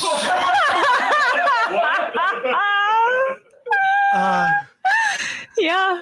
Whoopsie. Yeah, we need that, right? We need a whoopsie here. But do we? Okay. So this is not the first time that someone has like put Tim's channel in jeopardy and his future earnings in jeopardy with death threats. We have this from, when was this? This was from January. Earlier this year. Wow. No, we don't. Might do if they get in charge This of is the what I've government heard while they're from my lefty friends. What? You know, is like I think it's only fair that I don't take the heat for what you said, Jesse, and I'm not trying to be a dick, but I'm getting people attacking my character now for having had to take the show down because you made 2 allusions to killing people. So I'm not trying to be a dick right now, but like I've got 500 messages of like, what the fuck are you doing? Neil Breen transcends politics. Okay. Neil Breen is something very special. Very, very special. Like, there's few things that have ever existed as special as Neil Breen. The fact, like, think of Tommy Wiseau in the Room. He became self-aware that people loved it because he's fucking trash, right? And so then he tried to embrace it and like be like, haha, the movie's so funny now, right, guys? I make the samurai cop. No, Tommy, you're cutting against the grain now. You've figured it out. You know, as soon as that director knows and they become self-aware, like you lose the art behind it, you know, like Van Gogh is like a different type of artist, of course, but he never sold a painting. His paintings only sold after his death, right? So at the time, people looked at him and they're like, wow, what a shit painter, right? And they were like, wow, this dude is fucking crazy. You see how he paints? Like, wow. It's like abstract and shit, dog shit, right? And then like, it's only after that whack job killed himself or something. He died naturally, I think. He died of an ulcer or something stupid or gout. I don't know. And then they're like, poof. He sounds like J-Slat. Neil Breen does. I haven't noticed. Dude, that's so bad. It's so bad. And that's the thing is like, I wish like I wish that like in states like New York, the Republican and Red Party was more of just like the party that you used to challenge the other one, and like the system kind of like devolved and it was just like an open type primary type of thing. Cause like it's so dumb. Because they're always gonna vote blue no matter who in New York. And that's why you have, I mean, the guy who ran against Kathy Hochul would have been way worse, but like, she's a fucking crackpot. Have you seen her? Like, you can tell by looking at her that she's a fucking crackpot. If she looks like the type of person that would like steal money to buy fur coats and shit. Exactly. Neil Breen is like the only true artist. That's the thing. Like, it's like art in motion, you know? It's like how it's like he's actually what Yoko Ono thinks she is, right? Instead of just like trash. Why are you taking the show down? Are you fucking with us? You're trying to make money. So I thought YouTube took the show down. No, I had to take the show down. Okay. I had to take the show down because you made 2 allusions within like the span of a couple minutes to murdering people. Okay. What, are you going to cry? I explicitly stated in the pre-show, do not make allusions Are you going to spank him next, Tim? to violence. Okay. Then went on to explain, we keep having people come here and saying they want people killed or people should kill people or they can be killed or things like that. 18 minutes into the show, you had made 2 allusions to, one was the helicopter thrown over the Pacific Ocean. No! That's kind of like a, fuck, we're gonna get into that probably, but you know, we'll see what happens. But then you said you can go kill the human smugglers for all I care. And it's just like, that's it. Like, it's not a YouTube thing. It's Rumble would take us down for this. I've had the conversations with Rumble about it. And so it's a question of, for the people who are right now, who are slamming me, claiming that it's a big news day and I intentionally took the show down for fake reasons to make money. No matter what platform we're on, that show would be removed and we would face legal liability. And so the question is, can we have a show? Yes, he did kill himself. He shot himself in the chest, which is like, even that is so avant-garde. Like, why not in the head, Van Gogh. Like, wow. If we persist, that show would be deleted, and that would be the end of it. Pause. Okay, So, let's just. I mean, we don't need to watch any more of this. I think the answer is no. You can't. You can't seem to have a show without having every couple of months somebody come on and issue some type of death threat. You got people talking about killing people here, killing people there. Then Laura Loomer comes on, says they should be sentenced to death. It's like, I don't know. We have a lot of guests on We the have show. over 5 a week, probably. Yeah, over 5. At least I mean, 5. often to a show, and usually they're journalists or activists or professors. We don't vet them for the every time before we have a guest on, the reason why we go to the break is when I go like, hey, listen, if you were planning on issuing any death threats, please do not do that today. I control F their tweets for the word news. Exactly. If I do a sound check, I'm just like, yeah, come on at 12:15. You'll be in the waiting room. Also, just know, like, don't say you're going to kill anybody. Don't advocate That's for all murder. I'm asking. David Dayen has a real problem with this. I mean, David, I'm hovering over the end show button when David. Exactly. Yeah, we got a big red button. They go like this. I mean, maybe it says something a little bit about what your show is trying to advocate for, that you can't, your guests that you invite on can't stop saying we need to kill people. Somebody might want to vet your booker. That's what I might want to do. I would start there with like, why does this keep happening to me? It's Because you very represent strange. politics Yeah. that were only achieved through violence and can only be maintained through violence. I'd also argue that, like, that's, as we alluded to before, it's not we didn't allude to killing people. That's just what Tim's guess. Back here, former President Donald Trump will face sentencing next month after a jury convicted him of crimes related to falsifying records to cover up a so-called hush money payment. Trump is also the presumptive Republican nominee for president. And yesterday on Face the Nation, North Dakota governor and Trump ally Doug Burgum shared his assessment of the verdict's impact. President Trump's not a candidate that's unknown or never run before. They had an opportunity to live their life under 4 years of him, and they had a chance to, prosper, and they had a chance to understand what the world was like, no wars. And now that it's a very different situation. So I think, well, it's interesting and it's captivating right now to a lot of. No wars? Okay. What wars are there wars now? Oh, because there's a war in Ukraine. Okay. That's a war? Okay. So we're going to blame that on the president? Like what is this fucking context that they fucking always cope with? People, the election is not going to turn on this trial. Well, new CBS polling looks at how voters feel about Trump's guilty verdict. Tracking this for us is CBS News Executive Director of Elections and Surveys, Anthony Salvanto. So, Anthony, we know, I think, like a day after the verdict came down, the Trump campaign was bragging about all the money that was this raised election in the must be first coming 6 up, huh? hours after the verdict. So, if people put their money where their mouth is, perhaps this suggests that the impact has not been so bad for the former president. What's it been? Well, take a look at this. We asked, did he get I'm a waiting. fair trial? Oh, there it is. And you get this 56%, but there's something that speaks to your point underneath this. And that is, look at these partisan breaks.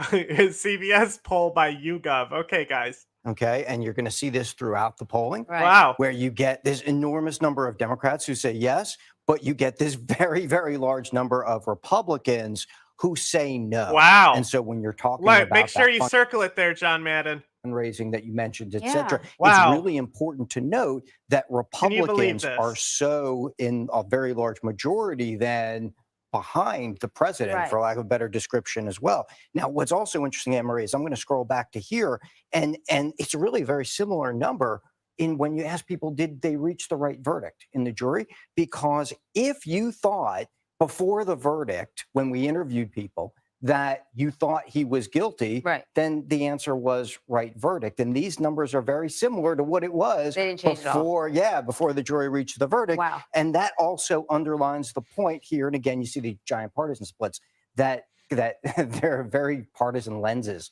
through which people are looking at this. So what I get from this is that people already had come to conclusions about Donald Trump, and the verdict really didn't change. Wow.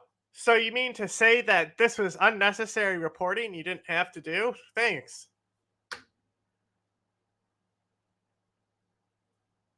Epic.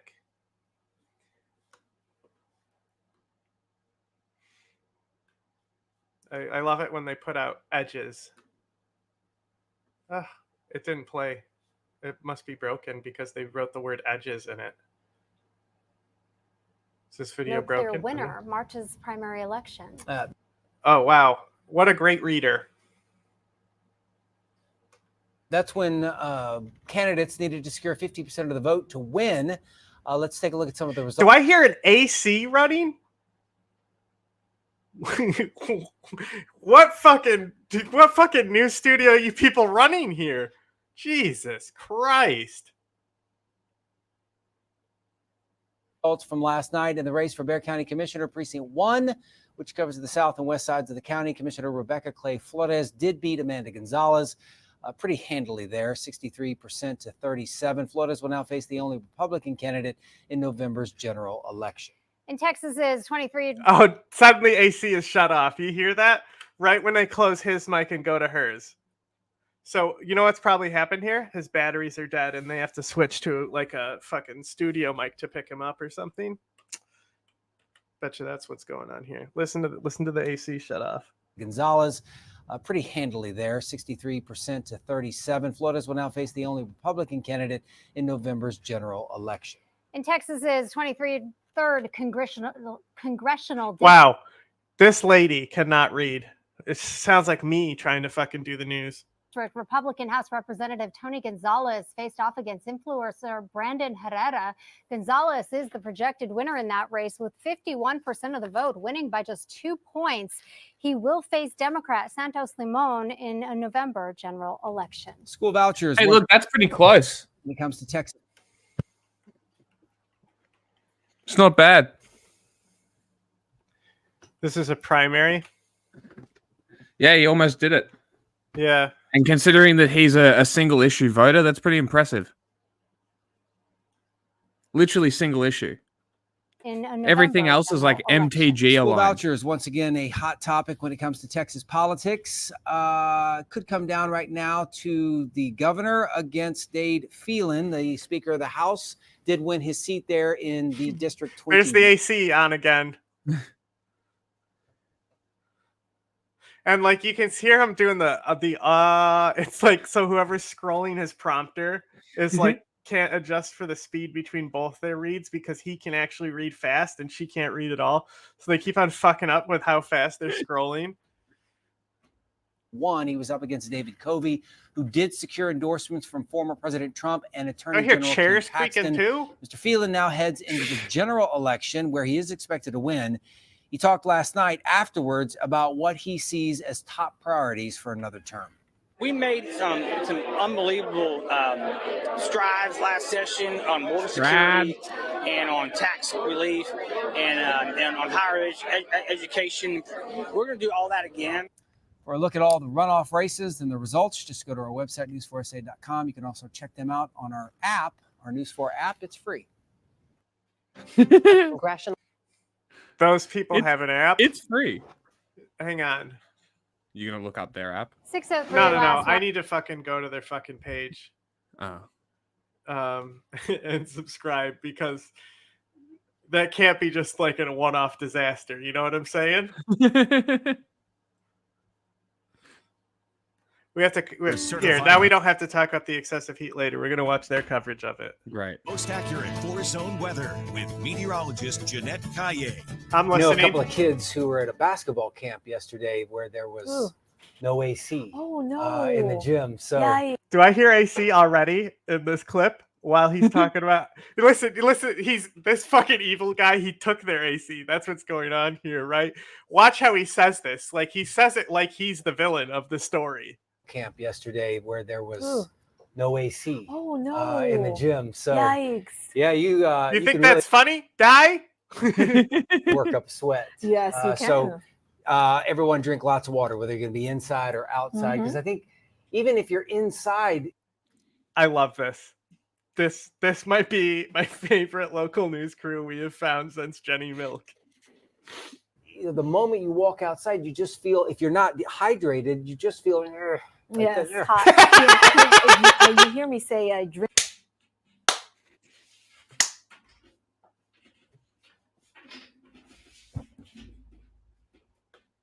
Drink plenty of water, even when you're not thirsty, because by the time your body's telling you you're thirsty, you're already late. becoming dehydrated. Late. Yeah, so stay with that water handy. Another hot day today, but maybe not as bad as yesterday. Okay, so let me explain one argument for why this is better than Celsius. Okay. It's not possible. No. Celsius is No. retarded. Look. This is just one small argument. Fahrenheit is based off the human body. Celsius is based off of water. So that, when I hear 100, it's like, wow, I'm going to die. What is 63 degrees Celsius to me? I don't know. Sounds like a nice day. Yesterday. Check out yesterday. Yesterday was a record hot day. Normal is 91 degrees. Yesterday we got up to 103 degrees. That sets a new record. The old record, 100 from 1916. Yesterday. Huh? It's not based off water. Thermometers are mercury. Water boils at 100 degrees Celsius and freezes at 0 degrees Celsius. Yeah, like the freezing point is 0, but the temperature is not water. The temperature is air. Like it's not the water temperature. Right. Like what are you talking about? The boiling point for water is 100 degrees Celsius. The freezing point is 0. So Celsius is better for measuring. We are water. mostly water. Yeah. Yeah. Okay, that's great. Do we boil it? Do we boil ourselves? No. Okay. But that's the thing is, it's like to measure ice and shit. Fahrenheit, dumb as fuck. 32. Okay. What does that mean to me? This is not a convincing argument. Fahrenheit is based off the human body. 100 is hot to human. It's not a convincing argument. I said this in this one case, when you're taking a human temperature, Fahrenheit is more convenient. Sure. That's it. That's all I said. That one. That's the only reason. That's the only reason to ever use it, is just to be like, what is my temperature? Like cooking, anything like that, fuck out of here. Like you put something in a 400 degree oven, I don't know what the fuck that is, okay? Morning, we also set a record low of 81 degrees, the old record 80 degrees from 1998. Another heat advisory and excessive heat warning for the area. Yesterday we had a heat advisory, but because of that feels like temperature nobody that uses got up mercury to anymore. That's just silly. degrees in San Antonio, that was upgraded to Celsius is based on water. The reason why it's not going to be as brutally hot today here in San Antonio is because there is a gust front, a frontal boundary that's approaching the area from the north. Once that moves through, temperatures, will not be as terribly hot. It's going to kind of help to stabilize the atmosphere some. Now, there is a heat advisory. It feels like temperature. Okay, their weather person. Great. Good job. You're doing great. Great weather. Country and the eastern zone, including northern and eastern Bexar County, pick up a shower or thunderstorm from that. Flooding the main risk with this. No risk for tornadoes and no threat for large hail. Weather, don't underestimate like how difficult weather can be. Like to be able to like look at yourself in the monitor and know exactly where to point and like be on it. Take it, it's a developed skill. It's just like anything you do, like Beat Saber. It's you have to develop your Beat Saber skills. They are also highly trained meteorologists. Yeah. At the same time. Yeah. So like you may see all these weather girls. They're all fucking fit and pretty. They're also all meteorologists. Like it's great. It's great. Excellent profession. Especially in just Spanish some flooding country. because that is slow moving and it does have some pockets of very heavy rainfall. Aside from that, we're seeing rain in Illinois up into Wisconsin and the UP of Michigan. West Coast is bone dry. That upper level ridge, that heat dome that's been bringing us the heat. Okay, so this isn't great reporting exactly. It's more of a weather report, not really what we should be highlighting about this. People are going to die. Okay. In Arizona, old people are going to die. Okay. Mm-hmm. It's inevitable. Okay.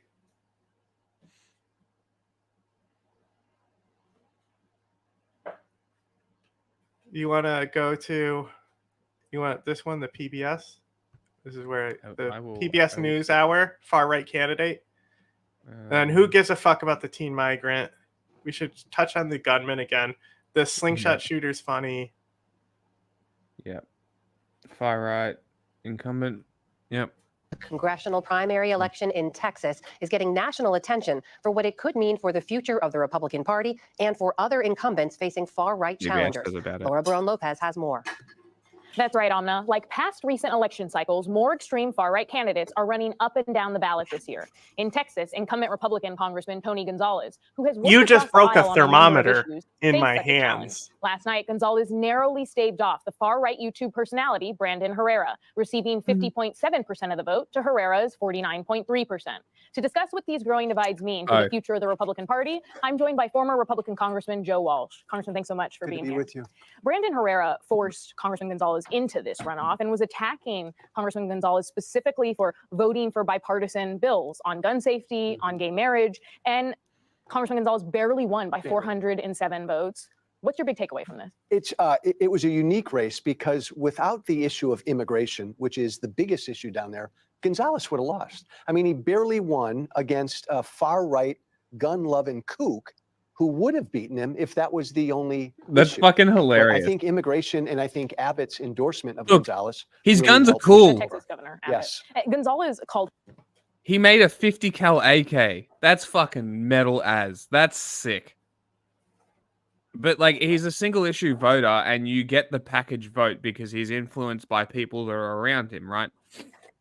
This is the thing, right? If you followed him or watch his stuff, which I do, right? Cringe. Fuck off. I like guns. I just watch the gun stuff. When you see who he's around and who he hangs out with and who his politics, like the political people he shares, and when he was running, who he's taking pictures with, it's everybody you suspect, right? He's hanging out with who's the guy that everyone says is attractive in the Republican guy, the fascist, but he just looks like he looks like one of the stone bricks from Mario. What's his fucking name?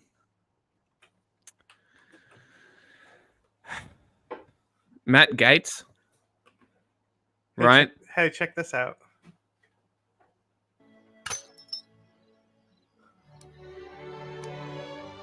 And this? You broke a thermometer in my hands. Okay. Sure.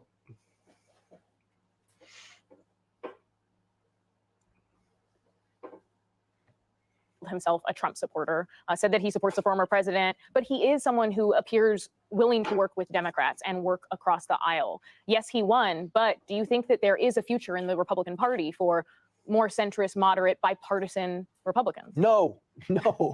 Well, you have to be a Trump supporter. And even Gonzalez, who is thought of as more of a centrist Republican, he's all in with Trump, and he got down on his knees and said the greatest things about Trump during this campaign to help him win. So you have to be that, or there's no room in the party. But no, the base of the party still wants the most extreme MAGA voices. And so if you don't support Trump, you could lose in a primary. And I mean, you're someone who rode in on the Tea Party wave. Do you feel as though you or other Tea Party candidates push the party down this pathway at all? Oh, absolutely. Yes. We helped lead to Trump. I've said I this love it. often. The base I of love my former this. party That's is right. radicalized. We helped to radicalize them. And that's a scary thing. But This dude in sounds those just like me. days, Oh, bro, did it you was know? really on the issues. Did you know that if you That hover made you either over a the rhino- fucking eyeball, it tells you where your viewer breakdowns are? Yeah. I didn't know that. I just learned it. Huh? Crazy. Or a far right Republican. Now it's all about where do you stand on Trump. And if you oppose Trump, like Joe Walsh or Liz Cheney or Adam Kinzinger, you have no future in the party. So you're saying in your day it was more about policy? It was all about policy. You were a crazy Tea Party conservative or an establishment Republican, but that was where you stood on issues like guns and immigration. I want to ask you also about some other Republican candidates. One in Minnesota, Royce White. He hasn't won the GOP primary for the U.S. Senate there, but he has been endorsed by the state Republican Party. He's appeared next to conspiracy theorist Alex Jones, and he also appeared with Trump's former chief strategist Steve Bannon. And when he was talking to him, he criticized women. Let's just be frank. Women have become too mouthy. As the black man in the room, I'll say that. He's not the only GOP candidate who has made derogatory comments about women. There's also the North Carolina GOP. There's also Donald Trump. Robinson, who has cast doubt or mocked accusations from women during the Me Too movement, has said that he embraces titles like male chauvinist pig, according to the 19th News report. Yeah, we're just going Is misogyny full becoming a Nazi pattern at this point, amongst aren't we? GOP candidates? You can't say that. Those guys are just black. Like bigotry and anti-transgender. Come at me. LGBTQ feelings. Look, it's cruelty. They will. Trump is they'll cruel. have a Chris And Benoit cruelty rage. right now sells in the party. This stuff works. The cruel, mean things that these Republican candidates will say about women or Newt people of Gingrich color, divorced or again, his wife after transgender she got Americans, cancer. right Look, now in the I don't party want to that hear works it, and that okay? sells, and that's Because pretty darn John sad. Edwards was fucking somebody on his campaign and threw his entire fucking campaign down the toilet. He probably, I don't know, was he a front runner? I'm not sure. Anyway, he was literally fucking somebody, and his wife was like fat and ugly and had cancer or some shit. He was fucking the hot campaign manager in the cockpit on the plane. They kept bumping into the stick, so the plane kept going down, and they'd have to pull it back up. Crazy time in that plane. I was there. A video came out of it or something. Like, they literally got a video of him raw dogging his secretary or some shit while his wife was dying. He was doing Also, well. when Yeah, we're was he a talking front about runner? The former President Donald Trump. There's Republican Congressman Bob Good of Virginia. He's the chair of the Hard Right Freedom Caucus. He's facing a challenge from the right in John McGuire, a state senator who attended the Stop the Steal January 6th rally. And I gotta Bob Good say, himself the voted best to thing about overturn communists the is that election they'll results. call the party the Communist Party. Yes.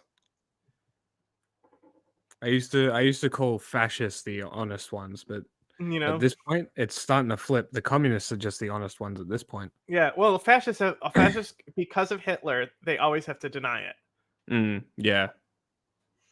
True.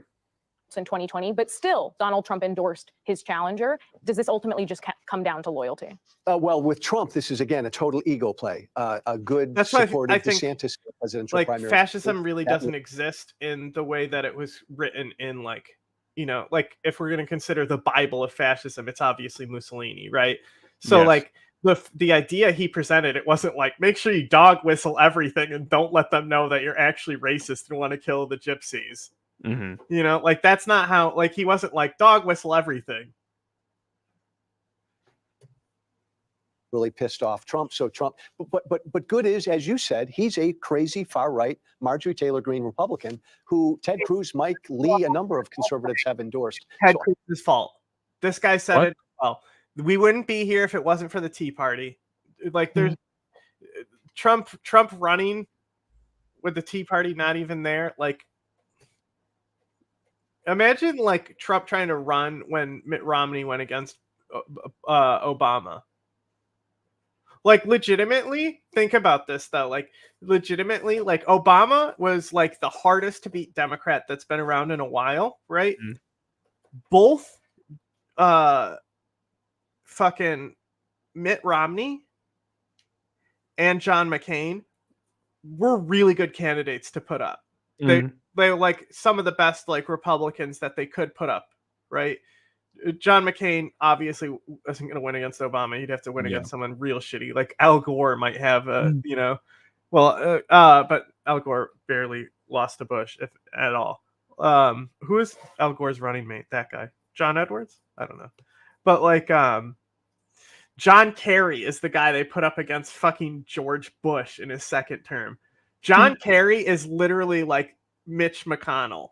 Or not Mitch McConnell, literally like Mitt Romney, like through and through. So you take the same guy and you just put him in a blue suit and run him against Bush. Like, Of course that guy lost. That was the best the Democrats could have fucking put up against Bush. Are you fucking kidding me? Like, that was such an easy race to win, and they fucking put up that guy who all he did was Joe Lieberman. Yeah, Joe Lieberman would be an interesting race against McCain. That would be interesting. Lieberman is worse than McCain by far. Like, I think we can all agree on that, right? Probably more racist against Vietnamese people too, somehow. I don't think the Trump endorsement in this one matters that much. But you know the video ultimate nasties litmus test come down to loyalty and election denialism? Completely. The harder you embrace Donald Trump, the better your future in the party. The harder you deny that Joe Biden won the 2020 election, the better you are in the party right now. And that's not changing anytime soon. Former Congressman Joe Walsh, thank you so much for your time. Okay. I'm going to send you the wiki for this and just skim it for a second because you're going to love what this is. Okay. What a video nasty is. It's a Thatcher policy. And I'm Savannah Sellers. We're going to begin with that developing news out of the Middle East. A gunman is in custody after opening fire outside the U.S. Embassy in Beirut, Lebanon. An embassy guard was hurt in the attack, but a U.S. official said it appears to have been a minor injury. Now, at this moment, the motive is unclear. The shooting comes as Israel signals it could launch an offensive against the Iran-backed militant group Hezbollah, which is based in Lebanon. In a tweet this morning, the embassy said, in part, thanks to the quick reaction of the Lebanese armed forces, internal security forces, and our embassy security team, our facility and our team are safe. Investigations are underway, and we are in close contact with host country law enforcement. NBC News international correspondent Raf Sanchez is in Jerusalem with the latest. Hey there, this is a fast-moving situation, but here's what we know. At around 8:30 a.m. local time, gunfire was reported near the entrance to the U.S. Embassy in Beirut. Lebanese media say the shooting continued for around half an hour. Now, the U.S. Embassy says all of its staff are safe and accounted for. Isn't that a crazy policy, Lebanese right? soldiers stationed nearby. That's the type of policies we get under Lieberman. Seriously?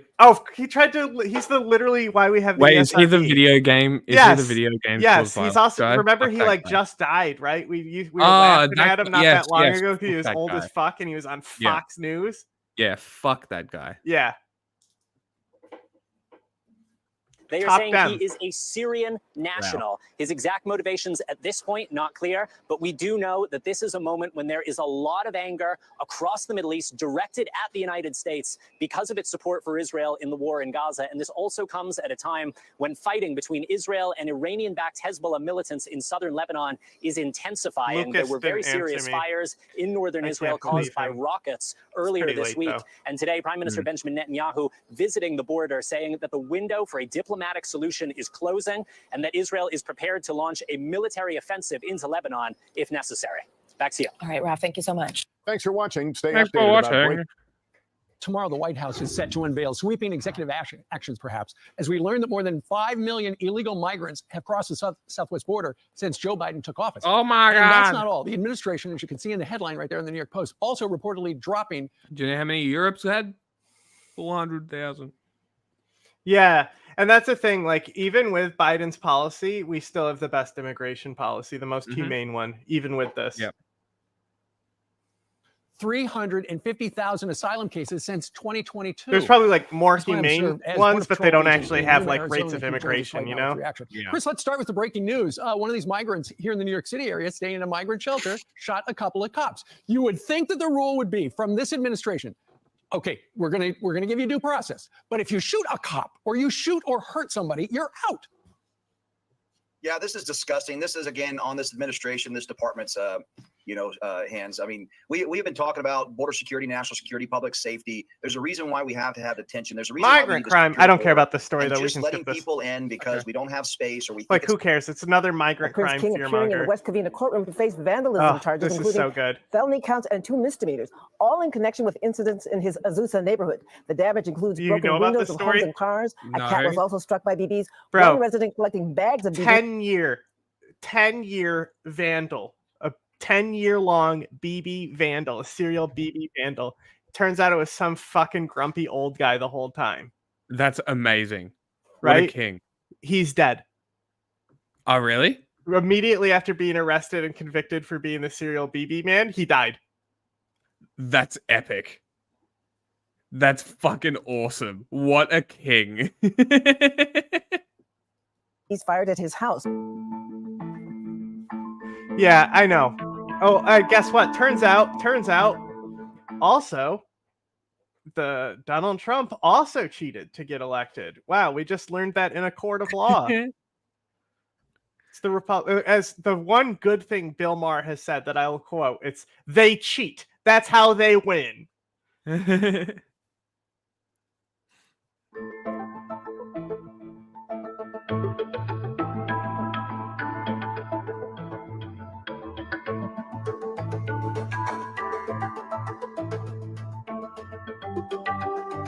This is fucking insane. I love it. This is great. So good. Slingshots are awesome. They're illegal here. Aren't we a great country? I couldn't, because you could use them to kill all those cats. Yeah. They are considered firearms because Australia is retarded.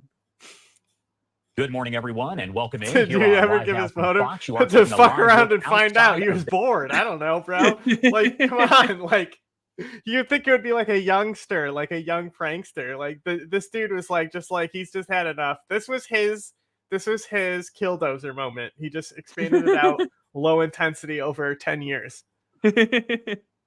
Beirut. This is outside of the U.S. Embassy there over in Lebanon. I do want to get right to this breaking news that we are following out of the Middle East at this hour. You know what's the craziest thing about this? By Lebanese. The fact that the Lebanese army fucking engaged this guy when he was attacking a U.S. embassy. Are troops not at embassies? I don't think so. No, it's embassy guards. I wonder what they're armed with. What kind of training they have. I think they're just handguns, like Secret Service kind of stuff. Well, I also think they're independent contractors, so they're also Lebanese. Interesting. Because I imagine that it would be because the. Go ahead. Mercs? I imagine that. I imagine that's that what I was going to say. Yeah. That's what I was going to say. So you remember how I went over that sniper incident where Hezbollah and Hamal made a march, and it was about the Beirut blast, and they turned down a Christian controlled street and people started shooting, right? Allegedly, and it's this is Hezbollah's evidence, but the guy who they think is the shooter, who literally was able to get in a car and escape the scene, there's even video of him getting in the car and escaping, allegedly, from Hezbollah. They said that there's evidence that he worked as an embassy guard or something for the US. Interesting. That makes it very But this is Hezbollah just saying that, accusing this guy. I don't know how true this is. Yeah. So but it was it was pretty convincing evidence, though, considering I already was doing the open source tracking of the event. Yeah. I mean, if that is true, that is very interesting. That happened outside of the U.S. Embassy near Beirut. It wasn't a current one. It's ex-embassy guard. In the Mediterranean country, where months of fighting between Hezbollah militants and Israeli troops has displaced thousands along the border following years of political deadlock and economic hardship. Do want to talk about this and all of the latest developments there out of the Middle East. So let's bring in a guest here, Alex Trayman, the CEO and Jerusalem bureau chief over at the Jewish News Syndicate. This guy power walking. What a G. You don't give no fuck. Josh, thanks for having me. Of course. Well, first off, obviously information is fairly limited about this shootout there. So what do we know so far?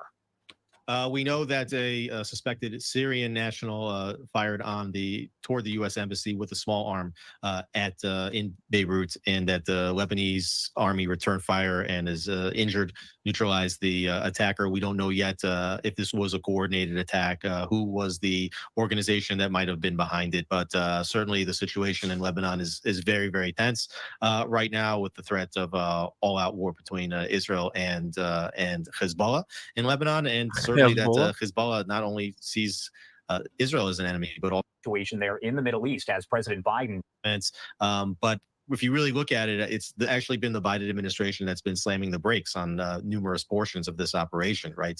If you look in Rafah, for example, it was the Biden administration that had prevented for many, many weeks Israel from going in, and perhaps that operation could have been over already if not for an embassy is also a weird target for ISIS to hit too.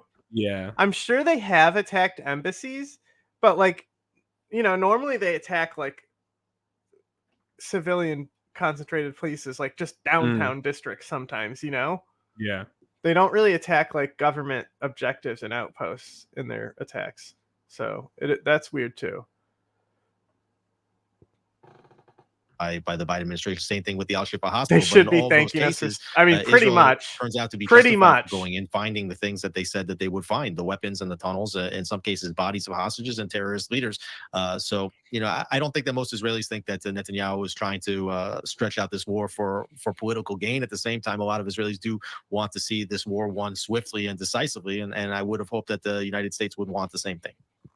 And the U.S. ambassador to the United Nations the United is actually States loves circulating when a it's draft implicated in resolution to the UN genocide. Security Council That's what now they that will want. call on Hamas to agree to the proposal that was announced by Biden last week. That's, of course, that 3-phase plan we've talked about. My question for you, really, what are your thoughts on that? What does it say, if anything, about the U.S. relationship with Israel? Does it say anything about it? Well, I think it makes clear that the Biden administration wants this war to be concluded before an election in November. And you just heard this might be the one where he mentions members the of his Ba'athist. administration saying that they expect that the war is going to continue through the end of the year. So that's an area of disagreement between the two parties. Biden definitely wants to demonstrate that he has some control over what's going on in the region.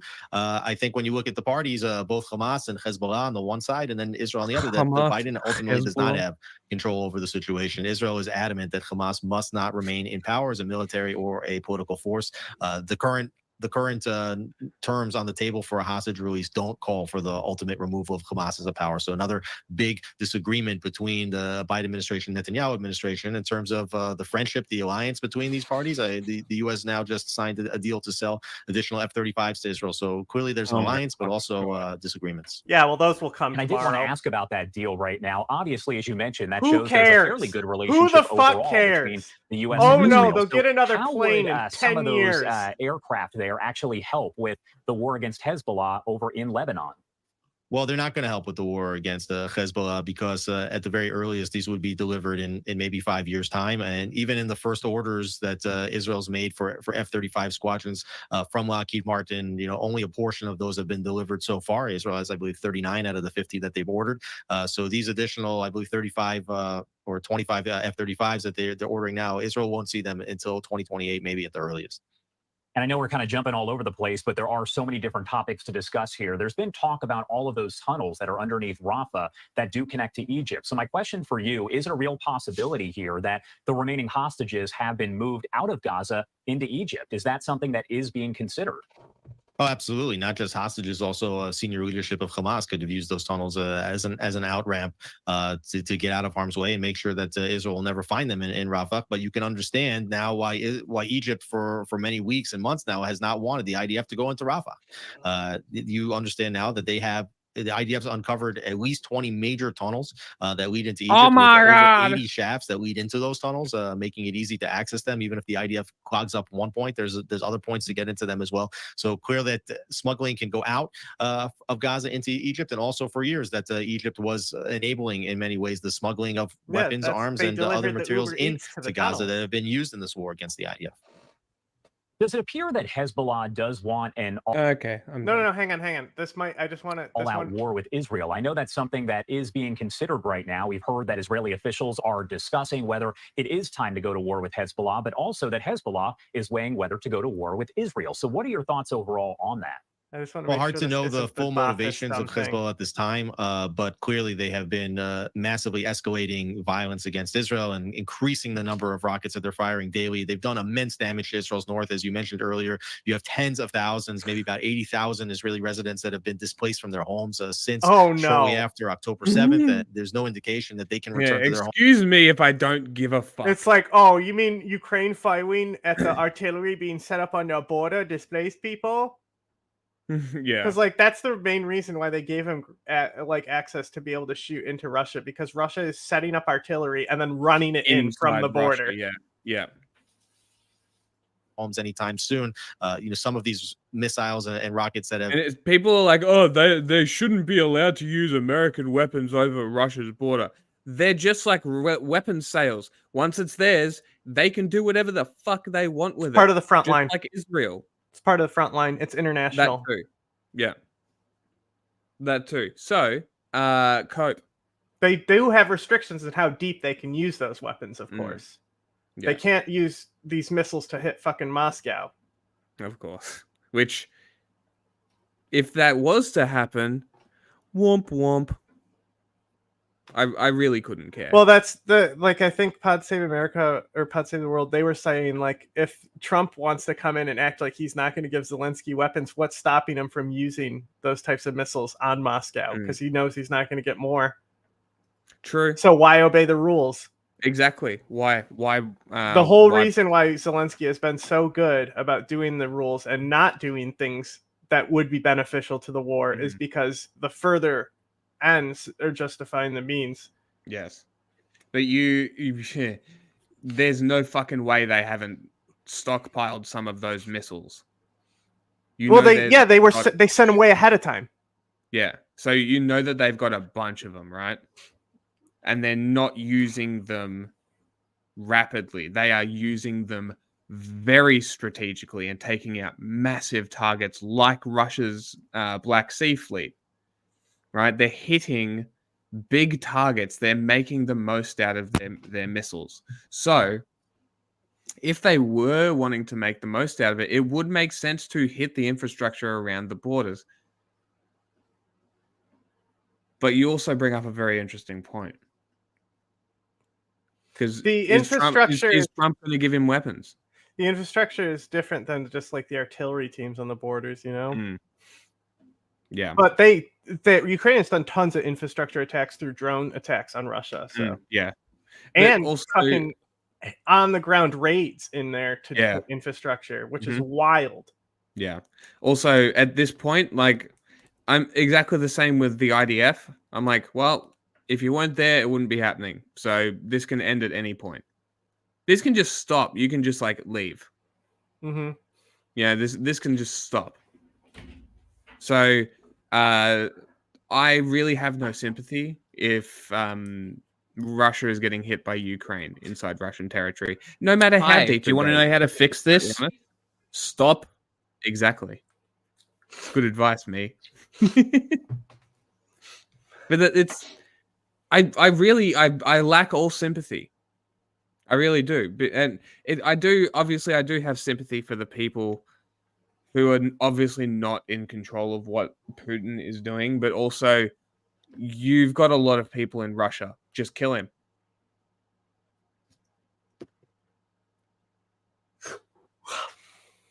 Enough people trying to do it. What's he going to do? Hide? Just click forward. Make sure they don't talk about the Baath Party as the last question here. But you know what I mean? There's enough people in Russia that you can stop it. What, are they going to kill you all? Well, I mean, you look at how long you look at these color revolutions, right? Mm. Look at even Iran, right? Look at Iran basically had a Euromaidan movement. It just didn't culminate into a victory because ultimately the people who they were already in their thrones. The Ukrainian president had a throne that he ran to in Russia that he really was seated on to rule over Ukraine, like a British governor that needs to have their statue ripped down and melted into the fucking lead to win the revolution. It's a lot of statues. They build a lot of idols in Iran. Hit in Israel have caused mass wildfires. We saw in Israel videos of major swaths of land on fire. And for most Israeli citizens, they say that the government is not responding adequately. And so you have members of the... Oh, yeah, that's probably because they're too busy committing a genocide. Or cabinet, including the prime minister, have been in the north in the last couple of days, and members of the top military brass saying that the decision on whether to escalate into a full all-out war with Hezbollah must take place soon. And I think it's inevitable that it's going to happen. Hezbollah has certainly been escalating the situation. Also, another thing that people don't understand about Ukraine is that the actual battle, and I'm talking about Russia v. Ukraine, is not just taking place on the border and in Ukraine, right? There is specialized commando teams in places like Syria. There's Ukrainian commandos embedded with insurgents and stuff like that, because they know that the more they can inflict a cost in Syria, where it's a lot easier to kill Russians than it is on the front lines of Ukraine, right? So you take these specialists, right, that could potentially be a high risk move to use in a frontline battle in Ukraine, and they fuck them up in Syria, in Sudan, and in Libya, right? So they're actually hitting Russia as many places as they can throughout the world, and not only that, also hitting Wagner directly in many places that they can throughout the world. It's a really good tactic. Yeah, so like the idea of like overstretching Russia's economic cost, like are they going to keep committing to Syria? They have to. They can't lose that port in Syria. Yeah. So how much? That's like the fact that they pulled General Armageddon from Syria to put him in Ukraine is wild. But you know, they wanted to do infrastructure and terror, so that's what he's good for. Ceasefire deal is reached between Israel and Hamas. Do you think that would have any sort of effect on the fighting, the attacks there by Hezbollah on Israel? Well, it would certainly free up not only that, many of its troops and its tanks and Iron Dome batteries Ukrainian to the north, commandos, which is something that have been there. It's not like a new thing they started doing since the invasion, right? Additionally, these commandos are training in line with the insurgents that are already fighting in fucking insurgent warfare in enemy territory in many of these places. So they're actually getting like a hands-on training against an easier enemy because the Syrian National Army is dog shit. They might as well be training dummies made out of cardboard. I know that Israel wants to do. They would prefer not to be fighting two fronts at the same time. So that could hasten Israel's decision to tackle Hezbollah in the north. And at the same time, Hezbollah is looking right now at how Israel is handling pressure from the United States. It would appear as though they see weakness on the part of Israel and the IDF, that the United States gets it to slam its foot on the brakes, is hedging, that the United States also is why I trying say to prevent Israel from launching war. Iran falling would change the world. Yes. No more Syria backing. Oh my God. It might get bad. It might get another ISIS resurgence or something like that. But Russia will lose its grip. Yep. It would destabilize the entire area. Not necessarily in a bad way. Potentially. Yeah, I mean, well, that's the whole thing. Like, Syria can't get any worse. Yeah. Like Al-Qaeda running, like taking over the government of Syria would be an improvement over Assad.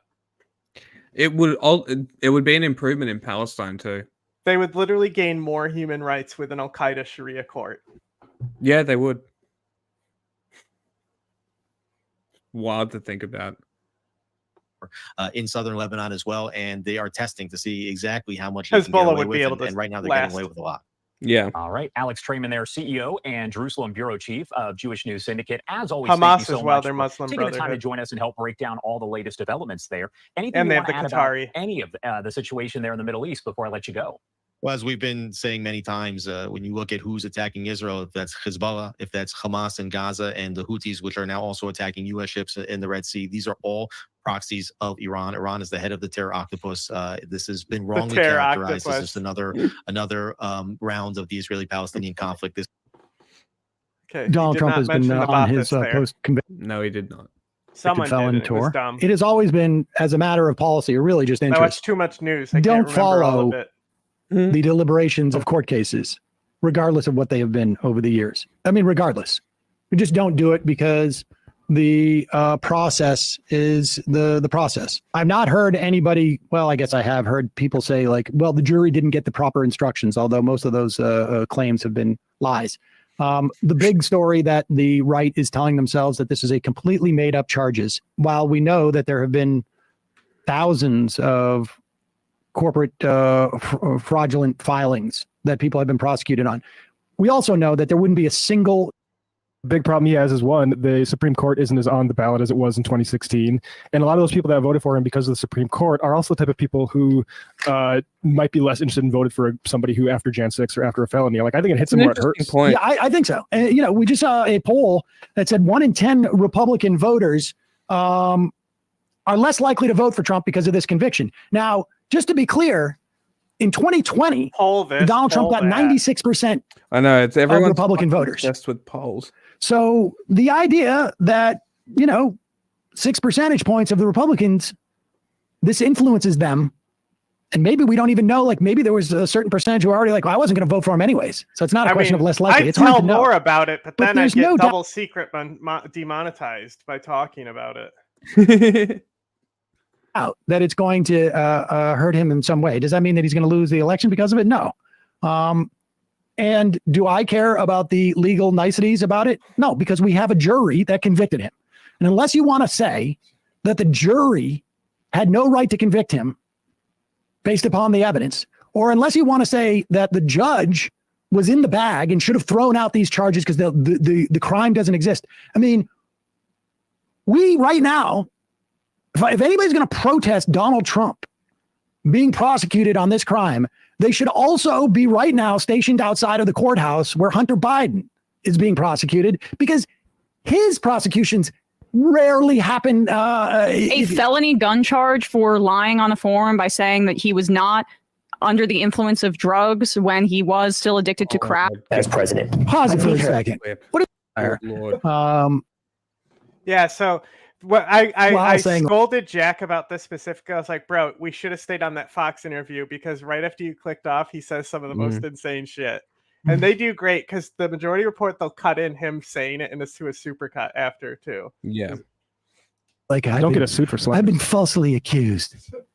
Ever had. I want to follow up on what Rachel asked you, though, because I hear you struggling with it. I hear you say it's a tough question. you heard this yet? You famously said regarding Hillary Clinton, lock her up. You declined to do that as president. Pause it for a second. What does that mean? You declined to do that as president? They didn't. They tried. They literally Hillary Clinton was tried. still being investigated, as far as I know. Yes. When Donald Trump won the election. Yeah. The DOJ had one, and they closed it because they didn't have anything to lock her up on. Pardoned her. Remember, the big thing that they were going to lock her up on was the use of private email. He should have done that. He should Donald have Trump done that. stole documents Honestly, just be like, seriously, if she didn't commit a crime anyway, Donald Trump is like, I'm pardoning Hillary Clinton of the crimes, It would have been good for him. That's honest. right? And then he could call back on that now. But Yeah. instead, he actually tried to like do stuff like that to go after her, even after he won the election. Moron. U.S. government, and then more to the point, actively hid them from FBI investigators who were looking for them after he rejected calls from the U.S. archivist to return them. Good. Regarding Hillary Clinton, lock her up. You declined to do that as president. I beat her. It's easier when you win. And they all said lock her up. And I felt, and I could have done it, but I felt it would have been a terrible thing. And then this happened to me. And so I may feel differently about it. I can't tell you, I'm not sure I can answer the question. Hillary Clinton, I didn't say lock her up, but the people would all say lock her up, lock her up. Okay. Then we won. And I said, Now, I just want to hang on. All right, come on, I just want to relax. interject. I want to give Trump a little credit here. I don't think this, but we could say what he actually means is he never gave the order to lock her up to anyone. That's what he's saying. He never said, I told people to lock her up. He's not saying I never said that. He just means that I never said it like to my people. Right? Yeah, Don? sure. Let's go. We got to make our country great. Yeah. No And way. we can think of it. You lock up the wife of a president of the United You want to lock you up over $130,000 of an accounting thing, and she actually and a perfectly stated accounting thing. But people also best say to accounting bring the country together. All right. Do we need more onto this? I love all the cuts that they have to do for that. There's maybe not a more infamous quote from Donald Trump from the 2016 election. Maybe the Mexicans, some of them are good people quote. Yeah. But second on the list, lock her up. Right? I mean, It's like here's- Bender what saying, did it I take? never 4 said bite my shiny metal ass. seconds to find this clip. Go ahead. Here's one of them. It's a montage. So for what she's done, they should lock her up. She's just it's disgraceful. So crooked Hillary, crooked, you should lock her up, I'll tell you. I'll tell you something, though. It's right. Lock them up. You should lock them up. Lock up the Bidens. Lock up Hillary. Okay, here's one. Just came out. Lock her up is right. You know what? I've been saying,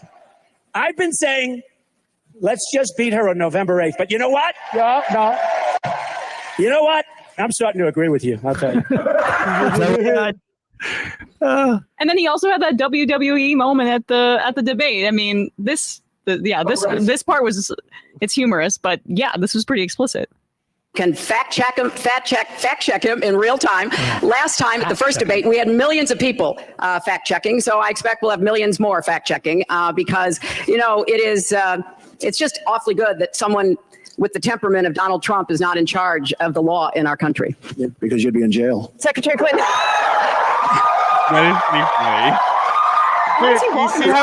He's so mad that a woman is demeaning him. He had to go to the bathroom. He's so angry that he can't just do what he would do behind closed doors. She was investigated. Molding. She was investigated. Yeah. Well, it's not like he is, that they randomly decided to, that he called off all investigation. Her service to the country has been too great. I mean, give me a break. I don't know. I see Will Kane just sort of so blatantly just sit there and let the president lie to his face, or the convicted felon former president lie to his face. Former commander and former commander in chief, current convicted felon lie. So low hanging fruit. I mean, they stitched that thing together like it was, I haven't seen 8 cuts in that much editing since he did that interview with Sheldon. We're back with the TV exclusive of our 3-on-1 president. So you always have to say, and I mean it, is if something should happen to the president, you have to get somebody who can be the president, okay? And I think you have to say that. And then the second thing, I want somebody that can selfishly help me to get elected. But typically, if you look over the years, look back 100 years, it's almost never that a vice president helps. You're out there all by yourself. You really are. There's a day or two of, hoopla, you picked a vice president, then it goes back. But it's almost never helped. Actually, the one person that helped, I guess you could say, is Lyndon Johnson, because he was a real political animal. And he sort of helped a little bit politically with Daley, et cetera, I guess. But, that's the theory anyway. But typically, a vice president doesn't help. So I would say somebody that you can get along with, somebody that can help you get elected, somebody that can be, and first is somebody that can be a very good president. Debate's coming up on June 27th. How do you prepare for that? And you've stated it. Joe Biden's in a different place. What's your strategy coming into it? So debates are interesting because I had never debated before. And then I debated a lot on the first, in 2016, I had like 14 debates or something. And I've never debated before. I just talk. And if anyone talks, I shoot them. Every debate. But I never had, it was very interesting. In 2016, I said, who are these people I'm debating? Half of them I never heard of because, they're governors from someplace or they're senators. I said, start with Ted Cruz. And they say, well, he's the national debate champion. He's the this, he's the that. And I said, that's not good news. That's not like, I could have done with a little bit less. Maybe I should have started with somebody else. But they were all, they're talented politicians. That's what, for the most part, they're politicians. Very interesting. In running for president, the shit he said about Ted Cruz's wife, and then Ted Cruz has been doing the telephone calls, being like, all of a sudden I'm going in as a business guy. My new daddy, I'm the cuck now. We had great 4 years. We were very successful. The largest tax cuts in history. We had the largest regulation cuts in history. We had the best economy in history. We rebuilt our military. We had no wars. I defeated ISIS. But since you've been out of office, things have deteriorated. And we've talked a little bit about that. At a level that's not even believable. And I think most people agree with you on that. Amount of money, which turns the economy. We're $34 trillion in debt. We've printed money we don't have, which led to massive inflation. How do you change that and turn that around to average Americans out there who are struggling every single day, worse and worse under Joe Biden's economy? America? So we were doing great. We were energy did not defeat we were ISIS. soon going to be energy dominant. It's just not true whatsoever. It is just not true whatsoever. Okay, it would be like saying that America is fighting Russia in Ukraine. Okay, it's just one time we did fight Russia. We fucking gunned those bitches down in Syria, but we did not beat ISIS. Okay, ISIS is still here. They're still around. They supposedly just attacked an embassy. The Lebanese embassy. Yeah, right? Like, Iran also tries to claim like they helped in the fight too with the PMF and stuff when the PMF just fucking killed civilians. Like they would just go into fucking neighborhoods that were like ISIS controlled and just wiped people out. Yeah. They sucked. They still suck. Because of the fact, very simple. I wanted to supply them with the energy. The whole thing was we're going to make a fortune. We have more liquid gold than any country in the world, including Saudi Arabia, and then This liquid gold thing is a very Trump thing that he always talks about oil, calls it liquid gold. And Biden closes it up in his first week. The first Biden, no, lie. Biden has done Ronald Reagan tried more to get it. He couldn't get it. Everybody tried to get it. Bush, I got it. He has done more. Turns out we didn't need a pipeline. But think of it. So, like, we were good. It was a pointless fucking project that was a money sink to fucking benefit some fucking corporation that's going to have to divest from oil anyway in fucking 10 years. Of course we canceled the pipeline. Fucking, are we stupid? Right? We don't need it. Why have it? It was controversial anyway. And on indigenous land. Why? Who cares about the fucking pipeline? It was leaky as fuck anyway. Right? So he's done more oil drilling, more processing of these fucking carbon products than Trump. And at the same time, he has used more of that fucking fossil fuel to help convert into green infrastructure. Okay? Because like I've argued many times, like I converted Jack to green energy when I told about the hydrogen fuel cells, about how you literally can plug them into a coal power plant and it still is fine. It's the perfect conversion kit, right? And we may not be doing hydrogen fuel cells, but that's what we're doing. We are literally converting into this. And like another thing, these with France and Germany closing down their nuclear plants to do these Russian oil deals, right? Natural gas deals, right? They literally need that natural gas from Russia to do their green energy conversion. Germany does and shit, right? That's why they fund the fucking genocide in Armenia, because they need it to do their green energy policy that they swore in the EU to do. That's why. Because it takes energy to fucking convert. It takes a lot of fossil fuel to convert. You know what they could also do? Use nuclear. Yeah, but they didn't. They closed it down because it was because they wanted to fucking use fucking natural gas from Russia for some reason. Stupid. We could use nuclear too, but guess what? We don't have to. Because we got all that oil. Yeah. Australia could have built all the nuclear, but some fucking idiot is anti-nuclear. Genius. maybe above them, Russia second, we're third. And then we go like this. I mean, we were going to be energy dominant. We were doing things. The way you have to solve it is through growth. We must make America energy independent. The problem I had is we were starting to really Trump. We had the greatest economy ever. You then we got hit with moron. COVID. And if I didn't throw money at Biden COVID, did we would have had a that. depression That's like how in he did it. 1929. And if I don't win, you're By gonna have a drilling depression and like in making more oil 1929. than one you of the, did.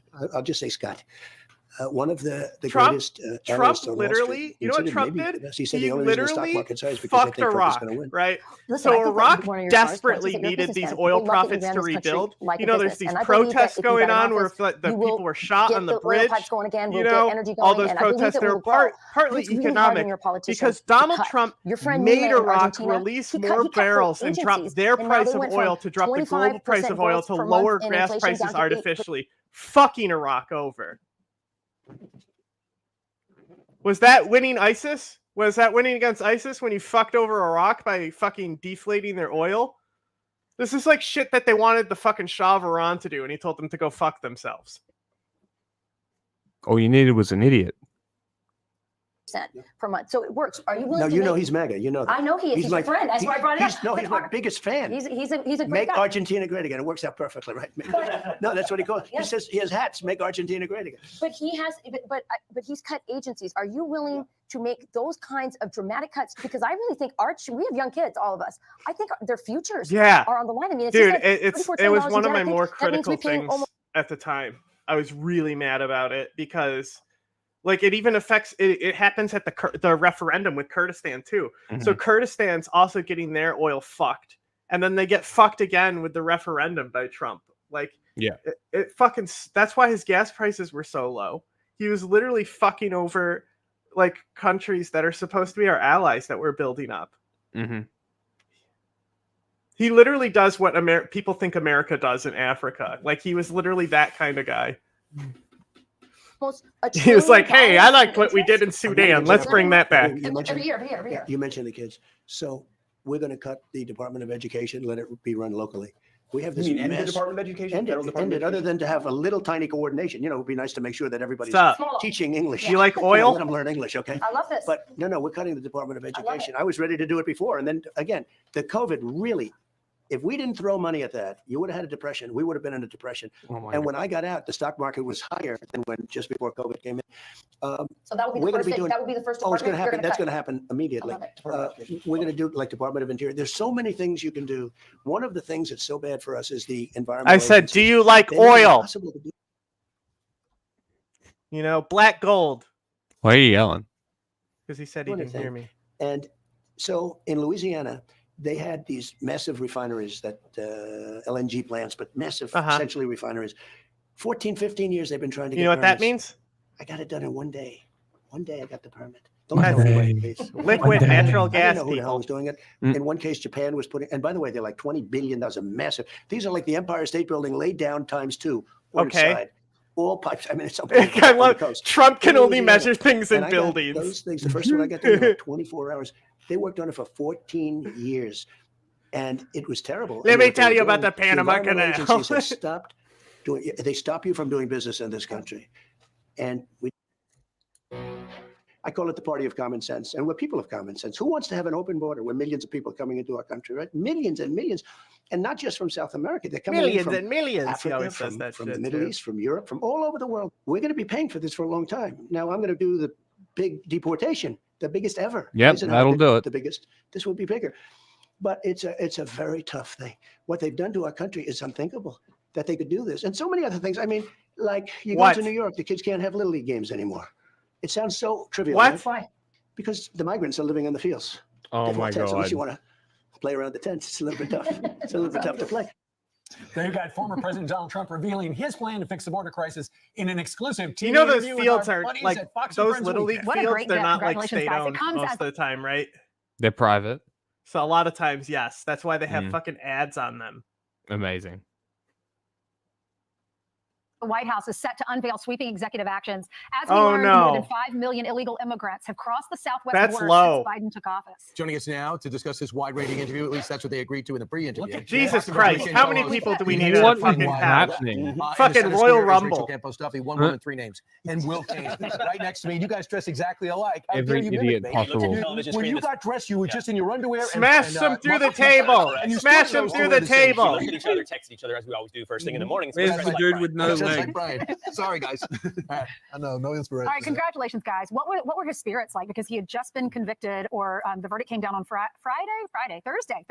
Y'all got the interview on Saturday. Yeah, but he mentioned he played 27 holes and had 9 birdies, Y'all. so he was feeling really good. Yeah. You know, it was amazing how within himself and stoic he was in that moment, but also in good nature. Oh my He God. realized what had just happened. He realized the way in which it had been rigged against him, and was content to say, "Hey, I'm going to keep Suck fighting." It his was amazing. dick his harder. disposition. It literally Jesus is. Christ. It literally so he did is. the golf in the morning, then he had a fundraiser. He had 90 Tell us days. about Yeah. tell us about how you were in the room And with then he Donald went to the Trump and speech. asked him questions. Right. Wow. Let me just say, I keep saying tournament fight, and then that was This is- This is so much more cringe than Rachel Maddow, and bro. his spirits were very high, and I think that's remarkable. This Like, is how do you fucking pathetic. out Maddow the Around him, Maddow? which are- You know what I'm God saying? damn. Are you going to be What in jail? the Are you going to be in fuck? house arrest? These are the Good questions Lord. that Venezuelans and Cubans ask about the opposition candidates. Well, I could be the guy with one leg. Yesterday, because when The- Trump, he The stayed guy on with no message. legs is here? You guys were able to get No, I'm new saying stuff is for the him guy to- with no legs. Is he going to Oh, go yeah, yeah, after, no, he's not here, the guy with Democrats no like they legs. went after him. Y'all pressed him on policy of when it comes to the Ukraine because a lot of people like he's not answering that question. He told y'all why he's not answering that question, how he's going to do that deal between Putin and Zelensky. Will. Well, you're referencing 2 of my favorite parts of the interview, I think, and we bumped in talking about illegal And what immigration. happens if We they asked him, turn around okay, and tell but him to go can you fuck himself? actually deport all of the illegal immigrants in the country, and can the public stomach the visuals of Just what those wondering. deportations would look like? And he said that's a great point because it's going to be very tough. They're going to put that on television. They're going Be big. It's going to be big, but he said he's still going to go after deportations. Yeah, and Lawrence, he also said, I don't know. In the past, he said, I want to de-weaponize the DOJ. But now he said, what am I supposed to do? Now it's been used against me. I mean, I don't, and Rachel asked, I followed up, and both times because it's a tough question. And to be honest with you, I don't know what I'm going to do should I be elected president of the United States and how I'll use the DOJ. I go back to Rocky too. When Adrian was coming out of a coma, she looked at Rocky and said, "What should I do?" He said, "Win." So I think just my like God. Adrian, he ended up. I don't want to give it away, but he does win the fight. But just like he's got to win first, and then I think he'll look at But that. he did reference the UFC fighters that he was going to go see the night. What did he that night. reference? Said, they go in, they hate each other, and Rocky. then they come out after the win, and they're friends. And he said that's They what I thought it was referenced gonna the be like protocols of after Elder won. Zion. I mean, I But it wrote that wasn't. book. That's why That's he a said great book. To Will, I don't know what it's going to be like now because of what they did to me. And I think a lot of his supporters want to fight fire with fire because they Done. feel like Let's that's move the on. only way this will end. They're just yapping. I got to know the real fighting generals. There's not woke in the military. There's woke at the top. They want there to be woke, but these guys aren't meant for woke. I would fire them. You can't have woke military. You said it's so great. You know, you need people that want to win. They want to win. The wars. Navy? That's what their purpose is, to win. Watch out. They literally do. Some so much so they burn Fox News into their TV. Yeah. Wars. Not I to be love woke. this shit. Watch out, the but we do Navy. have great military. The Navy's gay now. Former President Navy's Trump gay. sounding off on wokeness inside the military. It is a Gay topic now. our next guest wrote Where? about in his brand new book, which is out tomorrow. It's called The War on They Warriors. stopped the We are shark back now attack. with Pete Hegseth. Military's Pete? woke. The Marines do a fucking team building exercises because they don't need to draft anymore. So the shark attack was outdated. Military's woke. Watch out. Emma made a Congratulations commercial on about how she has 2 moms. Military's woke now. Can't have a soldier in the military on a commercial for recruitment that has 2 moms. That's just obscene. See, ex-Marine agrees. Navy gay. Exactly. Very much. What was your reaction when you heard the president Well, say he's that? exactly right. I mean, a commander-in-chief needs to be focused on winning the wars we fight, and that means installing leadership at the Pentagon who are laser-focused on that. Unfortunately, the incentive Like for Petraeus? generals under the Biden Whatever administration, the happened to Obama that guy? administration, was to conform to ideologies of leftist politicians who are ramming stuff into the Pentagon that Where? has nothing to do with winning wars. What Where? is your gender? What is your race? Where? DEI, But how about CRT, how are about we John driving electric McCain tanks? Are we keeping saving the A-10 alive for way longer than necessary? What about that guy? Bro, listen, bro, you know how we literally just like took off B bombers from Texas? Like we put boners in the sky from Texas. They bombed IRGC targets and then we're home for dinner, right? There's literal footage of John McCain saying, "You can't tell me that the B-1 could do what the A-10 could do. No way it can't hit the target like the A-10 could do." Shut up. Get the fuck out. Fucking asshole. Why? The climate with the military. None of that is important to the men and women who I served with. We were focused on succeeding in the mission we were given. What the Pentagon mission? likes to say, our diversity is our strength. It What a is. bunch of garbage. It literally Our is, diversity bro. is not our strength. It Our literally unity is. our strength. It's and we need a like commander our in chief that military understands is so effective because it's diverse. Yeah, no shit. It's it's literally a strength. Like the fact that there's so many different points of view is an honest strength. You're stupid if you think that's not a strength. Not only It's that, Donald not Trump only certainly- that, the array of skill sets that go in. Yes. Like we literally need people who only know how to use a calculator too. All right? Like it's almost like the people who get like frontline Marine positions are a certain type of person, and then the people who do Patriot missile defense are a different type of person. Right? Yeah, It's crazy. Yeah. It's almost like they have aptitude to to figure this out. does. Watch out! Watch out! The flight suits accommodate for pregnant bellies now. We're definitely going to lose to Russia because we're too gay. Wanted to talk about the Naval Meanwhile, Special in Warfare Syria, Command, their post. we fucking I guess it was over the killed weekend. This was the post that 200 they Russians posted. in This an is a oil unit of the field. Navy SEALs, right? This is the Navy SEALs, Naval Special Warfare Oh, Command. no, Look at not that the yesterday. You're gonna see Navy. that Not on the Navy. the Army website, the Navy website, the Air Force website. At some point in June, you're going to see this. The issue is that is what it is. Gay. Those are not the colors I care about. The colors I care about are red, white, and blue. We all wore green together. We all bled red together. Who we slept with is not the issue. What the issue is, how good are you at your job? And Yeah, are you being everyone promoted went dick to because butt. you're the best rifleman or you're the best pilot. In a survival scenario, you got to go Crazy. dick It's to almost butt. like- It's the almost only like way the to conserve body heat. It's almost like the military needs recruits, and these people can still shoot guns. Yeah, exactly. Yeah, they taught us this young. They taught us this in the Crazy. cadets. It's like the If it's cold- fascists are the people that they'll be like, "You're a little too crazy for us. Don't call us. We won't call you." But Poindexter over there, let's give him a fucking mortar. He can do math. Are you the best tank commander? Not are you the first to this or are you the first to that? And that's the story I tell time and time again. And this is not just my opinion, Ainsley. I talk to dozens and dozens. Bro, of you're actively standing serving up men and women, 3 junior copies of your enlisted. books on the table. You brought 3 copies of your book to stand up. Compensating for much, huh? high-ranking officers, and they all said the same thing. We're walking on eggshells. There's no accountability. The standards are being lowered, slowly eroded to conform to woke Marxist ideologies that Democrat also, politicians yeah, have pushed into the Pentagon. the A-10's great and all, but you know what else it's good at? Shooting its own team and getting shot at. Like, how about the B-1? Which, who's gonna fucking knock that down? You know, what tech are the fucking Taliban gonna use against us to knock that one out of the sky? Not like we were in Afghanistan, to be clear. To give the A-10 credit, I'm pretty sure it's landed with a single wing left. Still, what's better? What's better than a plane that can take hits? A plane that doesn't get hit. True. And can and doesn't team kill, and it can deliver shots on target. The fucking sounds fucking was cool. better from the start. It sounds cool. Yeah. Yeah. In the world. Instead, it's a social experiment. In chapter 6, you tell us. I don't know. Vulcan guns are good enough. You talk about this on Fox. The title of the chapter is "The Army Thinks the Enemy is Pete." Why do you say that? It's a story I haven't told before. I found out the depths of it while writing Bro, the book. no way I was in the you National put an Guard during the upside-down flag inauguration of on Joe your Biden. book about I served under patriotism. Bush, served under Obama, served under Trump, and now was going to guard the inauguration because I was in the D.C. Guard. And it's a long story. You can get it all in chapter 6 of this book. But ultimately, most of my unit in leadership deemed that I was an extremist or a white nationalist because of a tattoo I have, which is a religious tattoo. It's a Jerusalem cross. Everybody can look it up.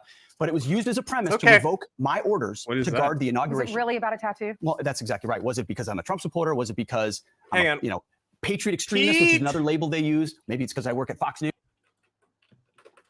White supremacy. Wow, it's almost like we don't want these people in our military because they do war crimes and then it hurts our face. Yeah. We already get accused of them already. Cross? Huh? Is he talking about the Celtic cross? Because that's what it seems like.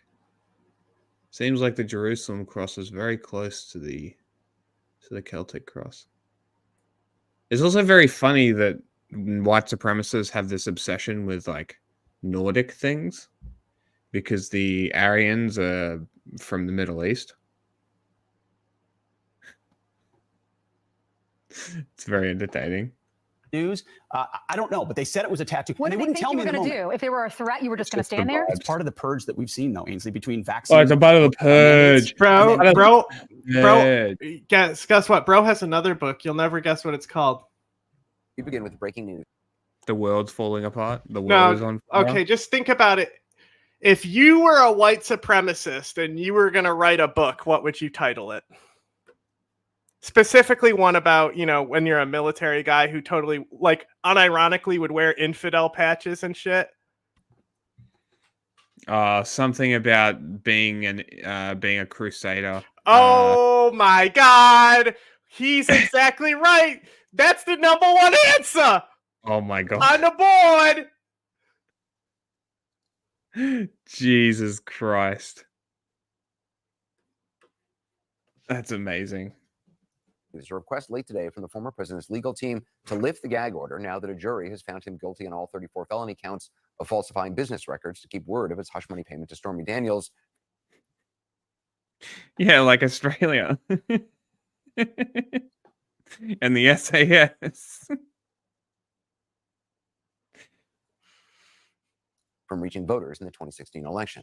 As you know, gag order or not, he's already said plenty about the judge, the judge's daughter, and witnesses in the case. Now his lawyers are seeking free rein. CNN's Karis Canales here with details. Also joining us, best-selling author and former federal prosecutor Jeffrey Toobin, a retired New York judge, Joe Convisor, a longtime friend of the trial judge in the case. So, Kara, what does the Trump team want? So Trump's team is saying now that the trial is over and the gag order that was put in place to protect the witnesses, the jury, from Trump's comments. Now that it's over, they're saying that the judge should lift this gag order. So they write in the letter to the judge, now that the trial is concluded, the concerns articulated by the government and the court do not justify continued restrictions on the First Amendment rights of President Trump, who remains the leading candidate in the 2024 presidential election, and the American people. And they go on to say that they think that there's even a stronger argument now to remove it because President Joe Biden has made comments on the verdict and has Stormy Daniel and Michael Cohen. Battle for the American Mind. So the court spokesman for the judge, says the order speaks for itself. The DA's office has declined to comment. I mean, either either way, Trump is not prohibited from talking about the trial, talking about the verdict. It's just he's prohibited from speaking about these witnesses and the jury. And the question will be, expect the DA's office will file a response and then ultimately see what the judge does. Jeff, I mean, is this a reasonable request? I think it is a reasonable request when it comes to the witnesses. The idea behind a gag order about witnesses is that you don't want to affect their testimony in any way. They have testified. The testimony is over. Also, you have the main key witnesses in this case, Michael Cohen, Stormy Daniels, David Pecker, Hope Hicks. They're all public figures with access to the press themselves. Several of them have already commented. I think it's a little different with the jury. I think judges are very protective of jurors even after. That's how the military trains you, right? Well, how the culture trains you. Because I'm sure that there's discussions on base about, the opinions you guys have. I'm sure it's not everybody, but I'm sure that those discussions are around and they exist. And that kind of culture sort of festers in certain units, like there are certain sort of units. Yeah, well, that's why you have people like Petraeus, who just tells the fucking Islamic Army of Iraq, hey, you know what would be cool if you fought ISIS instead? And they're like, okay, $10 billion, please. And he's like, okay, I'll run over pallets of $100 bills for you guys. And then boom, ISIS is destroyed. It's that easy. That's the thing, is like Hamas, you can't like negotiate with, like the IAI, it's like, hey, like we're only here because of these guys, so if you help us kill these guys, we'll leave. And we did. You can't get, I can't fucking pull up this picture. It's like taking you to a site where it's like you can't look at this picture. You have to do malware before you open it. Okay, this one's good enough. This one, it's a little low quality, but okay, if I showed you this guy, you knew nothing about him, and I said, hey, what do you think this guy believes in? You tell me what you would think, okay? Because there's a few red flags, not just the Jerusalem cross, as he says. Like, come on. We get what you, like this. This is literally just like, hey, I got the American History X tattoo, but it's woke. Like this one is already a red flag. The P, the Protestant thing there. That's already like a red flag that a lot of fucking Protestant fascists do. Wait, P where? What? The one next to the cross. It's like a circle with a P on it. P. That's like a Protestant thing, right? But I was just like, that looks pretty Nazi-esque. When specifically the people who get it tattooed, red flag. It's like a weird one that those people like say literally will justify the Crusades and shit like that. They're really weird. They're the people that will also like. There's also the fucking people who put the fucking Vatican flag. They're the Catholic version of that. They'll also use that tattoo. So I'm not sure if it's just Protestantism that like that tattoo's from. I just assume it is because of the P, but I don't really know what it means. I'll just know that unsavory people will be having that religious symbol. Yeah. Dude, no, this is what we talk about. We were watching because for our Patreon, we watch like a lot of stuff like insurgent media, like documentaries that the insurgents made or like propaganda made at the time from the American perspective. And like we were watching this one, it's like in the invasion, and it's like an Apache helicopter killing three people, I think, right? They literally have like a 10-minute conversation before they get cleared to like kill these guys. And they're like, he definitely had a weapon. He definitely put the weapon down. Yes, like they confirmed the weapon like 6 times. And they were going, if he approaches the weapon, waste him. Happened about 3 times before they actually opened fire. Yeah. Before, right, but that was Iraq. The actual clear sign. They said that was Iraq. Yeah. Like obviously war crimes still happen, but like to think that the United, like people be like indiscriminate bombing by the United States, where? Cambodia? Like they left, if they needed to do indiscriminate shit, they called the Iraqi army, That's why the PMF went into those places to fight ISIS and not the Americans. Okay, Bluey dog. Last one. It won't be the last one. There's just got some funny little ones here. His favorite healers, capturing the hearts of millions around the world. Now, Bluey and family have been immortalized in limited edition collector's coins. Fuck or yeah. $1. We've got a coin that's got bro, honestly, are you about to say you hate Bluey? No, I hate this because they already rebranded Bunnings as Hammer Barn. Like, fuck off with your corporate show bullshit. Get fucked. Oh, are these chocolate coins or something? What's going on? No, they're real coins. Like currency. Yeah, but it's still a show. They're selling a product, right? They sell toys. Fuck this. Yeah, like Afghanistan was a little bit worse, but like you have the KPF in Afghanistan, right? And like that's some of the shit that came out in WikiLeaks that we know about with KPF. But then there's also like these 0 units that were they're also like Afghan units, and they would be like the people that they sent on like the kill missions after like the world got mad because we were doing hunter kill missions with our operatives. So we just fucking made an Afghan team start doing it. And they were the 0 units, is like colloquially what they were called. And wild shit. family. And of course, the third coin is one of my favorites, the grannies. Let me count my coins. We might get flagged. Yeah. Well, yeah, because Australian just owns Bluey. They can just broadcast him. Bluey is like Bluey is the fucking great show, though. Probably one of the best shows for kids in a long time. And it's got good animation. There have been no good kids shows for like 15 years. Yeah. But like the animation is actually not dog shit, like computer generated choppy shit. Yeah. And demand is expected to be so great, the Mint is encouraging people to register through an online ballot. The $1 will be available for sale as individual coin cards or in a 3-coin set with a sticker sheet. And they're not even circulated coins. They're literally a collector's thing. This is what they do. If it's collectors, that different. I was about to say, like, at least our dollar coin at Sacagawea, you know? There are some special edition ones that do go into circulation. Like we have, I actually have a couple of them. I have a Matildas one, which is the women's soccer team, and I also have Wags the dog one, which is from the Wiggles. Imagine like America fucking circulating dollar coins and it's fucking Avatar: The Last Airbender. Which would be cool as fuck, by the way. Yeah. Well, I'm gonna go see if I can find it actually. 30,000 of each have been exactly. Interestingly, there are a few little sort of Easter eggs through the program as well. There's a long dog in each of the coins as well. You know, Chuck E. Cheese was supposed to be a rat or something, or he is a rat. Is he a rat?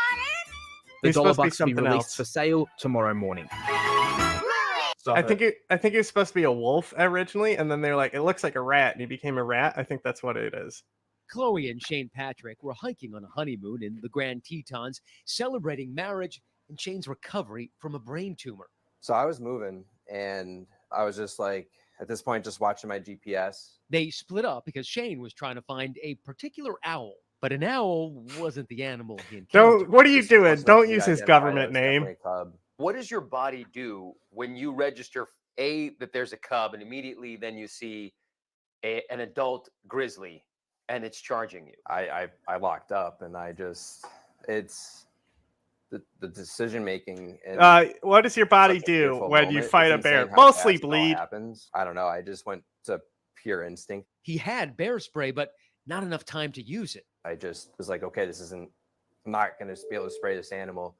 That's when I ducked and covered. She just bit down each leg and she picked me up and kind of thrashed me around. That's when she went towards my head, but I kept my hands interlocked like this and just trying to protect my arteries in my neck.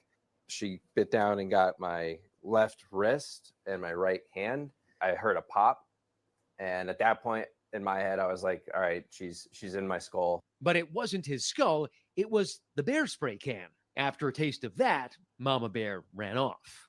Then the pepper kind of hit me, and I was like, you're still alive. Yeah, this was a black bear though. Scrambled up a hill and this was a black bear. If it wasn't a grizzly. Yeah, if it was, and it literally, he said he saw the cub, and then boom, the bigger bear was on him. So. That's fucking terrifying. Yeah, because like normally even grizzlies will mock charge you first. Yes.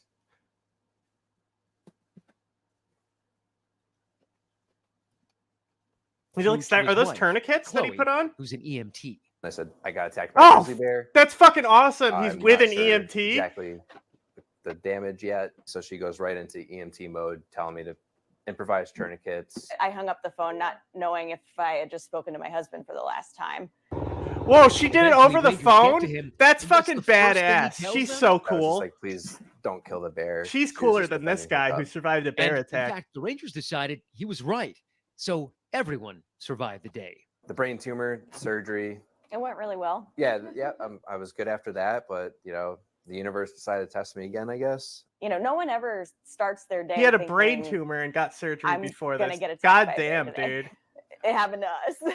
Don't go And, outside anymore, my guy. I'm really Come grateful on. that my husband was prepared and had these Fucking did wonderful put them in my instincts American to coin be thing. able to preserve his life and make Fuck it back yeah. to us. Sacagawada? Incredibly.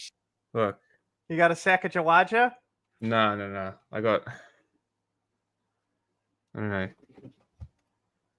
Looks like some commie gobbledygook. It's not really focusing. It's kind of shit. Anyway. Yeah.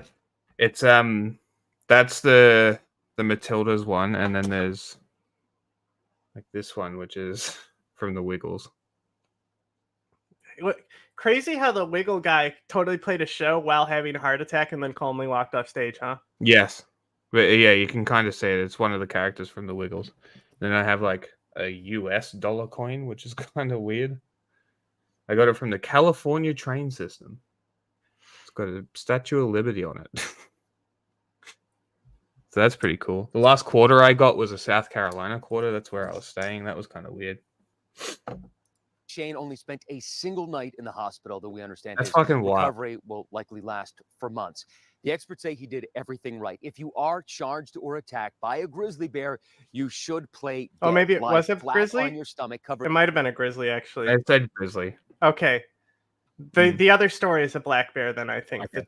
The All right. kid. The Well, child. Yeah. Well, that's it. There's a child underneath it, though, right? Who also got attacked by a bear? The next story. Surviving a bear attack. A 15-year-old boy thankful to be alive tonight after a black bear There we go. swiped I had at him him mixed out. several times. This happened at a cabin in Alpine.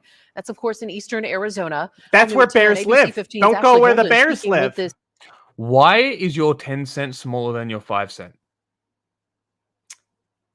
Because of the materials it was made out of. Oh. So the materials are worth more than the dime, than nickel. Fair enough. You know?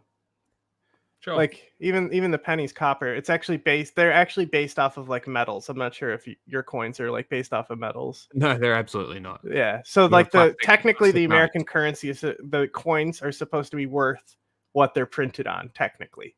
That's kind of interesting. So Yeah. what are the dollar coins made out of? Probably like there's probably some gold plating, like gold nickel, like Yeah. It is kind of because goldish. nickel plates gold really well because it's super soft, Mm. right? So that's why you got to gold body jewelry and shit like that. Got to be careful because almost all gold is nickel based because nickel is like totally needed for gold jewelry, right? Like the carats is like nickel content basically, but white gold normally good because it's palladium instead of nickel that they plate on, and you can plate Palladium is gangster. you can plate yellow gold on palladium as well sometimes, I think, but normally it's always nickel based because nickel's just easier. I think no, because nickel's hard, gold's soft. I think that's what it is. You need a hard thing. this teen's mom about such a scary encounter. We feel very blessed that it wasn't worse. That's how Carol Hawkins feels after her 15-year-old son. Fucking platinum is a cool metal as well. But like we used to even have silver dollars, you know? Mm. No, I've heard about those. Brigham survived a bear attack while in Alpine, Arizona. He was in the one cabin by himself watching Pokemon. Carol speaking with me Friday as her family drove back to their home in Pima. She and some members of the family had been with Carol's parents at their property with several cabins. The door was open. The bear came in, and from what he Okay, told us, a it swiped dime? him twice in the face, and he started screaming. Like Black bear I said, ultimately it's struck him. supposed to be based off of the weight in metal. So a dime from 1965 to 2014 is worth 0.02. Nice. So it's like, it's like to the like 1 over like 50, it's like 50 the value, because it would be 2 out of 2 to 1 of 5. So it's 1/5 and then over 1 value. So 1/500th, 1/50th is 1/50th, right?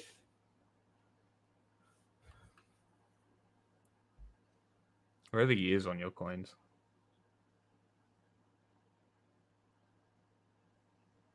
It depends, but like literally, like if you look right here at this little thing right here, as you can see, like the actual metal value in the coins still does go up because they do have the precious metals in them, right? So like they literally are worth more by metal if they're the larger coin. Yeah, I don't see a year on this dollar coin. I don't know. I got it in 2019 in California, so out of a train ticket machine. Yeah, those were like a limited one. They had one around like the 9/11 time. Carol says that Brigham was has like a rare genetic Sacagawea that were cool.